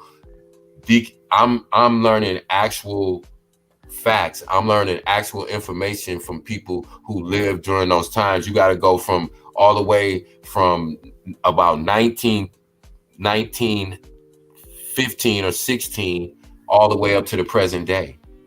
This is 2022, and I can trace my direct bloodline back to about 15 or 16. And that's people me that I've too. actually talked to. That's people I've actually talked to. Because my grandmother, I think she was born in the early part of the 30s. You know, so yeah, I can trace mine. Actually, I really can't. Let me take that back. I really can't. But from her, because she's because she was living. That's what I mean. I can, but it's still a lot. You know, that back then they had a lot of secrets. Just put like they had too many secrets. But through her, that's why I always say, well, I'm under her all the time. I always say people, I'm not of this age because I stayed under her. So all the music I heard growing up was like Sarah Vaughan and Billie Holiday, and so all of them sounds stuck in my head. So that's the music that I'm on. So when I speak to older people, like people don't understand. You can go from the 1930s up to now. I could party with you. I could rock with you. Pick any decade you want to. And a lot of people be shocked that I could jump in and out all of these decades because we were under my mother's music, which would be the Motown and the doo-wop and stuff. And then under my grandmother with the jazz and the Ella Fitzgeralds and all of that. So I can rock from the 30s up until now. So it's like I got like over 80 years. I'm like, well, let's go. And a lot of people be so shocked that, damn, she know the song. She loves the song. Hey, you want to swing? I can swing. Let's do the A train. You know, so I could roll with the swingers, but a lot of the people a lot of them has passed away, so a lot of their music has passed away with it. No, I still play it, but that's another thing that, hey, Dejan, I did the same. I found that my family were enslaved by Cherokees. Cherokees are now descendants of those slaves to grant citizenship. I am now enrolling in Cali State as a Cherokee for free. But that's dope, Dejan. That's dope. Because, and what he was saying was, and I'm assuming you're a he, Dejan Williams, and if not, I apologize, but they're now going back. Well, they did it a few years ago, but they're going back and honoring a lot of the original agreements they had with the indigenous natives people who they call Indians. And that's why a lot of people who can prove any percentage, or it has to be a certain percentage of Native American blood, they can go to school for free. They get different grants and different financial assistance for being Native American because of the we all know what they did to the Native Americans as far as going back on every treaty and agreement they ever. Yeah, but my thing is they want to give you little things because they don't want to give you back your land, but we'll give you back. But technically, it wasn't their land because you gotta remember a lot. They still come out of Africa too. They stole everything they people gotta remember the Indians that we like to separate ourselves from. We gotta remember they come out of Africa, that region they call Africa also. And you gotta remember a lot of us Black people were here first. So when we like to say Africa all the time, no, a lot of us was here way before the colonizations, before slavery. We had a lot of Black people here already. Right, that are indigenous to this country before slavery. A lot of us are indigenous, but we don't want to go from. We want to claim that continent, not knowing that we were already here too, not just the Indians. Yeah, and and just switching back a little bit, one thing that I really learned, and I think that came from, we were talking about the generations and passing down the oral history. I learned a lot about my parents from talking to their parents, because see, I only knew my parents from a child's perspective because they raised me, right? So I just knew them in that aspect, and they were parents. They wasn't trying to be my friend or my buddy, and not to say they were mean. They were very loving to us, took very good care of us, and but they were parents, and so you know, a lot of things as a kid, you just have a certain perspective of your parents as a kid. But when I talk to my mother's mother and I talk to my dad's father, I learned so much about them as people that made me understand them in a whole different way.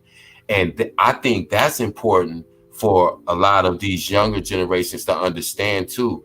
If you talk to your grandmother and you find out things about your parents, it will give you a different perspective and maybe make you understand them a little better. That's important. You know, I think that's one of the small things we could do, you know, as far as, you know, passing that history down and keeping traditions going, and that, like we were saying, that oral history, and just really getting in touch with the people who are directly connected to us.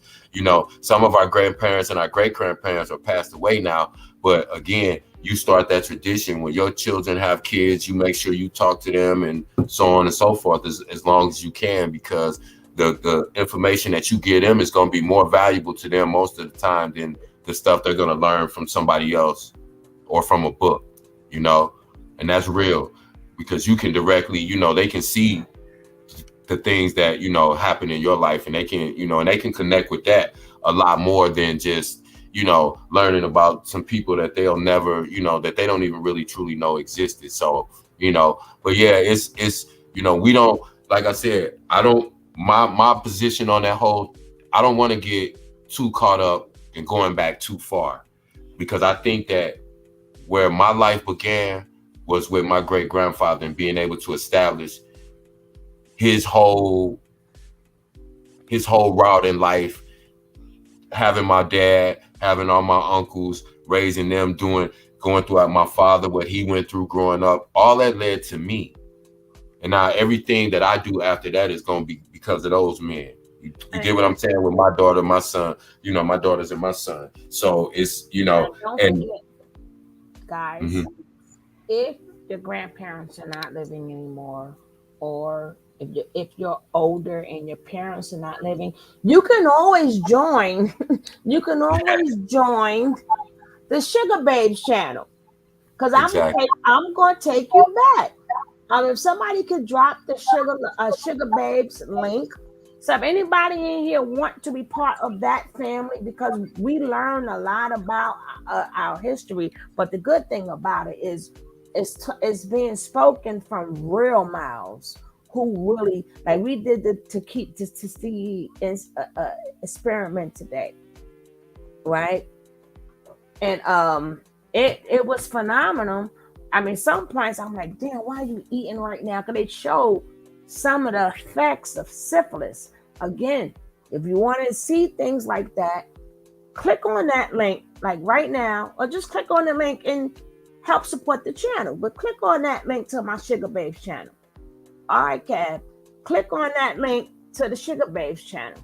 But if your parents and grandparents are still living, talk to them. You don't understand how important that is, because that is your history.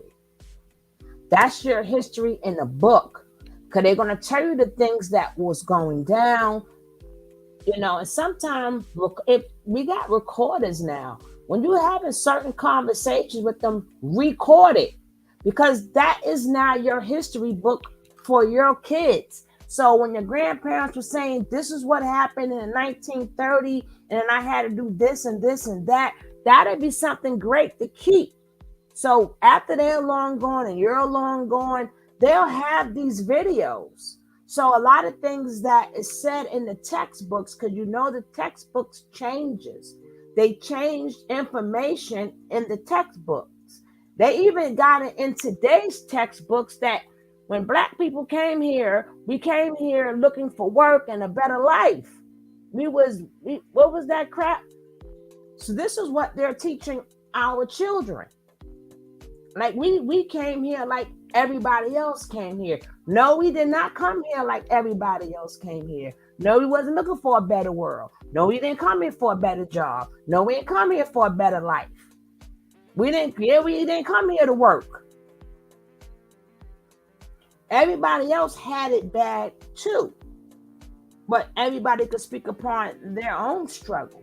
But the only struggle they don't have that we have is that we didn't come here. We were stolen and bought here. We were stolen and we were bought here. Big difference. Big difference. I did a video, and let me tell you, YouTube took that video from me. They took the daggone video, and it explained how the white people become white. Like, why is it white, black, blah, blah, blah, blah, blah, blah, blah, blah, blah. It's a reason for that. It's a reason. Oh, you do obituaries? Oh, and I have to fight to have people appropriately put people in their right places. Ooh. You know, but it is better to get certain things from the source. But if they're not here, come on over to Sugar Babes.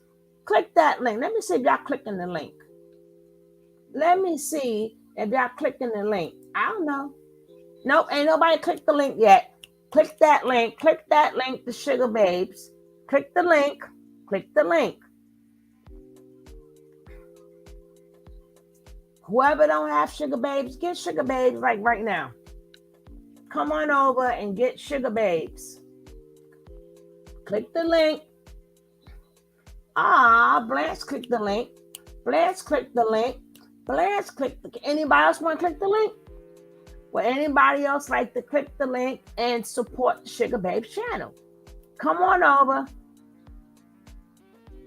Come on over and click the Sugar Babes. Support the channel. Because if you want to have more talks like this and hear more stories like this and then some, click the link. We got Blanche who clicked the who else? Click on the link. Click on the link. Click on the link. Subscribe. Subscribe to the channel. So if you can't watch it, you can always watch the replay. And believe me, you'll see things a lot differently. And in that particular, when we watching them particular shows, we all get closer out of nowhere. We all get closer when we see what happened to our mother's generation, our grandmother's generation, our great-grandmother's generation. When we see these different generations, Linda, don't forget to click on the link, on the Sugar Babes link.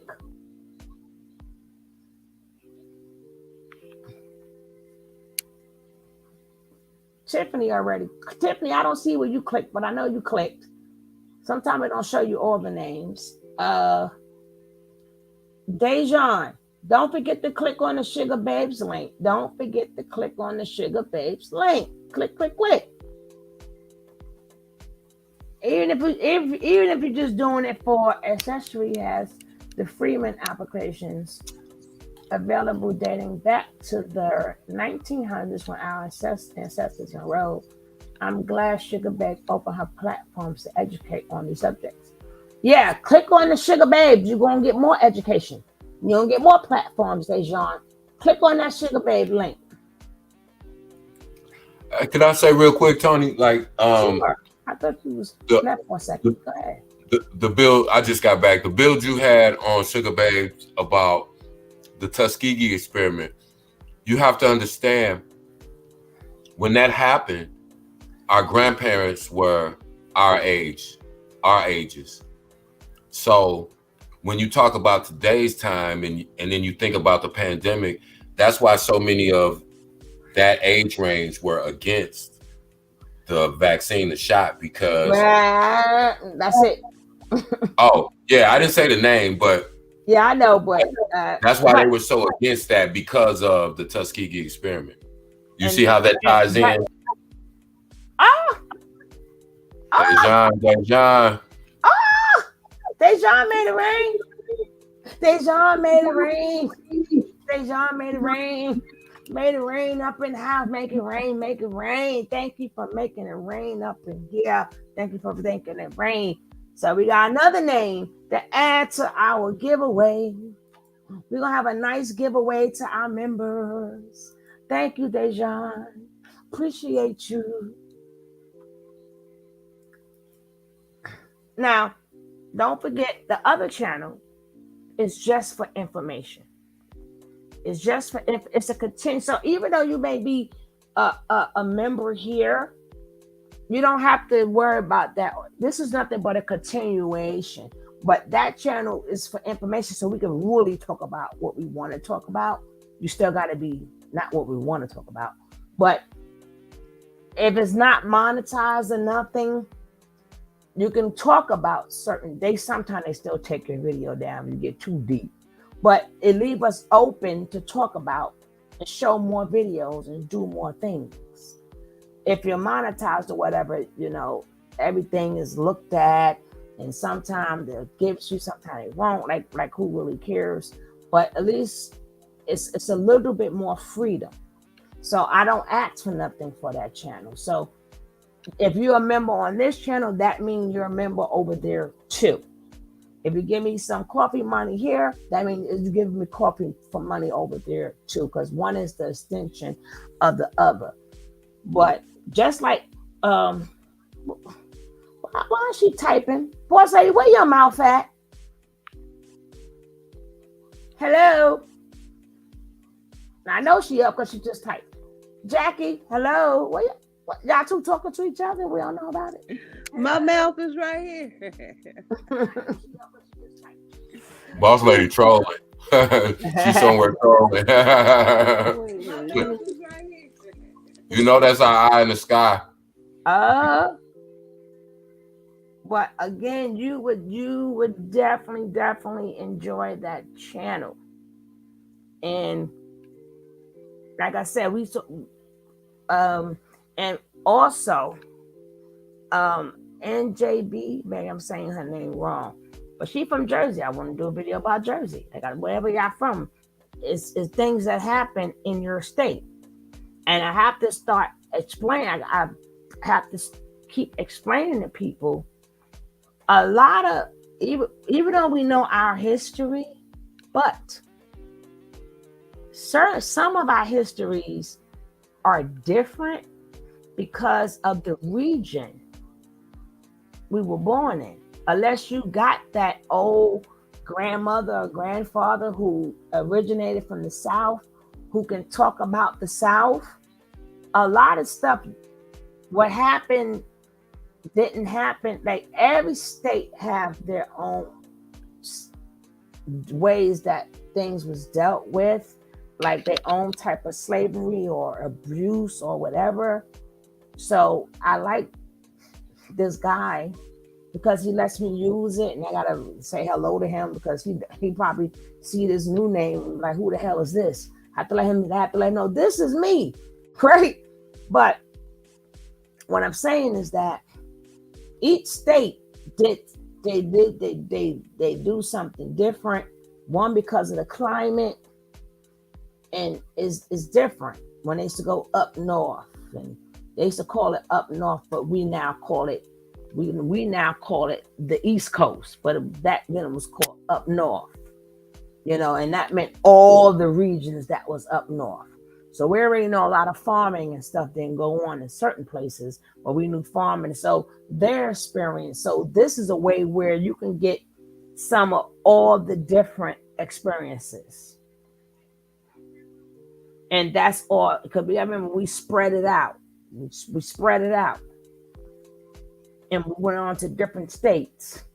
So what happened in New York didn't happen in this part. What happened in Jersey didn't happen, And then you gotta remember, these places, like nobody, like people always go New York or New Jersey or New Hampshire or New Mexico.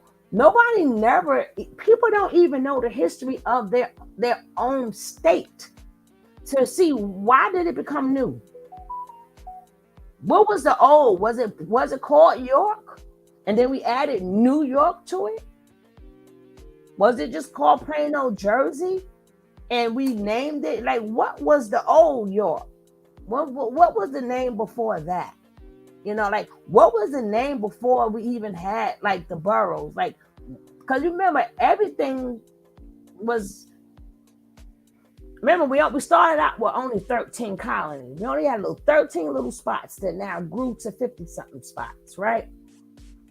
People don't even know the history of their own state. I'm at work, my phone not acting right. Oh, okay. So people like, where did they get the new? What made it new? See, these are the certain type of things we want to explore. Like, when did the Carolinas split? When did it go from the Carolinas to North Carolina and South Carolina, when they right next to one another and they both still are down south? And that's a history lesson. See, that will take you back to the Civil War. Mm-hmm. And then you'll understand why it's a difference made in the Carolinas between North and the South, because who was the Civil War? It was not against another country. It was our country against itself. The bottom 7 against the 6 states against the tops. Right. The North against the South. Right. So nobody says like it was once one. Same way people don't put that together when they think about Haiti and the Dominican Republic. It was once one.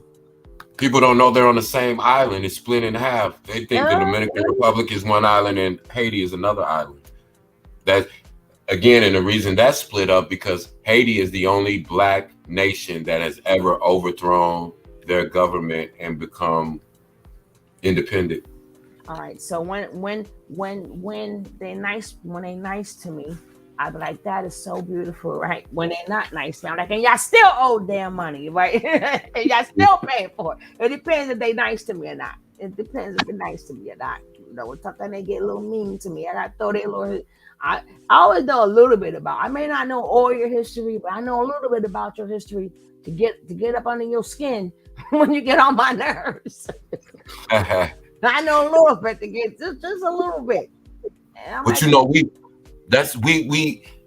we've taken that whole concept of tribalism all the way down to the hoods. Now people will kill you about what neighborhood or what city they're from, when in actuality we don't own anything in these cities or even the neighborhoods that we live in. We don't own a brick in a neighborhood that they'll say, hey, they'll go to jail for the rest of their life for this neighborhood. They don't own a brick in the neighborhood. Tell me about it. I'm doing a video on Juneteenth too. I'm doing a video on that. I'm doing a video on that on my Sugar Babes channel. If you're interested, we'll copy already over there. Make you interested. But we're gonna do a Juneteenth. We're gonna do all these little different things. You know, we're gonna do a lot of learn a lot about us first before we go back to ancient this and ancient that. We can see where the division happened in our recent history, in our recent ancestry. We can see where we divided and went wrong. That's easier to fix than trying to figure out where we're from. And then, okay, so say we all figure out where we're from in Egypt or Africa, then what? But we can say now, okay, we see where it went wrong. We see how the division was put in place when they divided, you know, Haitians and Dominicans. We can see where in this country how they started the division after, you know, they took down, you know, all of the black organizations in the late 60s and early 70s, the Black Panthers, and then gangs formed out of what used to, the only time black people came together back then, they organized for a mass cause. That went to, now they started organizing in gangs to kill each other, or to, you know, not, excuse me for the word, but, you know, so we gotta say to pick the YouTube. So when they rewatch this video, because they always rewatch my videos, and when they hear, so they hear us say sorry. I got to. It's so it tickles me. But go ahead. Yeah, we try to say what we say, but I don't, you know. But yeah, it's, you know. So those are the problems. That's how we. I think that's how we. This is just a suggestion, but I think that's one of the steps in how we start to fix what's going wrong right now. When we look at our recent history, not our, you know, where we're from. Let's look at what our grandparents went through, then what our parents went through, and then see where everything started going wrong, and then try to reset that. I think we got a better chance doing it that way than trying to, everybody figuring out, what nation they from or what, what original, man they from and all of this. And it's just, that's just more ways to divide us. That's just like the neighborhood and the city thing. It's like, everybody want to rep these cities. Let's just first, if we have to come together, period, before we can have any power to do anything, and that's just what it is. And I think if we focus on what we know, and like I said, our recent history, our recent ancestry, we can start to fix some of the stuff that's gone wrong and see why it went wrong. I think that's one of the main things too, and it's just so crazy. I pushed that, and then when you came along, you're saying the same thing. So I feel better about saying that now. But I think that'd be one of the best ways, because like they don't have, even though everything is history past a second, because every second, that second is still, even though it was just a second ago, it's still history. So everybody has a history, but us knowing African history, does it really help us? And you go to, I've never seen the purpose of somebody going to school to pay money to learn. No. Like, we don't even, like, we see kids these days, and we just saw a video a couple of days ago when them kids wasn't having it. And them kids changed. They changed the whole trajectory. I know what I'm talking about. Of what's trajectory of what's going on now, but it also showed the people where they'll never make that mistake again. So we have to use that to say this is why they dumbed down the kids, because look at their plan. Right. So if we don't put it together and say, hey, these kids, they was like, oh, okay, old people, we understand. You can't do it no more. You can't fight. We get it. You've been whipped. You've been used. You abused. We got you. And they took a stand. And things got changed because of freaking kids. They understood the assignment. They stuck to it. And they saw a change be made. So it's like, that's the blueprint. They gave us the blueprint. Yeah. They gave us the blueprint in 63. We just have to pick it up and follow it and keep it going. And the thing is, this is more realistic. Like, I'm not trying to make Amin Ra proud or this ancient god or this. You know who I'm trying to make proud? My great-grandfather for what he did, my grandfather, my father, my family. That's who I'm trying to make proud. That's where progress comes. You can, I don't know if you can be pleasing to, the guy from the 33rd universe, and I don't know how that's going to change your life or make the things that are going to create change possible. But when you look to honor the people that came before you and sacrificed. I know all of these people. I don't know I know my great-grandfather. I knew my grandfather. I know my dad. I know my uncles. These are the people that I'm paying homage and respect to. This is why I'm trying to build something forward with my son and his kids and whoever. So it's like, that's more relatable to these kids. Teach them that, as opposed to all this other stuff that's kind of diluting the whole point.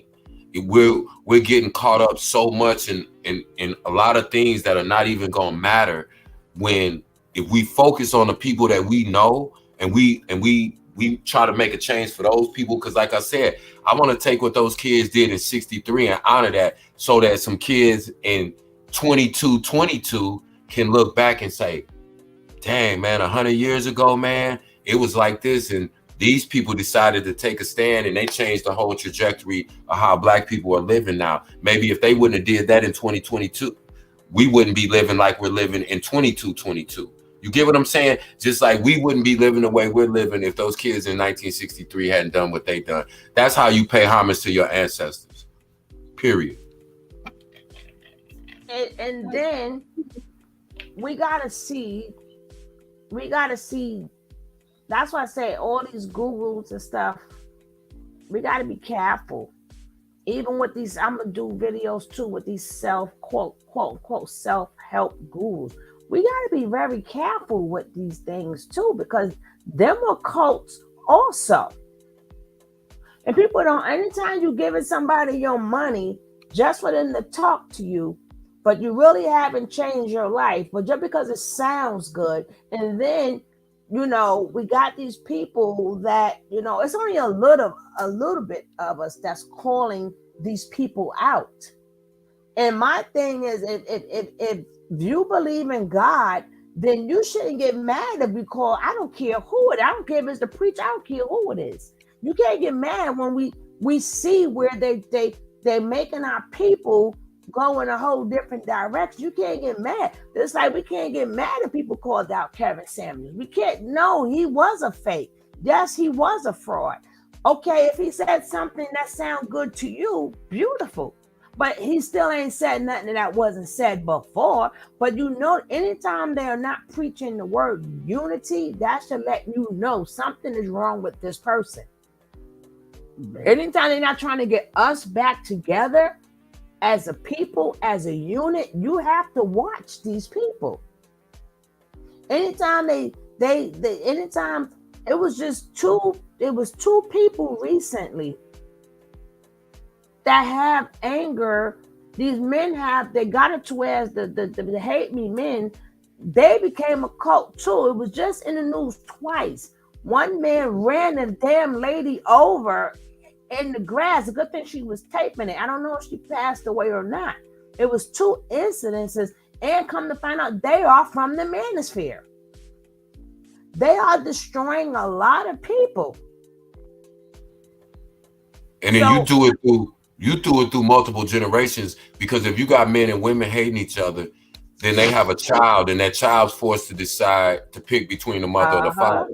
So now you have two generations, and then that child's going to grow up, and that child's going to have a certain frame of mind from what he saw his parents go through. So now that's another generation when they have kids, and it just keeps going on and on and on if we don't recognize what it is and put it and change it. Because we can criticize each other all day, and it's valid points on both sides. Men aren't stepping up and doing the things that we're supposed to be doing, and women aren't stepping up in certain areas and doing the things that we can argue about that all day. But you know what I would rather do? I can look back and honestly say, no matter how bad that it seems as far as black men and black women relating to each other, I can name 50 things off the top of my head that I love about black women, that make black women beautiful, that make black women necessary. Exactly. You get what I'm saying? Because I was raised by, it's easier for me to talk about that than it is to say, yeah, it's a bunch of gold diggers out here and these women don't do it. And they're just like, I don't know. That's not, to me. But I would rather be.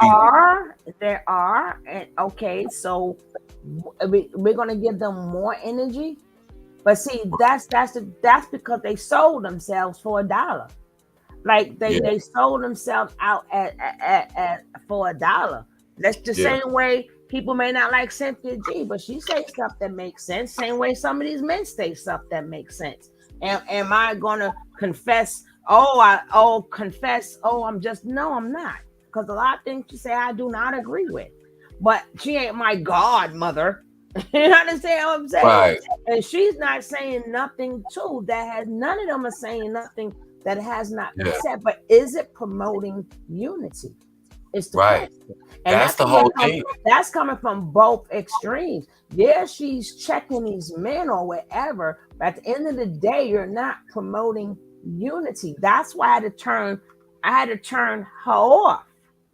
Yeah, it's like, because what both sides are saying, the manosphere, and then you got that group of extreme women that we'll just say womansphere. Mm-hmm. Yeah, all it does is saying, if you don't change the way you think and agree with me, then we're never going to be able to come together. As opposed to saying, look at all the shit we've been through and stuck, and look what we could do even when we wasn't right.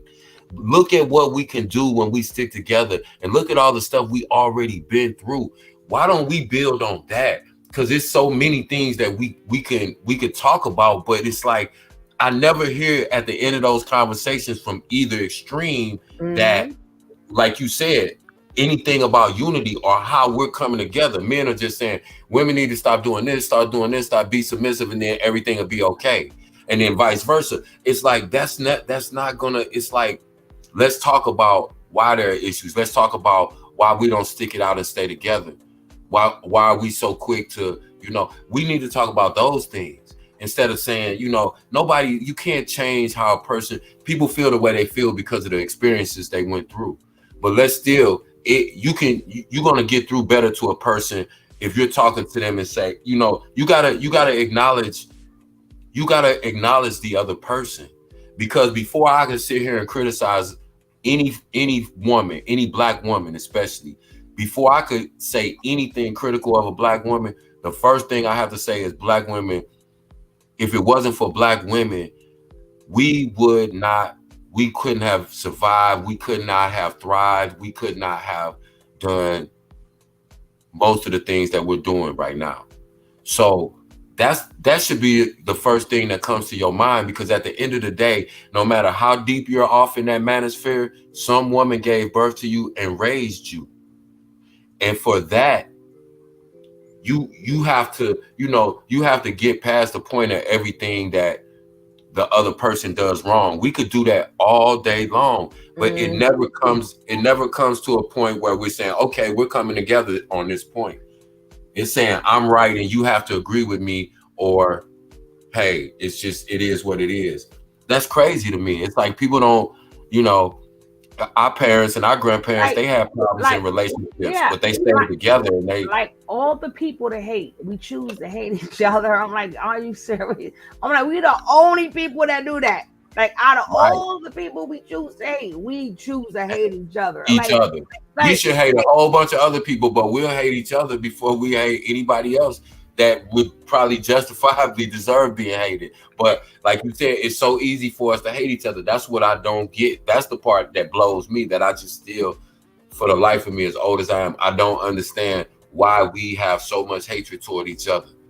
I don't. Yeah, and that's because we keep putting that hate in each other, and then people who have either a bad relationships, or they could be narcissistic, or they probably went through. But we all had breakups. We all had heartbreak. We all got taken for. Okay, now what's new?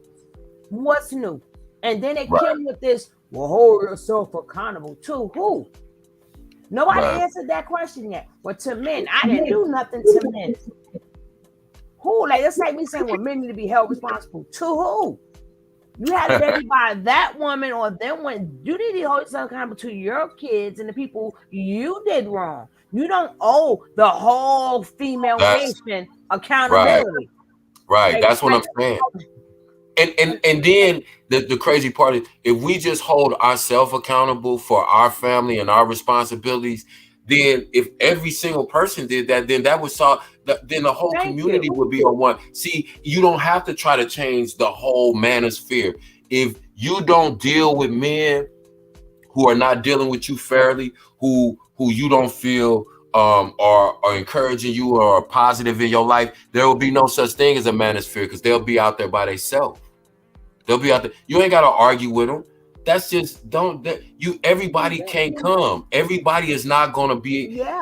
Everybody doesn't want to unify. See, that's the thing we got to realize too. As much as we in this chat, as much as we want unity and we want to unify, we have to realize everybody that's black don't want unity. They just don't. So the ones that don't, the sellouts. Yeah, the ones that don't waste time arguing with them. I think so. I think you have to mute up, Jackie, because you got your YouTube playing. Now I'll mute her up, so in case you want to speak, she can speak. But yeah, it's that's what we can't get distracted by. It's like, we got to understand both sides have problems and have issues, but the whole thing is, it's not about saying that if you don't agree with me, then somehow you a gold digger, or you're not a high value woman, and all these different things these labels we put on each other to try to put each other down, instead of saying, listen, hey, black men, I understand you have problems. We got your back. We've always had your back. Long as we see you doing the right thing, we're going to support you and we're going to be there and we love you. Boom. That's all you owe us. And the same thing with black men. Hey, even though I may have been done wrong or I know certain women are a certain way, I'm not going to disrespect women. I'm not going to assume that all women are this way or that way. And I'm going to treat every woman that I encounter fairly with respect, like I want my mother or my daughter treated. If each individual person does that, then again, that's where the change comes, because now if you have a whole group of people, a whole society that sets a standard and say, no, we're not going to disrespect our women. Yes, we're going to support our men. Yes, we're going to encourage families because that makes stronger, healthier children, or whatever it is that we decide that we want to do. If we do that in our own personal life, then we're making a change. Because if each individual person does that, it doesn't matter what the other people are doing. If you're making a change and they're making a change in their life, then that's going to be a change on a whole. So, like I said, we need to stop telling each other what we need to do. Just fix what's wrong with you. Hold yourself accountable.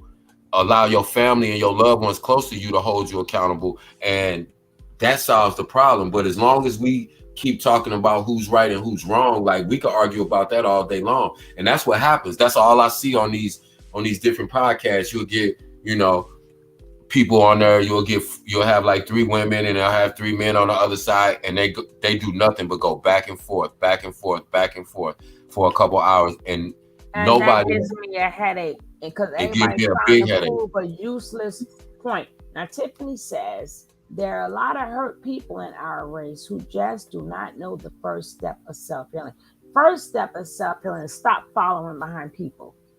Yep. That's the first step. When we gotta stop listening to people, and because it sounds good, let's follow them. When we don't know nothing about them, their personal lives. I mean, to me, I'm not calling them actors. They could be for real. But just like we could see an actor, we could watch his movies all day, or entertainer, we can listen to them. But that doesn't mean we not for them to say, oh my God, I love you. How do you love somebody? No, you love their music. You love their talent. How do you say, oh, I love you? Like, that always baffled me. Like I said, I met some people, and I was go, I love your talent, or I love you. You will never hear me say, I love you. How do you say that to people you don't know? They could be the worst people ever. And now that we see a lot of stuff is coming out, they are the worst people ever. So, and then they feed off of that. Like, we had one chick, I was gonna show it today, but I'll show it tomorrow. She was caping. Matter of fact, I'm gonna show. Let me see if I can find it, because she was caping for Natureboy. I'm not gonna show the video. I'm just gonna show you. I was the first one to say let's debate. If I can find it, let me see if I can find it. I was the first one. I just want you to see what my comment was when I said, oh, okay. Oops. And in order to heal, you got to realize that something's wrong with you. That's why when I see these people on social media and they say they teaching and they doing this and they healing, it's like, you got to recognize that something is wrong with you. And when you realize that something is wrong with you, then you'll realize I can't teach while I'm healing, because I'm healing. You understand? It's just, you have to listen to what people say, and you got to understand everything. We were all equipped with the same thing. Nobody can tell you about you better than yourself. Mm-hmm. Nobody, I don't care how much they tell you, how much information they spit to you, how they tell you they're a messenger, a messiah, or whatever it is. We were all equipped with the same thing. You just don't trust yourself as much as you trust somebody else. How can you put your total trust in somebody else, but you can't even put total trust in yourself? And I know, and because that's an oxymoron. If you have trust in yourself, then you won't put total trust in anyone else. But the only reason you can put 100% dedication and total trust in someone else is because you don't believe in yourself. And that's why it's easy for people to be manipulated. That's why I said everybody is not going to be able to go. Everybody is not going to understand. Everybody is not going to be in the same place that you are. You just have to understand that you're fortunate to be to be self-aware enough to know that, no, I can't listen to other people. I have to listen to myself. If I have some type of spiritual journey, spiritual awakening, that's going to come within myself, not from nobody else. You're adopting their spiritual teachings or their beliefs or their She said, set it up. Hold up. Wait. Party, because we don't play. Oh gosh, you talking shit now. Oh, Gabby I got the P. I got the tinkle, I mean. Where's she at? I'm just gonna leave it there. Kept gonna talk to y'all for a couple of seconds because I'm gonna tinkle. I got the tinkle. She said, set it up. Oh shit, that's fighting words with your 3 subscribers. Oh shucks, you the girl. You better come check me out. And guess what? I may let Kevin get you. See, I didn't even see what you said. And you know when he quiet, I come in with my swings. But hold up, let me tinkle. Oh shit. Yep, set it on up. I wasn't even watching the comments. But these, going back a little bit, what we were saying about people, people are going to tell you what they believe. It's up to you to decide what you believe. If you don't believe anything, how can you adopt what somebody else believes? That means you just removing yourself from your own thought process. That's the first sign that you're in a cult, or that you're under somebody else's influence as opposed to your own. Everything that you need in your life, you already gifted with, you were already born with. Stop giving other people so much power in your life and what you think. I was tired, but she don't woke me up, bro. She don't woke me up. She don't woke my sister up. I missed it. You got just because of her, I ain't gonna be here with y'all all night. But because of her,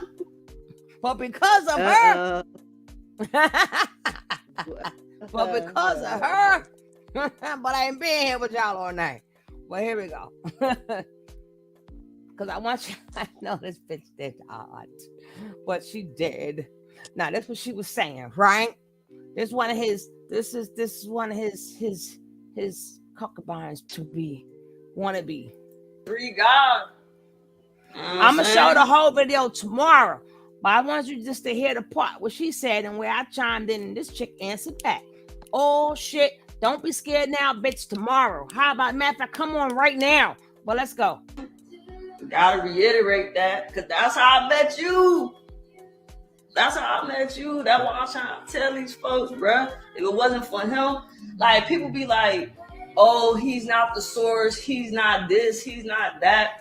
Bro, a lot of people that I deal with, not even a lot of people that I deal with, but like even people who come on this live, I don't even know them for cheap, bro. If it wasn't for him, these connections would have never been made, bro. He the one who orchestrated these dope vibes, you know what I'm saying? And Chief one of the realest niggas I know, bro. If anybody want to refute that, you know what I'm saying? Like, shit, nigga, we can debate about it. Nah, you heard what she said, right? Did y'all hear what she said? Yeah. Anybody want to debate about it? So I hit her up. Can y'all see a day ago, right? I see you right there at the top. You see what she said? Set it up. Set it up. Okay. Set it up. Say no more. She'll knock off 369. Nah, 369, my girl. You call 369, 369. Girl, I had your back. Get your ass over here. I mess with Mama 9. And she said it twice. Now, people, I seen people do videos of this chick, but you do set it up. Huh? No, she said set it up. It's set up. Come on. As Michael Jackson would say, "Shamon." Shamon, baby. I'm here for it. When Hold on, but and not to bind you. Like I said, I be seeing stuff. People be putting out there before me. But see, what I do is out of respect. Like if I see somebody on, and I know I don't have to come on at that time, I'm gonna let them do them, and I'm gonna come on later or come on earlier, so we all can get some. We all can get some. I don't like, if we cool, even if we're not that cool, but I'm like, if you're already on, like some people like to hog it. They like to hog it. I tell people all the time, money gonna come to you regardless. It's gonna come to you regardless. You ain't gotta hog stuff. You ain't gotta do stuff. All you gotta do is do what's right. Like I didn't know that I was gonna get some more, even though people done sabotage me, my numbers dropped tremendously. But we keep going, and I still got members today. I thank them. I thank my new members. And don't worry, my new members, I am doing a giveaway. You're gonna have a nice little mug. It's gonna be nice. It's gonna be nice from me. But remember, we got support. We have to support Miss Leo, because I want her to get a lot of sales from us. And you gotta remember, it's personalized stuff. But she said, set it up. What you want me to say, Cav? when and where? And Boss Lady got to be here because she tried to get slick. I'm gonna need Boss Lady to curse. She didn't respond. She didn't respond yet, did she? I didn't say nothing. She responded. She said, would you like to debate it up? So I said, when would you like to debate? She said, set it up twice. I'm for, how about tomorrow? Yeah, you need to get right back in her inbox and let her know she is tonight if she wants to. Well, tonight is over, so today's tomorrow. Yeah, well, I can't wait. That's gonna be an interesting debate. I would love to hear her talk about how real Chief is. Yeah, a Boss Lady up now, because she heard me say I need her. When Boss Lady hear me say I need her ass pop up. I'm gonna ask her how much she done put on Nature Nuts book so far. I want to ask her why she ain't over there with him, why she ain't down in Georgia with him, holding him down. Oh, you know what? I wanted to tell you guys, I was looking at houses for rent in Georgia, and I saw that house. It rents for $2,200. Boy, they was taking good. They was taking good care of. And nobody else said nothing. They said, "What's the name of the song you play in the background?" Like, who cares? That's why your show is Ho and Pro TV. Let's check out Ho and Pro. Wow. He ain't got no channels, but look. Wow. But look, got a bunch of women there. Wow. See how it went. She told you exactly what happened. Now the story is changing up.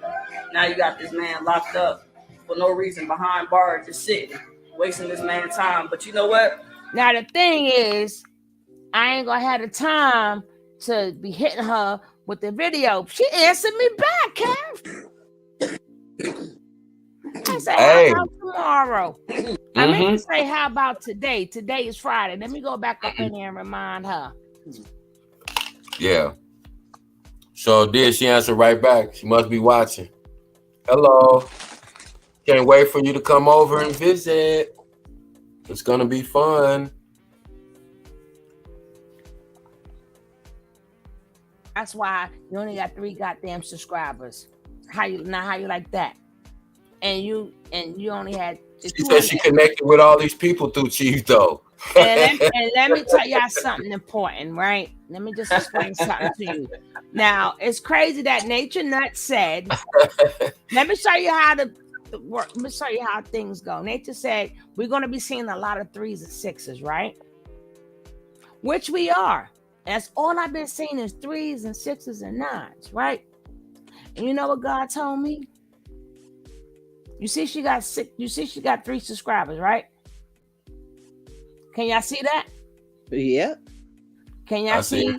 Can y'all see? She got 6 likes, right? But guess what God told me? You can What? change it. It's a 7 there now, right? Bam. Boom. See? So Boom. don't get Through the whole chakra out. don't get too freaky if you've seen them 3, 6, and 9s. You can change it. Look how quick I changed it. So the next person will come on there. Ain't gonna be no 3, 6 no more. Because he said you got the power. You got the power to change it. So don't let them make you think, oh my God, no. Then you change it. So I But said, it's all an now? optical illusion. Friday, let's go. Let me write some more. Let's go, babe. No. So I can't hit it with the videos. I got to hit it with some other facts, and I got some other little tricks of the trade, right? But remember, Cab, you know how we're gonna do this, right? And You already. I ain't gotta say no more. You already. All right. But I bet you she ain't gonna answer that. It's your little 3 little subscribers. But you don't have. But now you have 7. She said, "Come on, I'll be ready. I was tired and everything. The chick don't woke me up. I was just saying. I was just gonna say I was gonna show her tomorrow because I didn't watch the whole interview. As soon as she said, "Who wanted to debate? Let's debate," I stopped right there, and I left that comment. Anybody want to debate? Okay, when would you like to debate? And she didn't say it once. She said it twice. I answered her twice. Now I seen people show her, but ain't nobody put down there, let's debate, but me. And as you see, that was done a day ago. And I did not do this at 12 o'clock when the day changed. I was on here. So that go to show I seen this when she first put it there because it came on my page. So when would you like to, well, let's go. Let's go. I am going to tell you, I don't give a fuck about the sciences. But, tell me that girl don't look like Paul Mooney. That was not nice, King Kev. That was not nice, King Kev. It's the voice and everything. I'm waiting for her to say, yeah, you white folks you won't listen to Natureboy talk about the white folks. You don't like that, do you? Oh, yeah, we're going to do this, baby. Oh, we're going to do this. Come on over. When you want to set this up? She probably going to want us to come over there. Fuck it, we'll come over there. No, come on over here. Come on over here because and I'm sorry. Don't invite, honey. I invited you to a party and you accepted. Let's tango. I don't think she want to talk to King Kev at all. No, we're gonna be nice. We're gonna be nice. I'm gonna be very respectful and nice. I'm a fact-based person. I don't get into emotion. I'm not caught up with Natureboy and emotionally attached and involved, and I'm just gonna stay simple facts. I'm gonna ask poignant questions, and that's it. And I'm gonna be respectful. She do look like Paul Mooney, though. Now that doesn't mean she gonna like it, Jack. Straightforward to her. She might can't handle that. Yeah, they can't. She might can't handle that. That's exactly the point. She asked for it. When you speak directly to a bullshit artist, they're flustered automatically because they can't have a real conversation. If you're talking about Natureboy is the realest person you've ever met, you already lost any debate that you're going to try to have with me. Period. You already lost. You already lost. I'm telling you. I'm telling you. You embarrassing yourself by even saying. Rules. No, Tiffany, now when we have people that come on up here, I have been told plenty of times, you have a lot of patience. I have a lot of patience with people because I don't have to really debate you. I'm gonna let you answer your own questions. Yeah, we still up, truly. My Truly. Me and Truly gonna get us some cuddle buddies, right, Truly? Gonna get us some cuddle buddies and send them on home, right? Oh, God. Oh, I ain't being up with y'all all night, damn it. Y'all be doing this to me. I ain't being up with y'all all damn night. One eternity later. Y'all got to pick one, right? Oh, God. And I don't think You know, Several I days think they done got smart. Don't none of one. Every one of them that I reached out to, and I ain't say nothing crazy. I just say, hey, I'd love for you to come on the platform and give your point of view about Nature Boy. This is who I am. Blah. They'll block me. See, they didn't already watch me, so they know how I'm gonna give it to them. Cause I don't be disrespectful, but every one of them, True, Musa, Sassy, all of them, Nature Boy, Vic, all of them, they will block me instantly. They don't even exchange with me. They don't even go off on They me and never cuss me out answer or you nothing. back. No, they'll just block. That's why I said I know they be watching, so they know how I give it up. So as soon as they see my name, they'll automatically block me. They won't say, stay off my page, oh punk ass nigga, this, you a hater. They don't say nothing. They just block me instantly. That's how I know.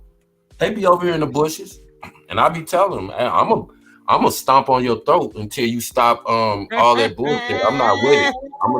I ain't gonna put my foot on your. She the one act like she about that life. She should have just left the comment alone. It's like she figured she gonna teach this bunch of nothings and she gonna come get me. Oh, come on. Come on. I would like that. I would like that. It's amazing to me the shit that people are willing to come out on social media and defend and make themselves look crazy. The people that was there with him, they not even there no more. They don't even believe that. But you way over there talking about, man, come on. You crazy. I will play it tomorrow as much as I can. Or I might play it on my other channel just because she has music in the back. Yeah. So we can just let it play. And I'll just take off the copyright. I still don't like copyright strikes. I don't care if page is mine. I don't like nothing against my channel. That's just how I am. Just like that's just me. Like when I do work, I like to do it to 120% because I don't want nobody to say nothing about my work. I like my stuff to be squeaky clean. So Nick, I'm getting my questions ready tonight. I'm getting my questions ready tonight. I ain't even got no questions ready. I'm just ready. I'm just ready. You know, my first question is gonna be. My first question is gonna be, ma'am, are you telling me that the realest Negro that you know got finger popped by a white guy? No, we ain't gonna be that. No, I ain't gonna. No, you could, but you can't start off like that.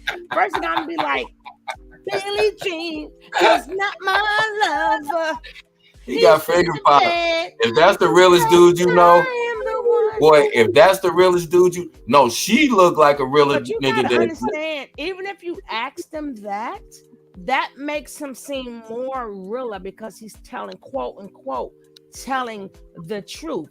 And remember, that's why they end up following him anyway, because they're like that. But so you gotta hit her from different angles. So I'm gonna set it off and then do what you usually do. You come right on in. Yeah.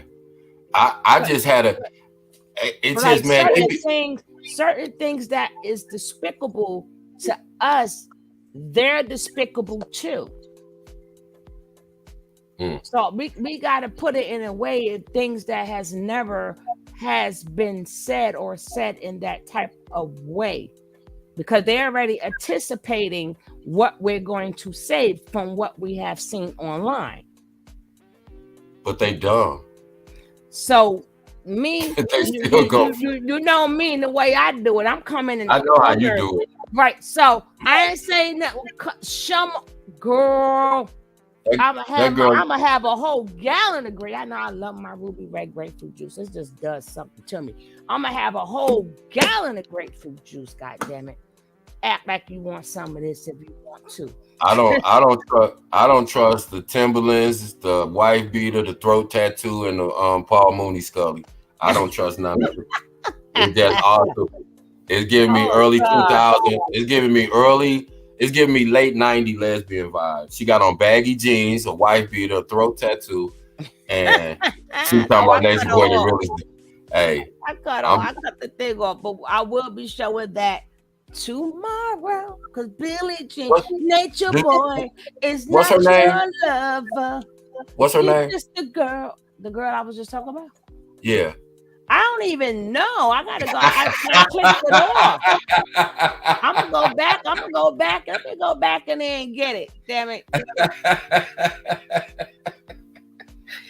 I'm gonna get a good night's sleep. I can't wait till tomorrow, man. You done got me hyped up. I'm gonna get up and put some clothes on. I'm camming up and everything. I'm camming up, y'all. Y'all be ready tomorrow. I'm camming up. I'm gonna put some clothes on. Hey, y'all done got me in the mood. I can't trust her though. What is her name? Oh God, where'd she go now? I just played her. She missing that quick. She look like she stayed with somebody, don't she? She sleep on their couch. Her clothes all in the closet in the living room, so can't nobody hang their jackets up and stuff. Hold up, I done lost her. She need to spray. Her name is Anna. Anna the God. Anna. She's gonna be Anna. That's too girly of a name. Yeah, that's too girly. Innocent. He innocent. He innocent. Okay, no, Anna's too. No, see, we can't call her Anna. We gotta call her. We gotta call her Nate. We gotta call her. You're the Nate God, and everybody want to be God and stuff, and everybody want to do all of this goddamn shit, and we still got. I mean, look at all the problems that we still freaking have, but. Man, listen. And then the good part about it is always why I don't plan these things. I like this because I don't know where the spirit is going to take my mouth. That's why a lot of people, it's hard for me to win.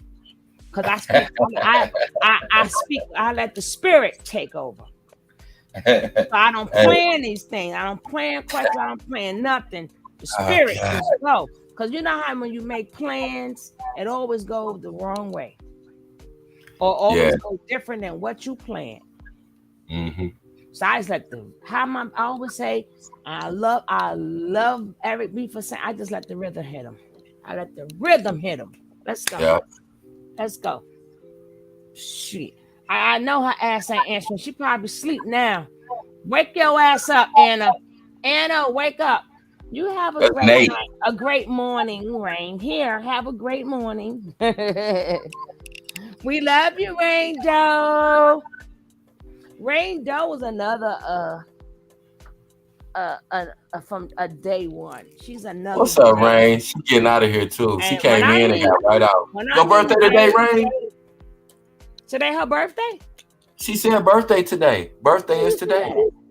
Oh shit! Y'all Happy ready? Birthday, Rain. Rain Doe, everybody get some love up in here. For this you see how she did it? Ass Geminis. Rain, you ain't. She gonna dip in talking about birthday today. I'm for good night. Rain. Hold on. You better stop playing, Rain. Happy birthday to you. Happy birthday to you. Happy birthday, dear Rain. Happy birthday to you. Go ahead, boy Sadie. On the black side. Happy birthday to you. Happy birthday. Put some love up in here for Rain. Day one. Day one. Happy birthday to you. Happy birthday. I don't want you, Carter. Yeah. Happy birthday. Hey. Hey. Hey. Hey.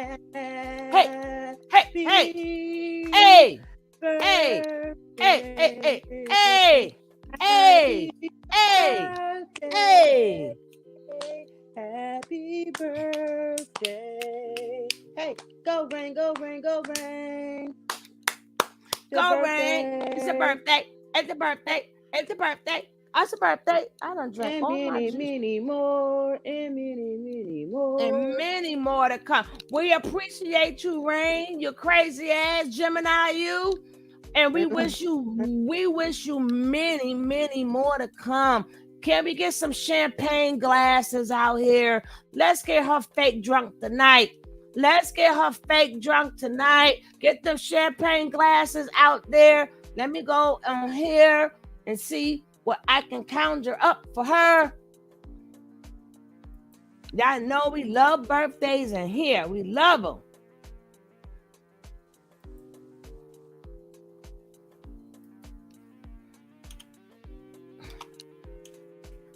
Happy birthday.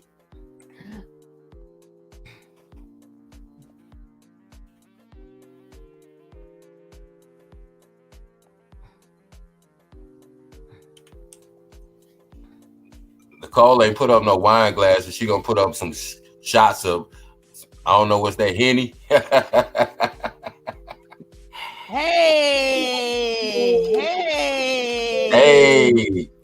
Hey. Do them splits. Do them splits. Hey. I'm gonna get you fat. I'm gonna get you fat. I'm gonna get you fat. I'm gonna get you fat. I'm gonna give you all the pastries and stuff.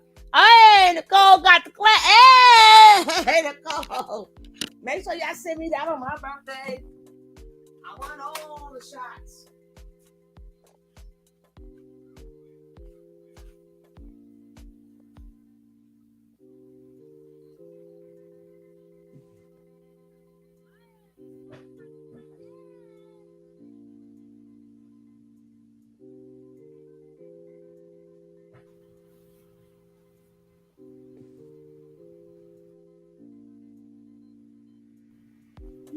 Hey y'all, listen. I was just thinking, man. Anna probably over there in some boxes, rubbing her feet together. They probably ashy. Oh, over there downloading the knowledge. Ah, man. Try not to know herself. You know that girl got on some dirty Timberlands that need some suede cleaner on them.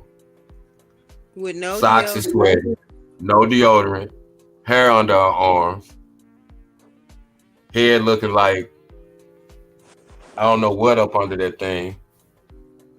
I don't know, man. I just don't know. This is all too much for me, man. Yeah, if she can't be for real, this gotta be a joke. Hey, that girl for real. She got 3 subscribers. She say, man, if it wasn't for Chief, I wouldn't have made all these dope ass connections with y'all. Like, who you connect with? Your brother and sister and your auntie or something? I don't know who you talking about. Ain't nobody listening to you. Nobody believes you. You know, what is you doing? 3 subscribers and she connected with the world from him. Talking about I wouldn't have made all these dope ass connections with y'all if it wasn't for Chief. Like, who you connect with? Who you connect with? We connected with you. Hello. You know, man, people crazy. We love you, Maureen. Enjoy your day, you crazy ass Gemini, you. Don't get locked up on your birthday, Rain. We want to see you tomorrow. But enjoy, sis. Enjoy. I was like, I just wanted to show y'all that I hit her up right after that video. I hit her ass up real quick, and I don't know how. Like, I don't be knowing how. Let me tell you how God works. I don't look for stuff; it comes to me. I never look for anything, unless I'm doing research. Like if I'm doing a video and I want to research it, that's different because I have to research it. If I have a topic, I got to research it. Then I got to find to see if it's by a regular person, because a lot of times it's like by CBS or NBC or something, and they will hit your page out. So I try to find something like normal people, because they usually don't bother you and they glad that you brought their video back to life. And I make sure I talk all through it so they can't say, so I can at least have a fight if they do. But baby, but a lot of time, like when people be acting like they're my friend and they act like they support the channel, and then I always find them someplace that they don't know I spot them. But sometimes God will just say, click on that. And I'm like, wow. Or sometimes it'll be an old one. And I see a lot of I see them in places, Natureboy out there recruiting SSD recipients as per usual. She ain't coming. I'm gonna say, come on my show. I guarantee you she ain't gonna come. Let me find her ass again. The doggone glory is mine. And in your She, minds. No, see, she no, thought no, one of in them. your minds. She didn't think one of them 3 people that subscribed to her was gonna say they wanted to debate. She didn't know nobody else would be watching. Uh-oh. Hold up. Hold up. Nothing is bad. Nothing bad is happening. This is not a bad thing. Anything that you deem is bad, that's one thing Bobby Hemmett said. A lot of things that we Now she brought up Bobby Hemmett. look around and look at it as good. Oh Lord. A lot of times things are always working for our great good. The sound kind of low, Tony.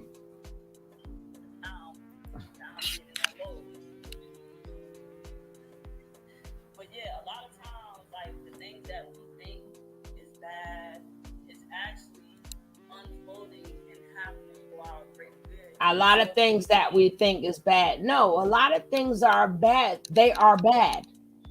Girl, we can put the baby on him. We can put Alien on her. We put the baby on her. Can you turn the volume up a little bit, Sugar? You can't hear me? No, on the video. No. I just left a message. Okay. Oh, I thought you was playing the video in the background. Okay. No, I just was saying I had to change it. And when I said come on my show, I had to I just added come on my show because I don't want to think we're coming on hers because we ain't bringing no traffic over there. Now we don't need her traffic because it's only 3 people. We got more Bush babies than she got subscribers. Oh, let me check. Well, you know what? What happened to O'Neill TV? Let me see if he still exists.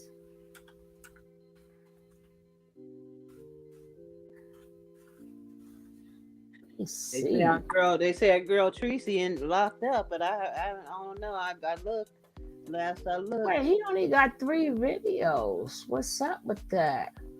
He done been scraped.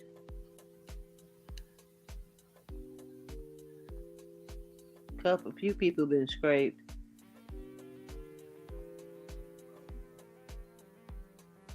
Scraped and scrapped.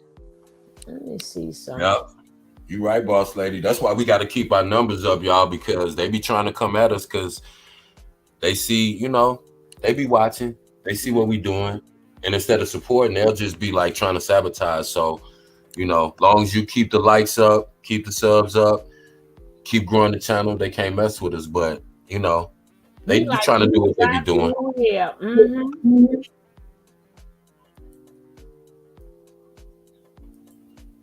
They didn't put nothing down in a while.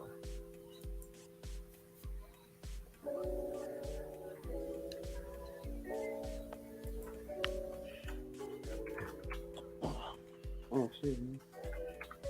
Hey, chat. How many of y'all think Anna over there sitting on the side of the bed with that 10-pound dumbbell doing curls? Put a 1 in the chat.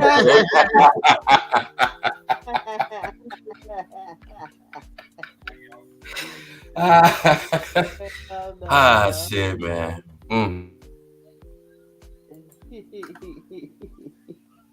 He took off all his videos. Yeah, like Boss Lady said, he got scraped. He probably didn't even want to, didn't want to hassle. Nick. Switching hands. She switched hands, getting that left hand strong too. Just doing them curls about 25 each arm and switch up. He got his grandma passed.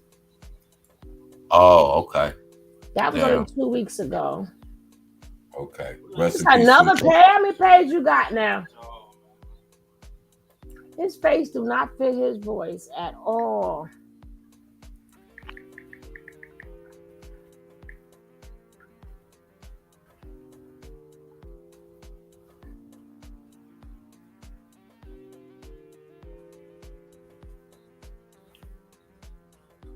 She outside in the tent. Her mama make her leave them Timberlands at the door. They be funky.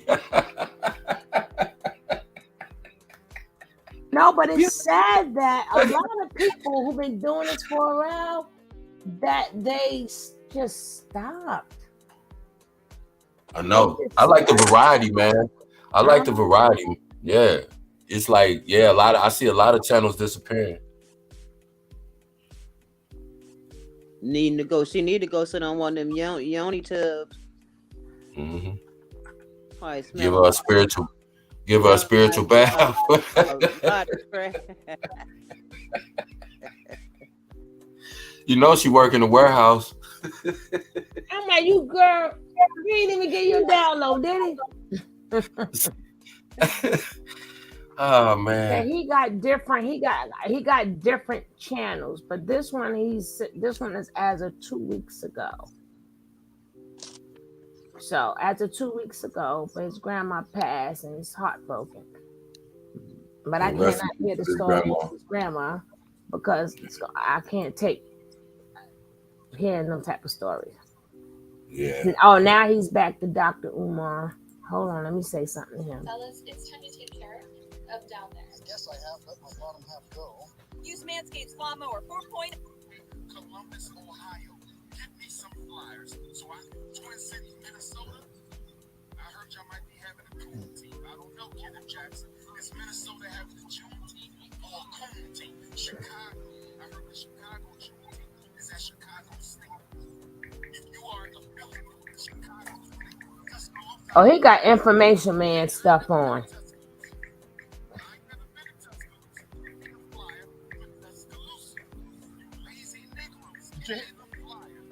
Now, ladies and gentlemen, what he basically did, this was over the weekend. Okay. Natureboy case is still active, which we know already. We don't know what the hell True was talking about. And I mean, what he said, it didn't even make a sense to do video on it. Like certain things I see, but I'm not putting no video on just because he said, well, he's free. Maybe he was talking about Natureboy's mind. You know the man ain't free and it's all over with because then he'll be home. Duh. And it looked like she was locked up on the age 13, 19 in maximum security. Oh my God. Like an idol. She did time in Max. She's in a tent. In a cell. In a tent. Girl, you've been on this long ass line waiting for a download. Now you gotta wait till you come home to get the download. So he in the thing. How you know? I bet she did a time in a men's camp too.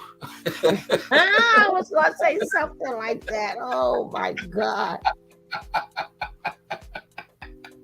I was gonna say something like that. I ain't messing with you tonight.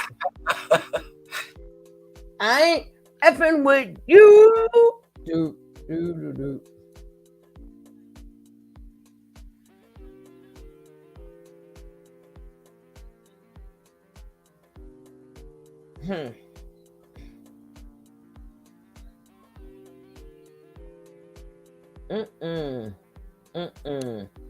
No can do. I can't go for that. No.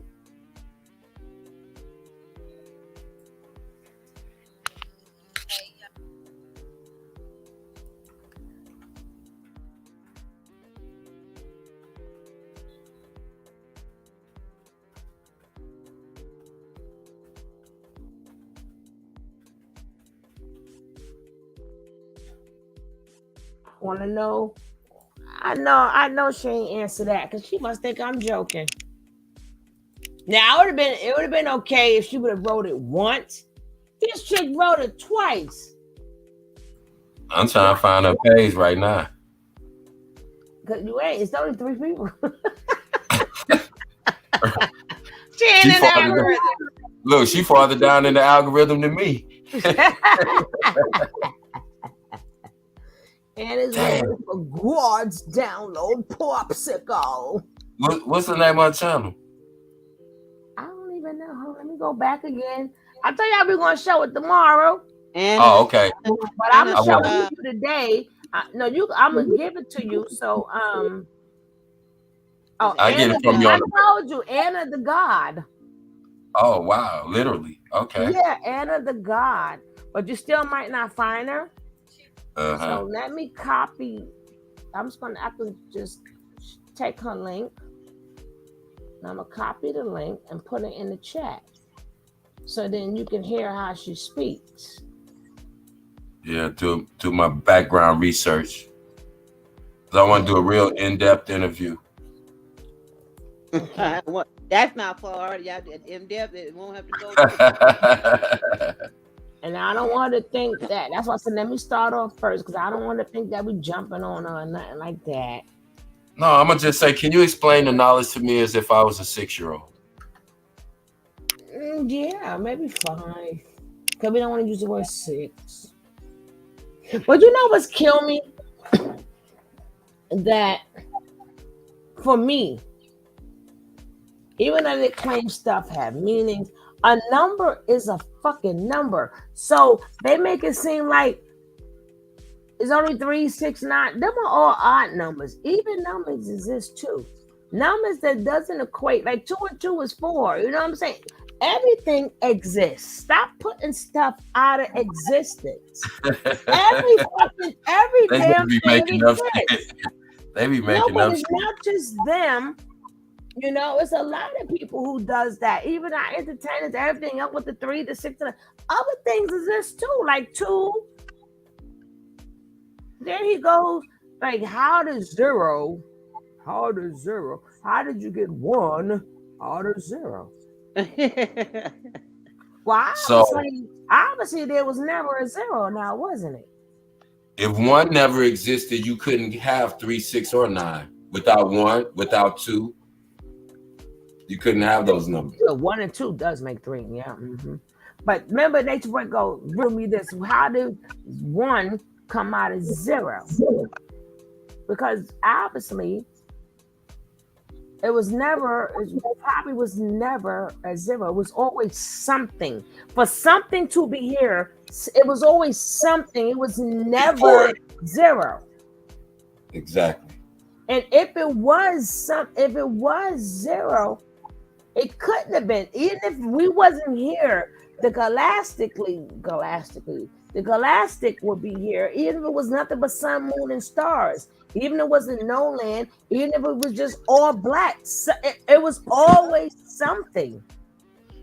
Now you try to figure out how do we get on this earth, and nobody will never have the answer. I don't give a fuck. I promise. Exactly. I don't give a hell what you say. I don't care how much you study. I don't care what you know. We ain't never going to find out how we got to Earth. We ain't never going to find out our functions. We ain't never going to find out the first man. We ain't never. I don't care who is the first person that they found. It could be more before him. That's just the earliest. That's just the latest one you found. People always got this quest of how we got here and how our bodies is made. Yeah. No, that's out of study. It doesn't show how it got here. It's just you learned the body. Whoopie-doo. Certain questions we ain't never. You can't explain it. You can't explain how. Well, from the aliens and we just all that is what you assume.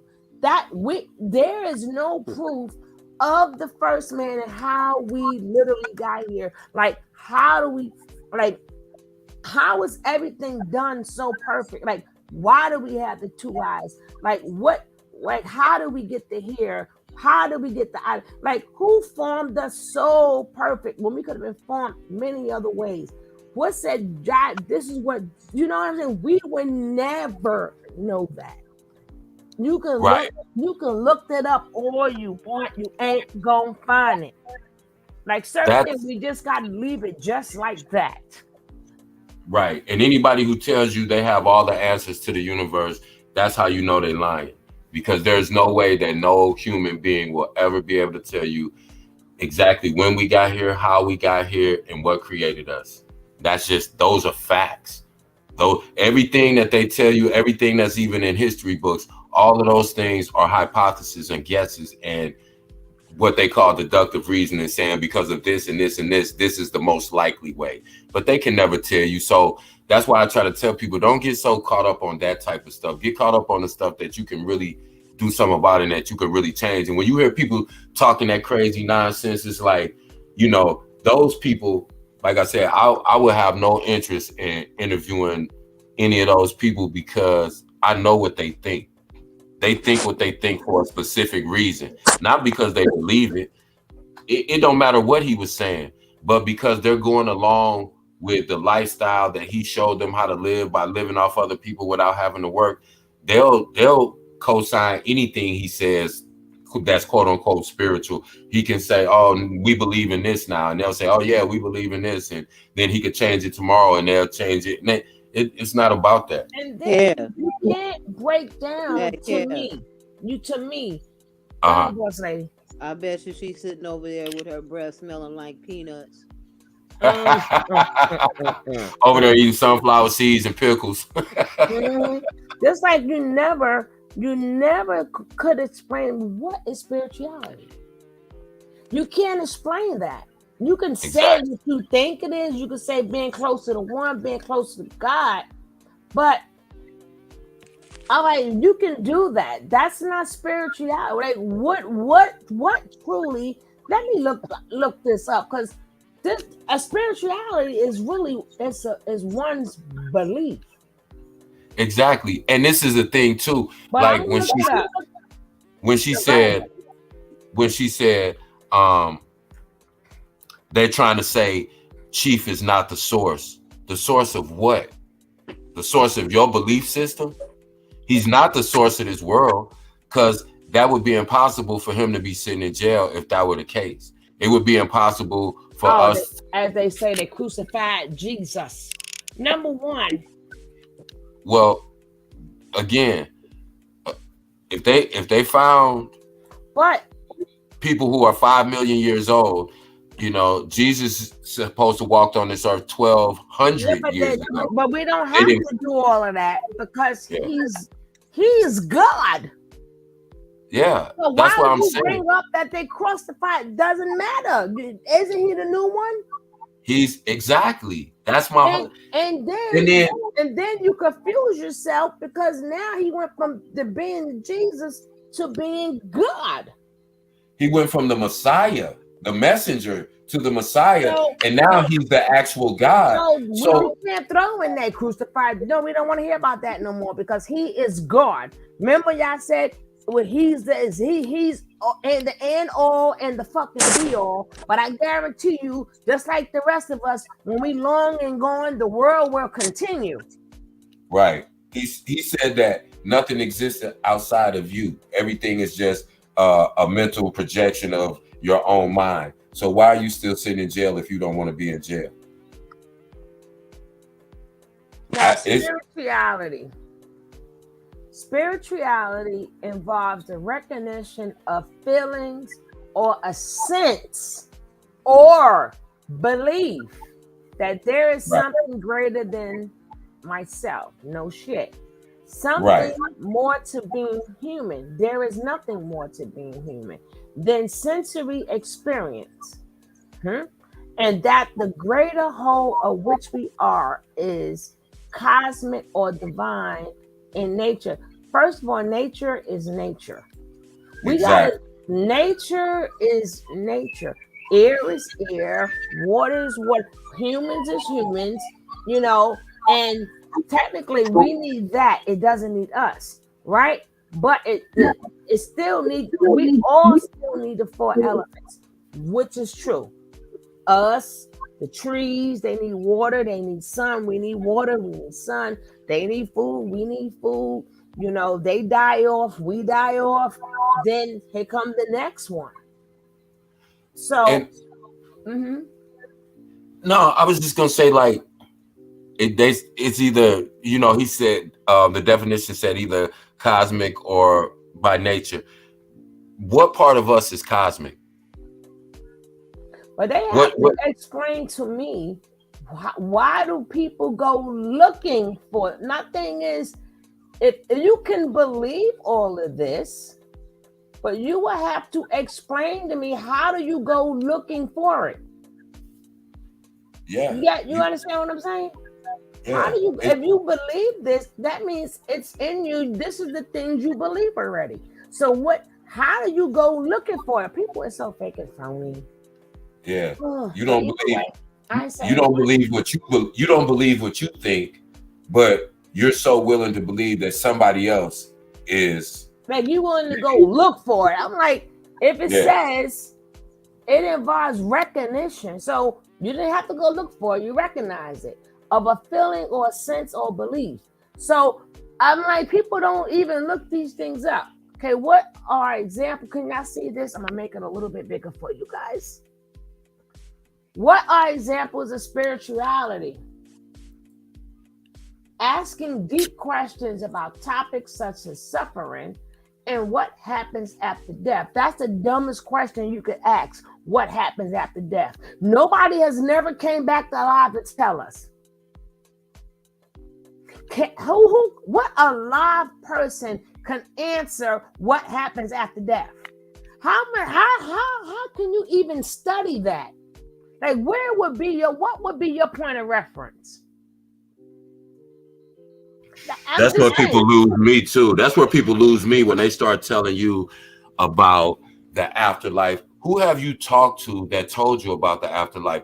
Who told you there was a gate to get into heaven? These are all things that we conjured up, people before us conjured up in their mind, and then we accepted that as their belief. I ain't gonna say mine because I never believed any of that. And literally, like if you look it up, it tells you religion was created to explain that which can never be explained.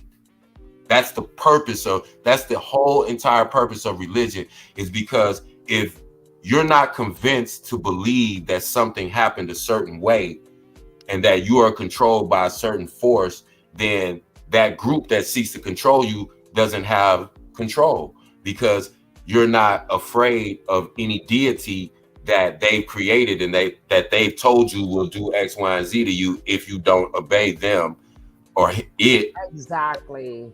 AKA now, them. Everything they says to me, even if let's say you remember, I have to play devil's advocate. Let's just say what they saying is true. It still sounds free to me. I don't know why I had to go looking for it. Okay. Mm-hmm. Deepening connections with other people. People do that every day.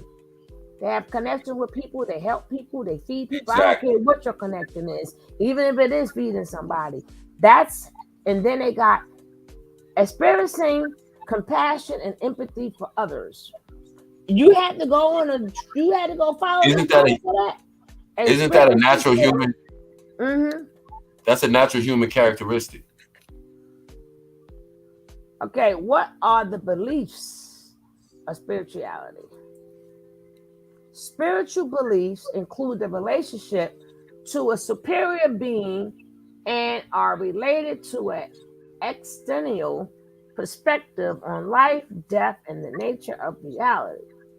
Religious beliefs include practices, rituals such as prayer, meditation, and engagement with other. Okay, so I don't see where you got to run looking for that neither. You can do that at home. Exactly. Okay. I want to see one more thing. How do I practice spirituality? Take minutes to calm your mind. Be useful to others. I'm like, even if you don't believe in the Bible says all this already. But aren't these natural things though? Why would somebody have to tell you these things? Like you would naturally have those feelings. That's why it says self-recognition. You're not, unless you recognize things for yourself within yourself. That's what spirituality actually means. The recognition that whatever your feeling is, whatever belief you have, that's what you're going to base your life upon, not what somebody else is telling you. So you're it's literally, if you're following somebody and you claim you're on a spiritual journey, that's an oxymoron, literally. Thank you. But people don't, like you said, people don't know the definition of the things that they say, the words they use. You're running from something in order. Yeah, but my thing is, that mean you're running. Hey, Nola, you're running from something for selfish purposes. So how good are you really is to humanity? Like, if you were so good to humanity and you were so spiritual, how do you look out your window? and see the effed up stuff that's going on. If you were so spiritual, why didn't you help people in your community? My whole thing is, if you were so spiritual, how couldn't you see that Nature Nut was a demon? Yeah, you were such an empath and all this other bullshit. All Then this, you it got says, all of now this says meditate. Why y'all always want us to meditate? Why y'all push that so much? That's just a question. Okay, prayer is when we ask for help. God gave us the tools to help ourselves. Right. People don't understand that. People ask God for a lot of stuff. And then they figured it and okay, no. Once you start helping others and doing it comes back to you, okay? Develop a gradual practice. I don't believe I have to go through all that. Okay, take care of your body. Okay, I agree with that. Breathe. Okay, I believe that. Okay, but we have to breathe. We have to breathe. But again, these are things that are just natural things that you would learn these things in yoga class. You would learn these things in health and science in school. These are, like I said, it's like people always look outside of themselves for answers to something. None of this stuff that you just read, any of these, none of these things are things that our own inner intuition doesn't tell us. Yeah, for we gotta ourselves. find a Baba. We gotta find a Exactly. Tahuti to teach. It's already the fuck in you. Now, Exactly. what is spirituality? Spirituality is a broad concept. Remember, you hear the key word, a concept of a belief in something beyond the self. There is nothing beyond self. Because self, I don't mean just you. I mean, things is what the fuck they is, okay? Involving, okay, a spirituality, a person, because see, my thing is this. Once you start something, then now you have to go deeper in it where you ain't got no business. Because see, now once you start the spirituality, then now you got to come, now it's a money grab too. Now you got to pay money for, for special water, for a special reading, or a special teaching. You understand what I'm saying? Like, what the hell does all that got to? Life is going to be life regardless. I hate to tell you guys, life consists of eating, eating, sleeping, shitting, and shelter. When them four things changes, and then I'll listen to you. Now, how you live your life that's going to come with maturity, regardless. Now, in order for her to even take me on, I'm not going to give it away just in case she depends if she may come on. But Kevin should know what I'm thinking. She will have to, and you know what I'm going to say. That's what I'm going to say. Right. A lot of things she's going to have to prove. And I'll leave it just like that, just in case she decides she wants to come on up over here. But everything is already in you. It's just that sometimes you think you're ready for these things, but you're not. You're not, because you're not age equipped to be ready for it. You're not. How I know? Because we thought that we wanted to know a lot more. And then we did things. Then we got older. We were like, well, shit, I didn't have to do that. Shouldn't have did this, because we got older. And when we got more mature, that's why we leave. I said, when you get a certain age, you gotta leave certain things behind. And you got your own relationship with God, your own relationship, that's all you need. And then you gotta trust the process. You gotta trust the process of praying that you get old. Then that's when you're gonna see what the world is really about. The world is really about who want to take care of you was born, and who want to take care of you when you're old and sick. Technically, that's what life is really about. It's just that simple. Now, what do I do within my life to make sure? Because a lot of people, even if they rich, they so rich, a lot of them die alone too. Right. Because they didn't have nobody that truly loved them. They had, because they family get them AIDS and stuff like that. and home keepers and all of this. Yeah. It's about who somebody changing your pamper in the beginning and somebody changing your pamper in the end. Somebody Well, that's wiping why. your shit in the beginning and somebody wiping your shit in the end. Somebody happened to pick you up out of the bed when you was young. When you getting old, somebody that I mean, it's just that. But your life is doing as much good as you can, so you can That have good will that be in done your for life. you. And that's why I try to tell people, it's like, that's why I said about connecting to your ancestors that are here, because that's why I go earlier when I said the people I'm trying to make proud are the people that came before me and the people that come after me, so that at the end of my life, even when somebody don't feel like it, they'll say, you know what, I'm gonna take care of the old man. I'm gonna make sure he's okay, because I don't want to. That's what life is about. That's because at the end of the day, like I said, no matter how much money you make over your life, if you end up in a nursing home and you don't have a sound mind, what I mean, you know what I mean? It's like, You're right. Like, who's going to take care of me? Because at the end and of the day, and it doesn't even matter. all that information, you like, I know, I've seen it. I've seen the smartest people. You don't know if a stroke gonna hit you.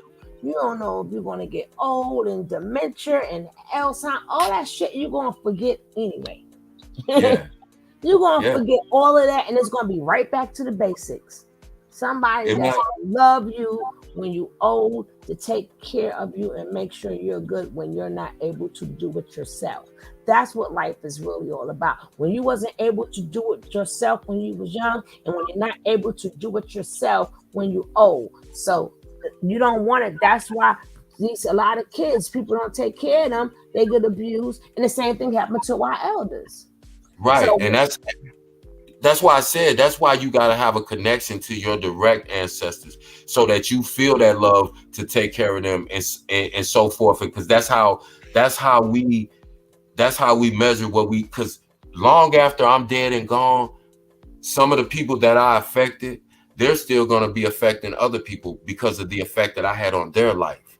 That's what life is about. Because I could live my life and make all this money and then, die, and then that's it. But I haven't done anything. But I know for a fact that kids that I've mentored, nieces, nephews, cousins in my family who I've made a difference in their life, they're younger, they're much younger. So they're going to live another 60, 70 years after I'm gone. They're going to live another 40 years after I'm gone. So they're able to, again, pass down the things that we need to keep us going. Life is crazy, but that's why I said people run around and there's so much going on all the time. But just like Sugar Love just broke it down, it's as simple as be as good a person as you can to the people around you that love you, so that when you can't do for yourself, those people will do for you out of love, not out of obligation, not out of they waiting for you to go so they can get yours, but because you truly made a difference and because you was a good person, the way you lived your life and the effect that you had on them. That's what life is about. Yeah. You can chase any and everything else you want to, but at the end of the day, it's not gonna matter, because when you get old and you can't take care of yourself, it's still gonna come down to if you have somebody that's gonna take care of you, because a stranger is never gonna take care of you the same way that somebody that loves you no, will. but see, if you're a good person, God may send you a stranger.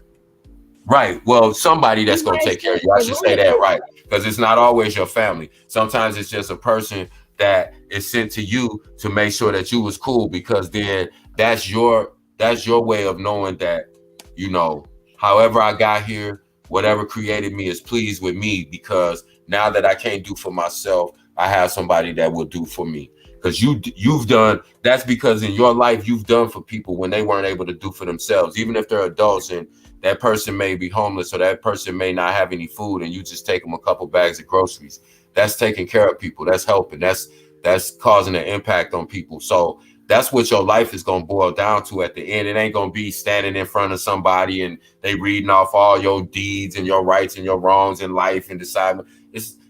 Whatever people believe, that's fine. But at the end of the day, what you got to deal with is what you was talking about, Sugar Love, the real bare bones minimum of what this life is really about. It's just that simple. And then you probably remember, it's an old saying They say you twice a child, once an adult.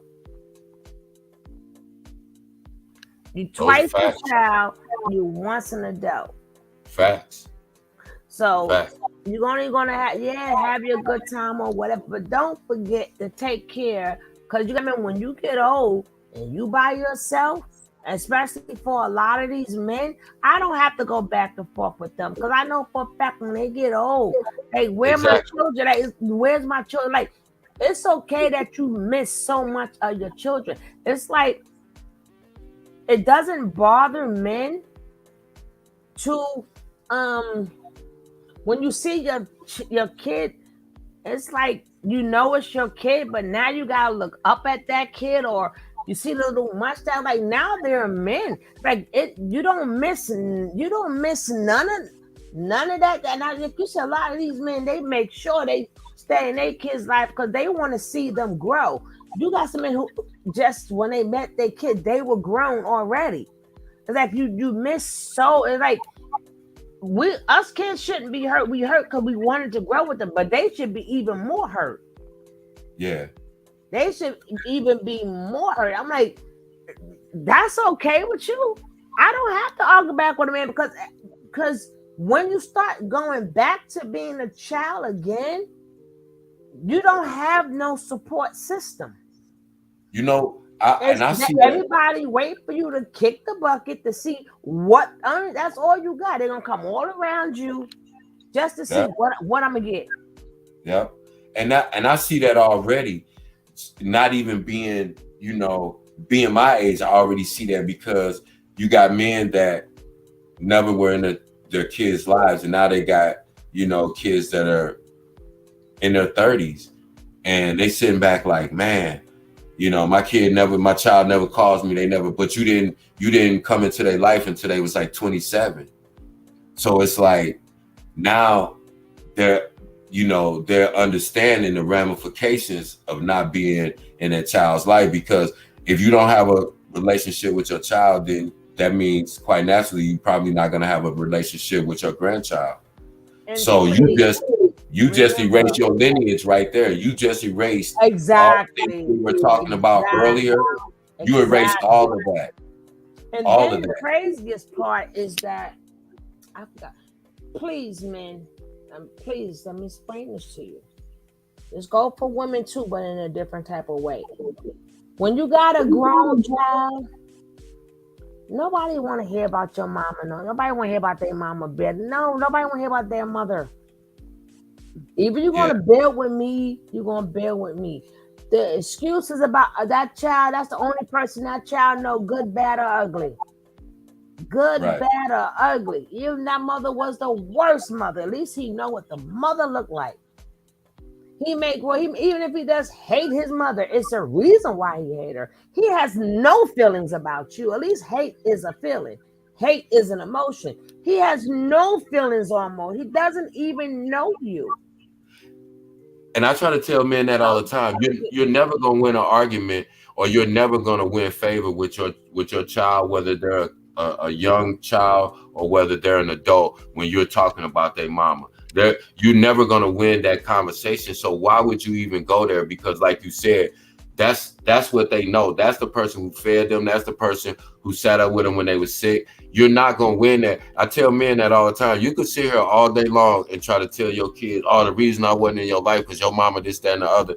They're gonna look at you sideways. Stop trying to blame. You can do anything else you want to do, and if you really want to be in your kid's life, nobody can stop you, because you can go to court 5 days a week and you can get it set up to where you can see your child as much as you want to. But for women, same rule apply. But I hear that from old men. Let the child go. Let it go. Let it go. It's okay. It's not gonna take away from you doing whatever you had to do, because that man now has a new family. Yes, you was forgotten about, but that happened many moons ago. Yes, you was done dirty. Yes, your heart is broken. Yes, let it go. Let it go. Don't hold even. I mean, two people got to stop holding stuff against one another. You understand? Even when we used to watch the Love and Basketball, that shit is true. She got tired of her mother and father fighting all the time. She had to sneak out the window and went on over there at that boy house doing the oochie coochie. But I'm just saying, y'all seen Love and Basketball, right? Yeah. And every time his mother and father got to an argument, he'll go to the girl house right through the window. Yep. And then even when they broke up, they still hated each other.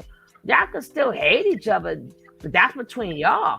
But let that child, even it's like, and a lot of times I tell men all the time, y'all can blame the women all y'all want. Which I don't know what we doing behind the scenes is trying to get the kids to see you. But y'all will never know because y'all too busy talking about us. Y'all don't know.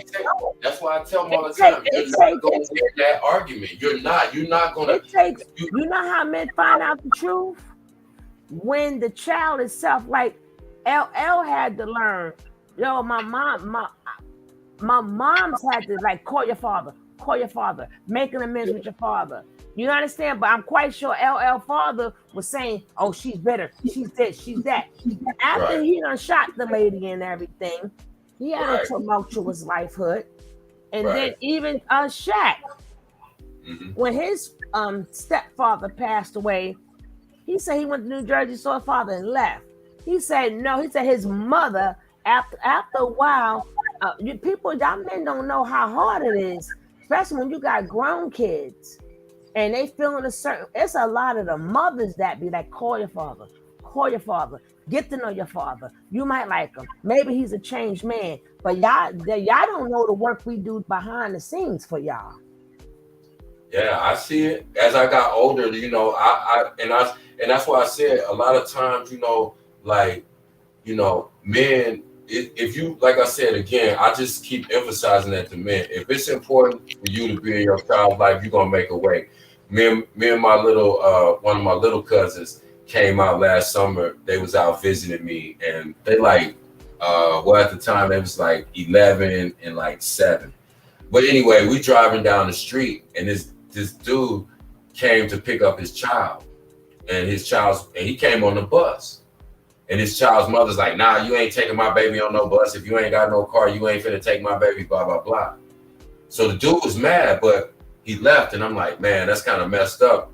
We saw the whole thing, so I'm telling my little cousin, that's kind of messed up. Like, the dude got on the bus and came from wherever he came from just to see his child, to pick his child up, and because they were going through something with their father not being real active in their life. But as soon as I said that, maybe 10 minutes went by, we was in the store, we come out the store, this dude comes back on a little dirt bike. So the girl's like, nah, you ain't, and he's like, look, you told me I can't come on the bus, I don't have no car, I want to see my child. That boy grabbed his son, put him on the back of that motorcycle, and took off, because that's how bad he wanted to see his child. You got to do whatever you got to do to see your child and have a relationship with your child, because I'm telling you, I know dudes that's in their late 40s and their early 50s that never had a relationship with their child until their child was an adult, and now they still don't have a relationship, and that's the main thing that torture them right now, because when holidays come around, nobody's coming over there to see them and hang out. What's up, Pop? They have no stories to talk about to their friends about what they did with their grandkids or their son or their daughter, because they're not in their life.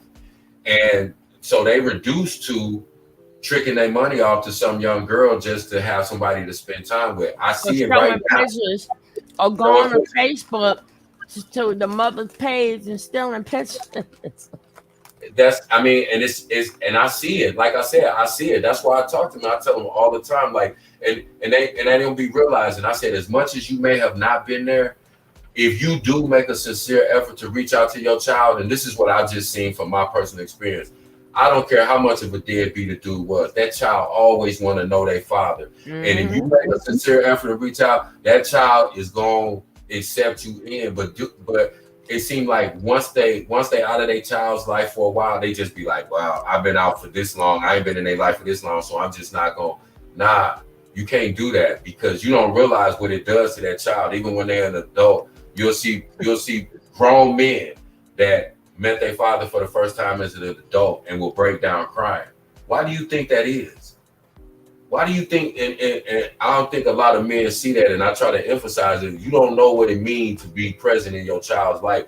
Even if you're not, I don't care how much money you have, I don't care what kind of job you got or whatever.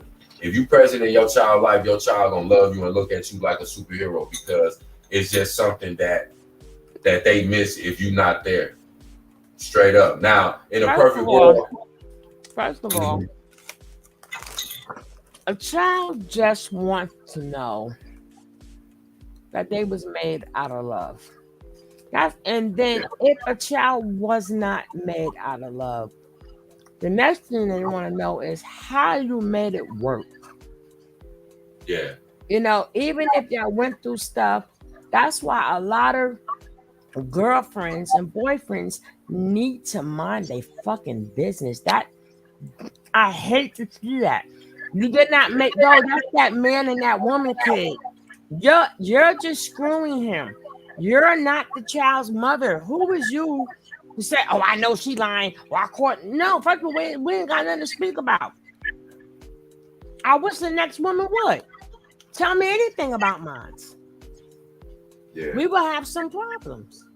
See, It's that would keep so, and women got to understand, if that man wants his ex-woman back or his baby mama back, he can get her back. So the fact that he's coming home to you, gotta trust that he really must don't really want it. He could go back there anytime he wants to. But they got in their mind, oh, they're gonna be doing. No, they're gonna do it, they're gonna do it. They broke up for a reason. If you want it back and she want it back, they're gonna go back. You're not gonna stop it. But sometimes some kids don't even, they only thing they ever wanted was dinner with their mother and father. It's so people gotta realize it's okay. Some people are like, But I'm saying for the child's point, it's okay for a child want to just see something normal between their mother. Yeah, you know how God damn you, Nicole.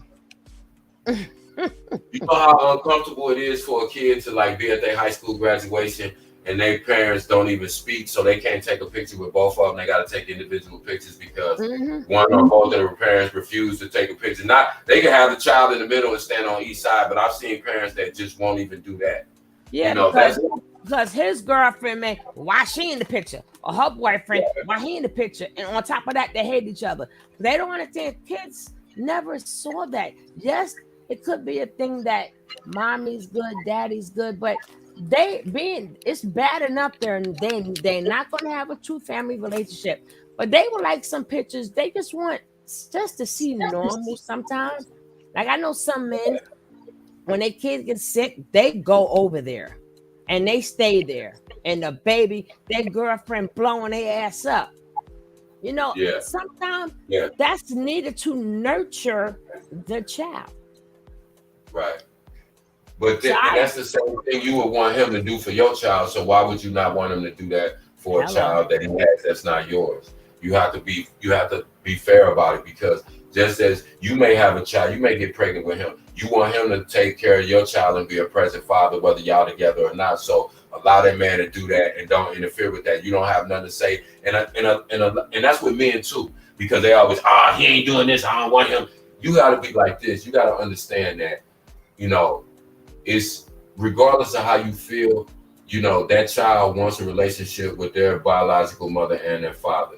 Now, in a perfect world, it would always happen that way, but it doesn't. But in a situation where it can happen that way and you're the other person, stay out of that. Let them two people parent, regardless of how you feel about his ex or whatever. And a lot of times too, men will mess that up, because I'm gonna tell you what men do.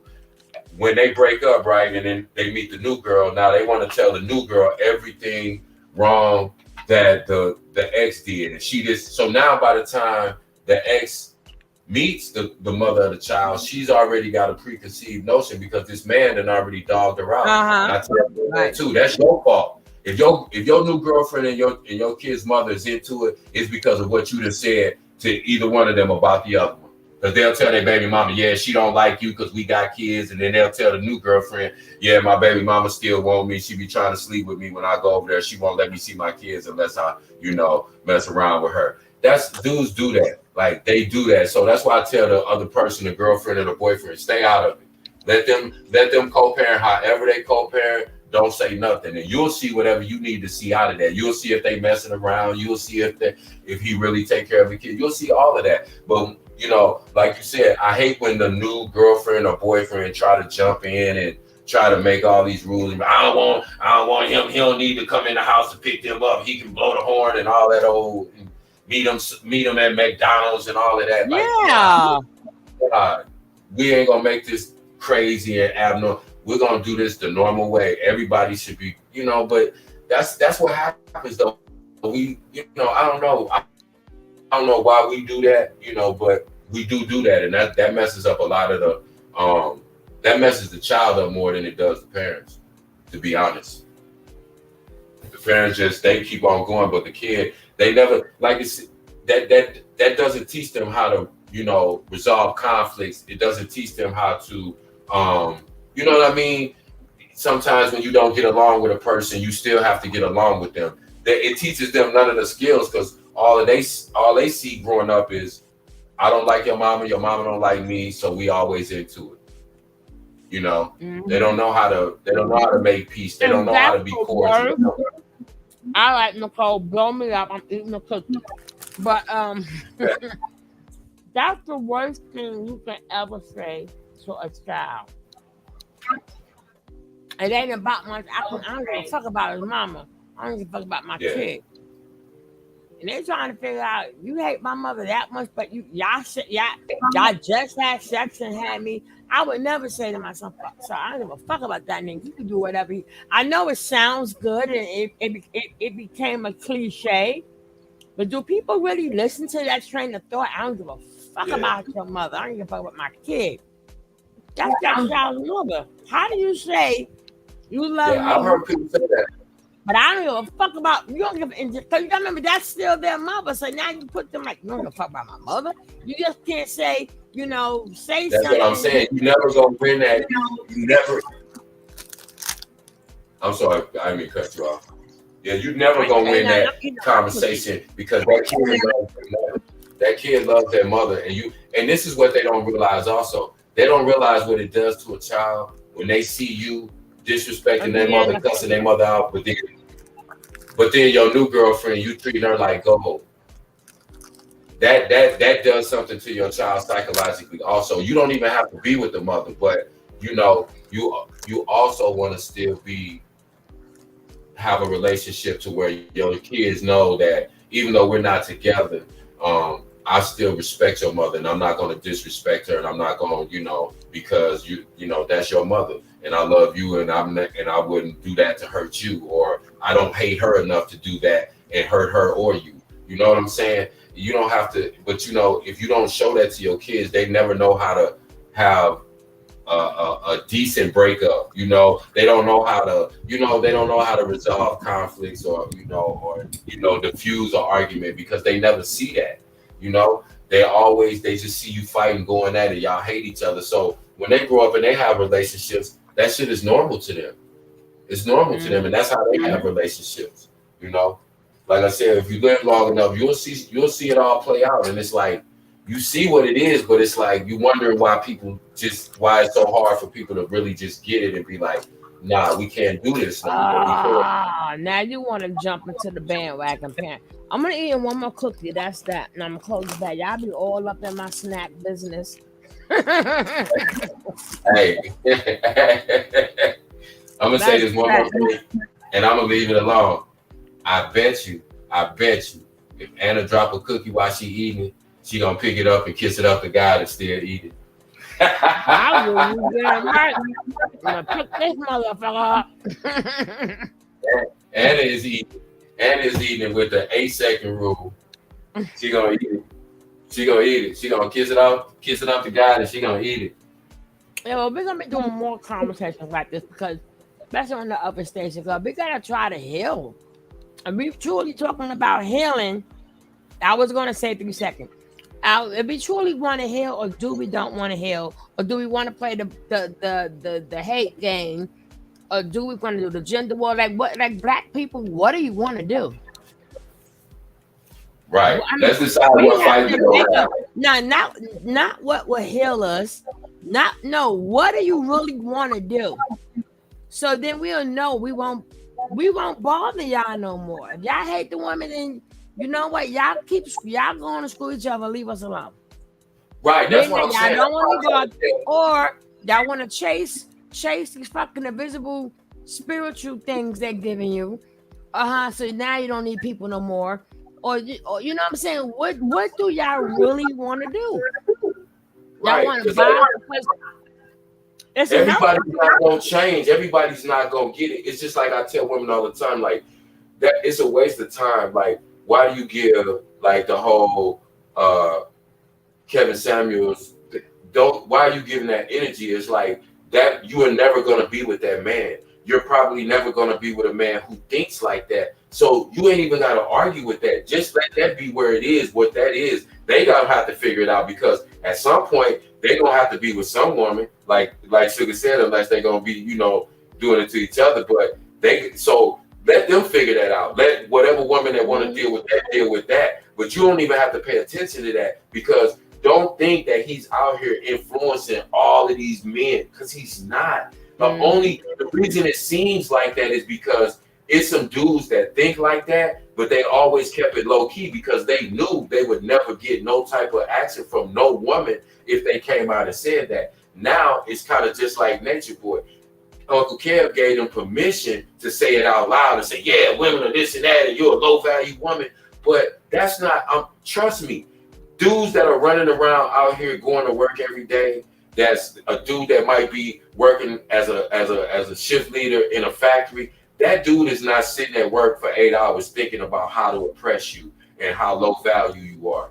He's thinking about how to pay these bills, make it comfortable for you so that you're happy, so his kids are comfortable, and so that he's comfortable. He's not thinking about how to oppress you and how to take away your rights and how to, abuse you mentally. The average dude is not doing that. It's the dudes who don't do nothing, who's out here in the streets and trying to live crazy, and it's dudes like Natureboy who don't want to do nothing but trying to figure out a way of low-level pimping, and so he can live the life he want to live without doing nothing. But the average man out here working, we're not against you. We're not out here listening to Kevin Samuel saying, oh yeah, that's the problem with women. Exactly what Kevin Samuel said. No, that is not the case. Those are the dudes who already thought that. Those are the dudes. That's why it looks like all these dudes are coming out the woodworks. But trust me, that manosphere is so small, because if you really thought like that and you really tried to approach women and have relationships with women based on that thought process, those dudes wouldn't be with nobody. Trust me. It's all for social media. Now, I ain't gonna say all for social media because it's men that think like that. But the reason that it's making so much noise is because whenever you have a small segment of people that say very controversial things, it's gonna seem like it's a big thing. That's from anybody from Trump to, Kevin Samuels. If they say something controversial, they know they're gonna get a certain reaction. But do the majority of people think like those people? Absolutely not. Not from my experience. Not from the dudes I know and the dudes I talk to. They're not running around telling their wife, you need to be more submissive, you need to be more obedient, or you're low value. We don't even talk like that. Like I said, that dude is at work for 8 hours trying to figure out how to make y'all life more comfortable. He's not looking to oppress you and turn you into a robot and make you have his mind and all that crazy shit. That's people. Those are people who already think like that, who just found the lane, because that's what our society is open to now. It's a whole bunch of shit that's been normalized. But men, the majority of men that I know personally don't think like Kevin Samuels, nor do they talk like that, nor do they move around in the world. They don't do that. They might watch it and be entertained and be like, yeah, he talking real, he's spitting facts, but they not dealing with no woman like that, because there's very few women that would deal with a man like that, period. Exactly. But it's about who's hearing it and who's passing it. Because we even got a little young man. I Yeah. keep telling him, little alien boy, and I can see you too young to be wanting to go down that path. Right. What happened in your life that you thinking like that already? And then when he agreed to the taking a woman out thing, now he must forgot I saw the video, but for some reason the video just disappeared. And he was trying to tell us, yeah, she should be attracted and I should be able to get no. Because you took somebody out. Now, what if I say to you, okay, I don't want no dinner. I want a car. Being that y'all saying it's a fair exchange, no robbery, right? Yeah. What would your answer be to me? Of course not. No, I don't know you. But again, if you say that to a man after he took you out to dinner and he asked you for before dinner, because he's saying no, I'm just saying dinner. Yeah. You say I don't want dinner. I want a bag. I want a purse. I want a car. You know, I want some shoes. Right. That's but that's what it's come down to. That's what I'm saying. That's what. You're looking at me like I'm crazy. If you think somebody, if you think somebody's gonna deal with you thinking like that, even if somebody does, it's not gonna be the type of person that you really need or want, because you know nobody in their right frame of mind really thinks that that's the way that you're gonna be able to talk to people and have a relationship with somebody. That's crazy. It's not even realistic. It's just, again, it's social media is normalized things that wouldn't be even really. It's so many things happen on social media that would not happen in real life, because you can do things and you can say certain things on social media. But if you were literally standing in front of a crowd of people that were the same crowd of people that were watching you, but you was physically standing in front of them, 90% of the stuff that is said or done on social media would not be done. Mm-hmm. Period. If a person was not getting filmed, they wouldn't walk up to somebody like they do these pranks and they walk up, hey man, I'll take your chain. You know, they're doing it because this is going to get a lot of views. It might go viral on social media. Now, if it was if you weren't being filmed for social media and somebody said, hey, just walk up to that crowd of dudes and say something crazy to them, you ain't going to do it because you know you'll get beat up. But that's why I said we got to realize, like, social media is what it is. But when you deal with people in real life, like I said, I would look at a dude crazy if he said, well, she's not a high value woman. That sounds stupid. Or if I say, well, you know, you shouldn't expect a decent man because you have 3 children and you're 35 years old. That's crazy. Like, that's so generic and such a basic way of looking at people. You can't possibly live your life like that. If you do, you're an idiot. That's not how real life works. We all know that. So if you sit up and listen to those type of people and let those type of people upset you, and that's you feeding into exactly what they like. Kevin Samuels shouldn't make anybody mad. If you don't have to date him, what he says is really irrelevant. It really is. Even if he's influencing somebody else, you're not gonna date that man either. If he's able to be influenced by another man like that to select a woman based on what another man says your criteria should be. That sounds crazy to me. I wouldn't want to date no woman that she has to get another woman's approval to date me or say that I'm good enough to date her. Are you kidding? Are you what? Now, yeah. Now, guys, Father's Day is coming up quicker and sooner than you think, right?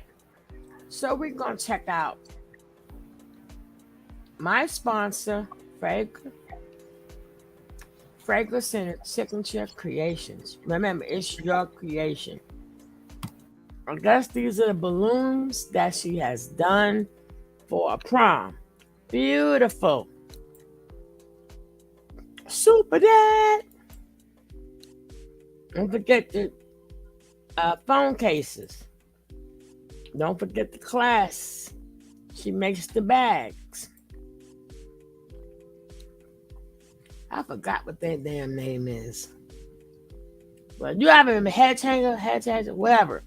You can put whatever you want on your shirt. Whatever.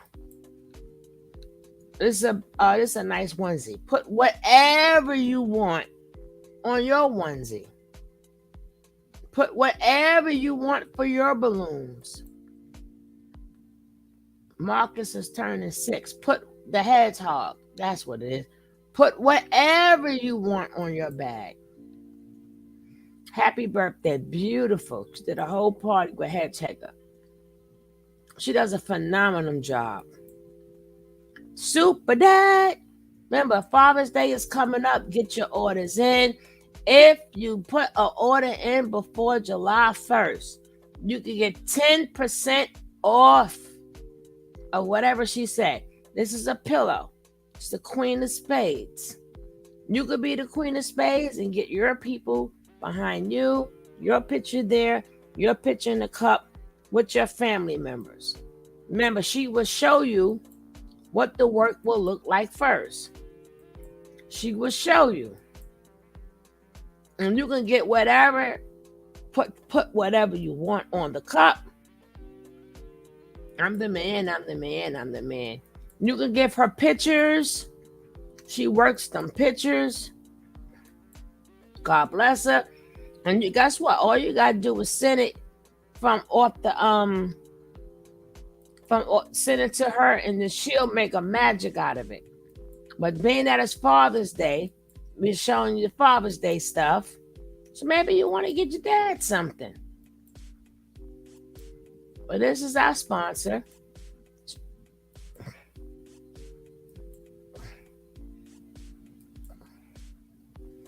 That could be your name, your picture on that mug. And again, if you order something from her, let us know how you like it. If you order something from her, let us know how you're going to like it. So if you're thinking about getting something from our sponsor, put a 1 in the chat. Maybe not now. I'm eating them damn cookies, right? I don't give a damn. That be bothering me. If you're thinking about making something special, remember, whatever you do, it's going to be special. King Cat put 11111. Who else? Who else is thinking about use Sugar Love and get 10% off course or cell phone cases or ship for free? You can hit up on her Instagram, clicking the link. Who else in here wants to purchase something from Ms. Leo / Fragrant Signatures? Because I know for a fact y'all have some ideas that y'all would like to do. And it's personally made. And she's going to show you what it's going to look like before you buy it. I see one. Who else in here want to purchase something? I always ask that because I don't want to hear no more support black businesses. What we need to do is support black businesses. We got a black business here we have to support. Where's the support at, people?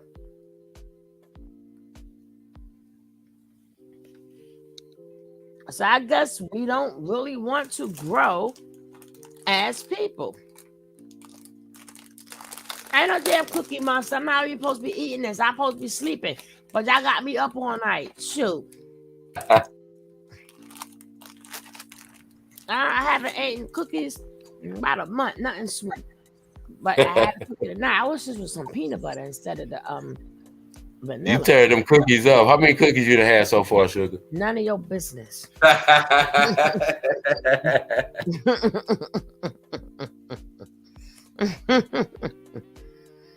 A woman never tells. You been tearing them cookies up since we was talking about segregation? No, I was not. 2,000. I don't like you, Nicole. I don't like Nicole.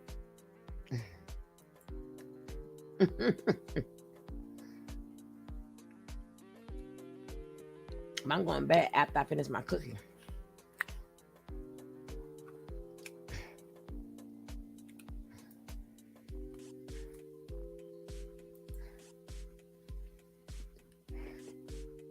But P.I.M.P. and Princess, take a look at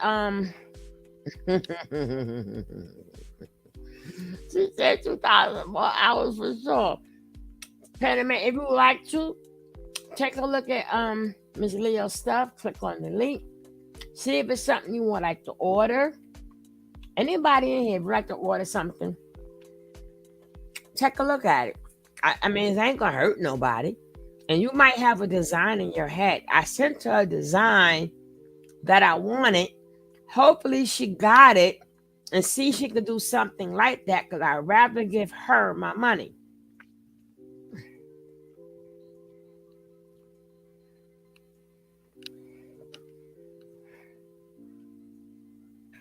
All right, Sugar Love. Well, I ain't got no cookies, so I'm gonna get on out of here because I got a long day tomorrow. I wish I did. You got me on some cookies. The hell, because this is a box empty. But I don't care. It's one more follow. You said Echo. You sound like True on them chips. True was turning them chips. True licked them fingers.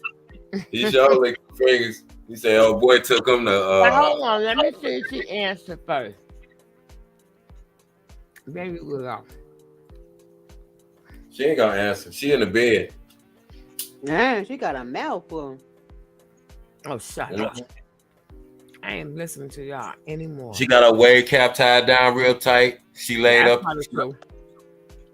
in there barefoot with no socks on, ashy feet. No, I'm sitting out. You feet, you going ashy. Anna. Oh, Anna. You mean the gourd? Oh man, I hope she wake up and see that and hit you up. I'm gonna sit back. I'm gonna listen. I don't even think I'm gonna say nothing. I'm gonna just listen. That's gonna be funny. I'm telling you, we could put Alien on her, and he can handle her.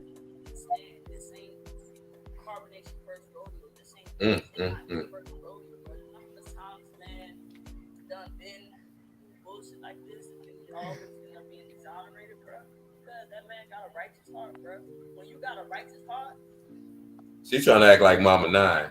a lot of people might not like me, or like things I say, or like what I say, or like how I say it. She disrespecting Mama Nine whole swag.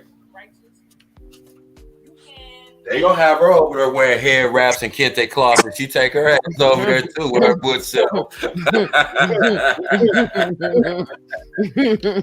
Crazy boy gonna have her over there, have Musa, match her with Musa again. She gonna change the whole tune.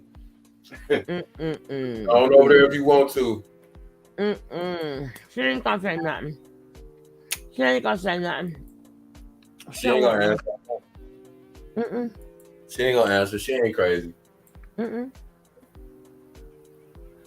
she saw them 3 subscribers didn't even respond to her, she was like, "Yeah, ain't nobody going for it." She said debate. Hey, debate what? What is it that you debating? That's what I want to know. What is it that you want to debate? I don't know what it's to debate. I really don't. Like, what do you want to debate? Whether he's, whether he an idiot or not? I don't know. He real. No, he got finger popped. No, he real in jail. He really in jail. He got finger popped. That's all I can say. Every time I can't even take that dude serious. You can't tell me nothing. You got finger popped, dude. As a grown man. It wasn't even, you didn't even get, violated as a youngin'. You was a grown man, got finger popped. and you liked it. But he did. And that's why from day one he was trying to push so the rest of you men can know what it felt like. He wasn't pushing it for us. He was pushing it All for of y'all. them. And ain't it crazy? All of them admitted to watching tranny porn, messing with little kids, relatives of theirs, and just being basically deviants. You know what I'm saying? He may treated them women wrong, but his objection was to destroy you guys. See, that's the part men are not realizing. Because they was glorifying him so much, they didn't realize, no, he's doing what the rest of the society is doing. He up there talking about feminine energy. He's up there talking about it's okay and I'm in love with love. So y'all can go there. Talking about trannies are better than women. Get me a tranny? Yeah, trannies are better than women. They talk, come on, man. It's like he wasn't after us. He was after y'all. And if you look at what he did to the men, how can them men ever feel like they're an alpha male or that they can control a woman when they were sitting, bowing down to a man, kissing his feet, rubbing his feet, worshiping him, idolizing him, calling him God? Like, who could respect a dude like that? Right there. Slapping him, calling him bitch. I ain't asked for no strawberry. Don't you ever give me no strawberry again. He to a man. He didn't even say that to the women. It's just like, come on, bro. Like these I mean, at least the women were being the women. He demasculated the shit out them men. Yeah, I don't expect the women to fight back, but I'm talking about the men. Like, really, like how low is your self-esteem that you are really just standing there and he's not even just doing it to your face. He's doing it in front of the world, and you standing there like a complete bi. You standing there with no type of, but then you stand here and think somebody finna call you a god. Boy, if you don't stop playing, get out of here with that orange suit on and that clown nose. I'm going to bed. I ain't playing with y'all tonight. I'm serious. I'm really serious. I hate my dad. $239,000. Put it up, sugar. One more time. One more time. There you go. The hell with y'all. That's it. That's how y'all know it's the end of the show. When y'all see that in the chat, it's that we wrapping it up. It's time to go. Everybody get your 35 hours later, right? All right, guys, I'm literally out of here because I kept y'all up overtime and we didn't even finish our show. But sometimes it goes like that because what we need to be said is worth more than the show. That's real. Peace, chat. Catch y'all tomorrow. In a couple of hours. Thank you all. All right now. Yeah, kissing his feet. All right, guys, I'm out of here. Peace out. Peace.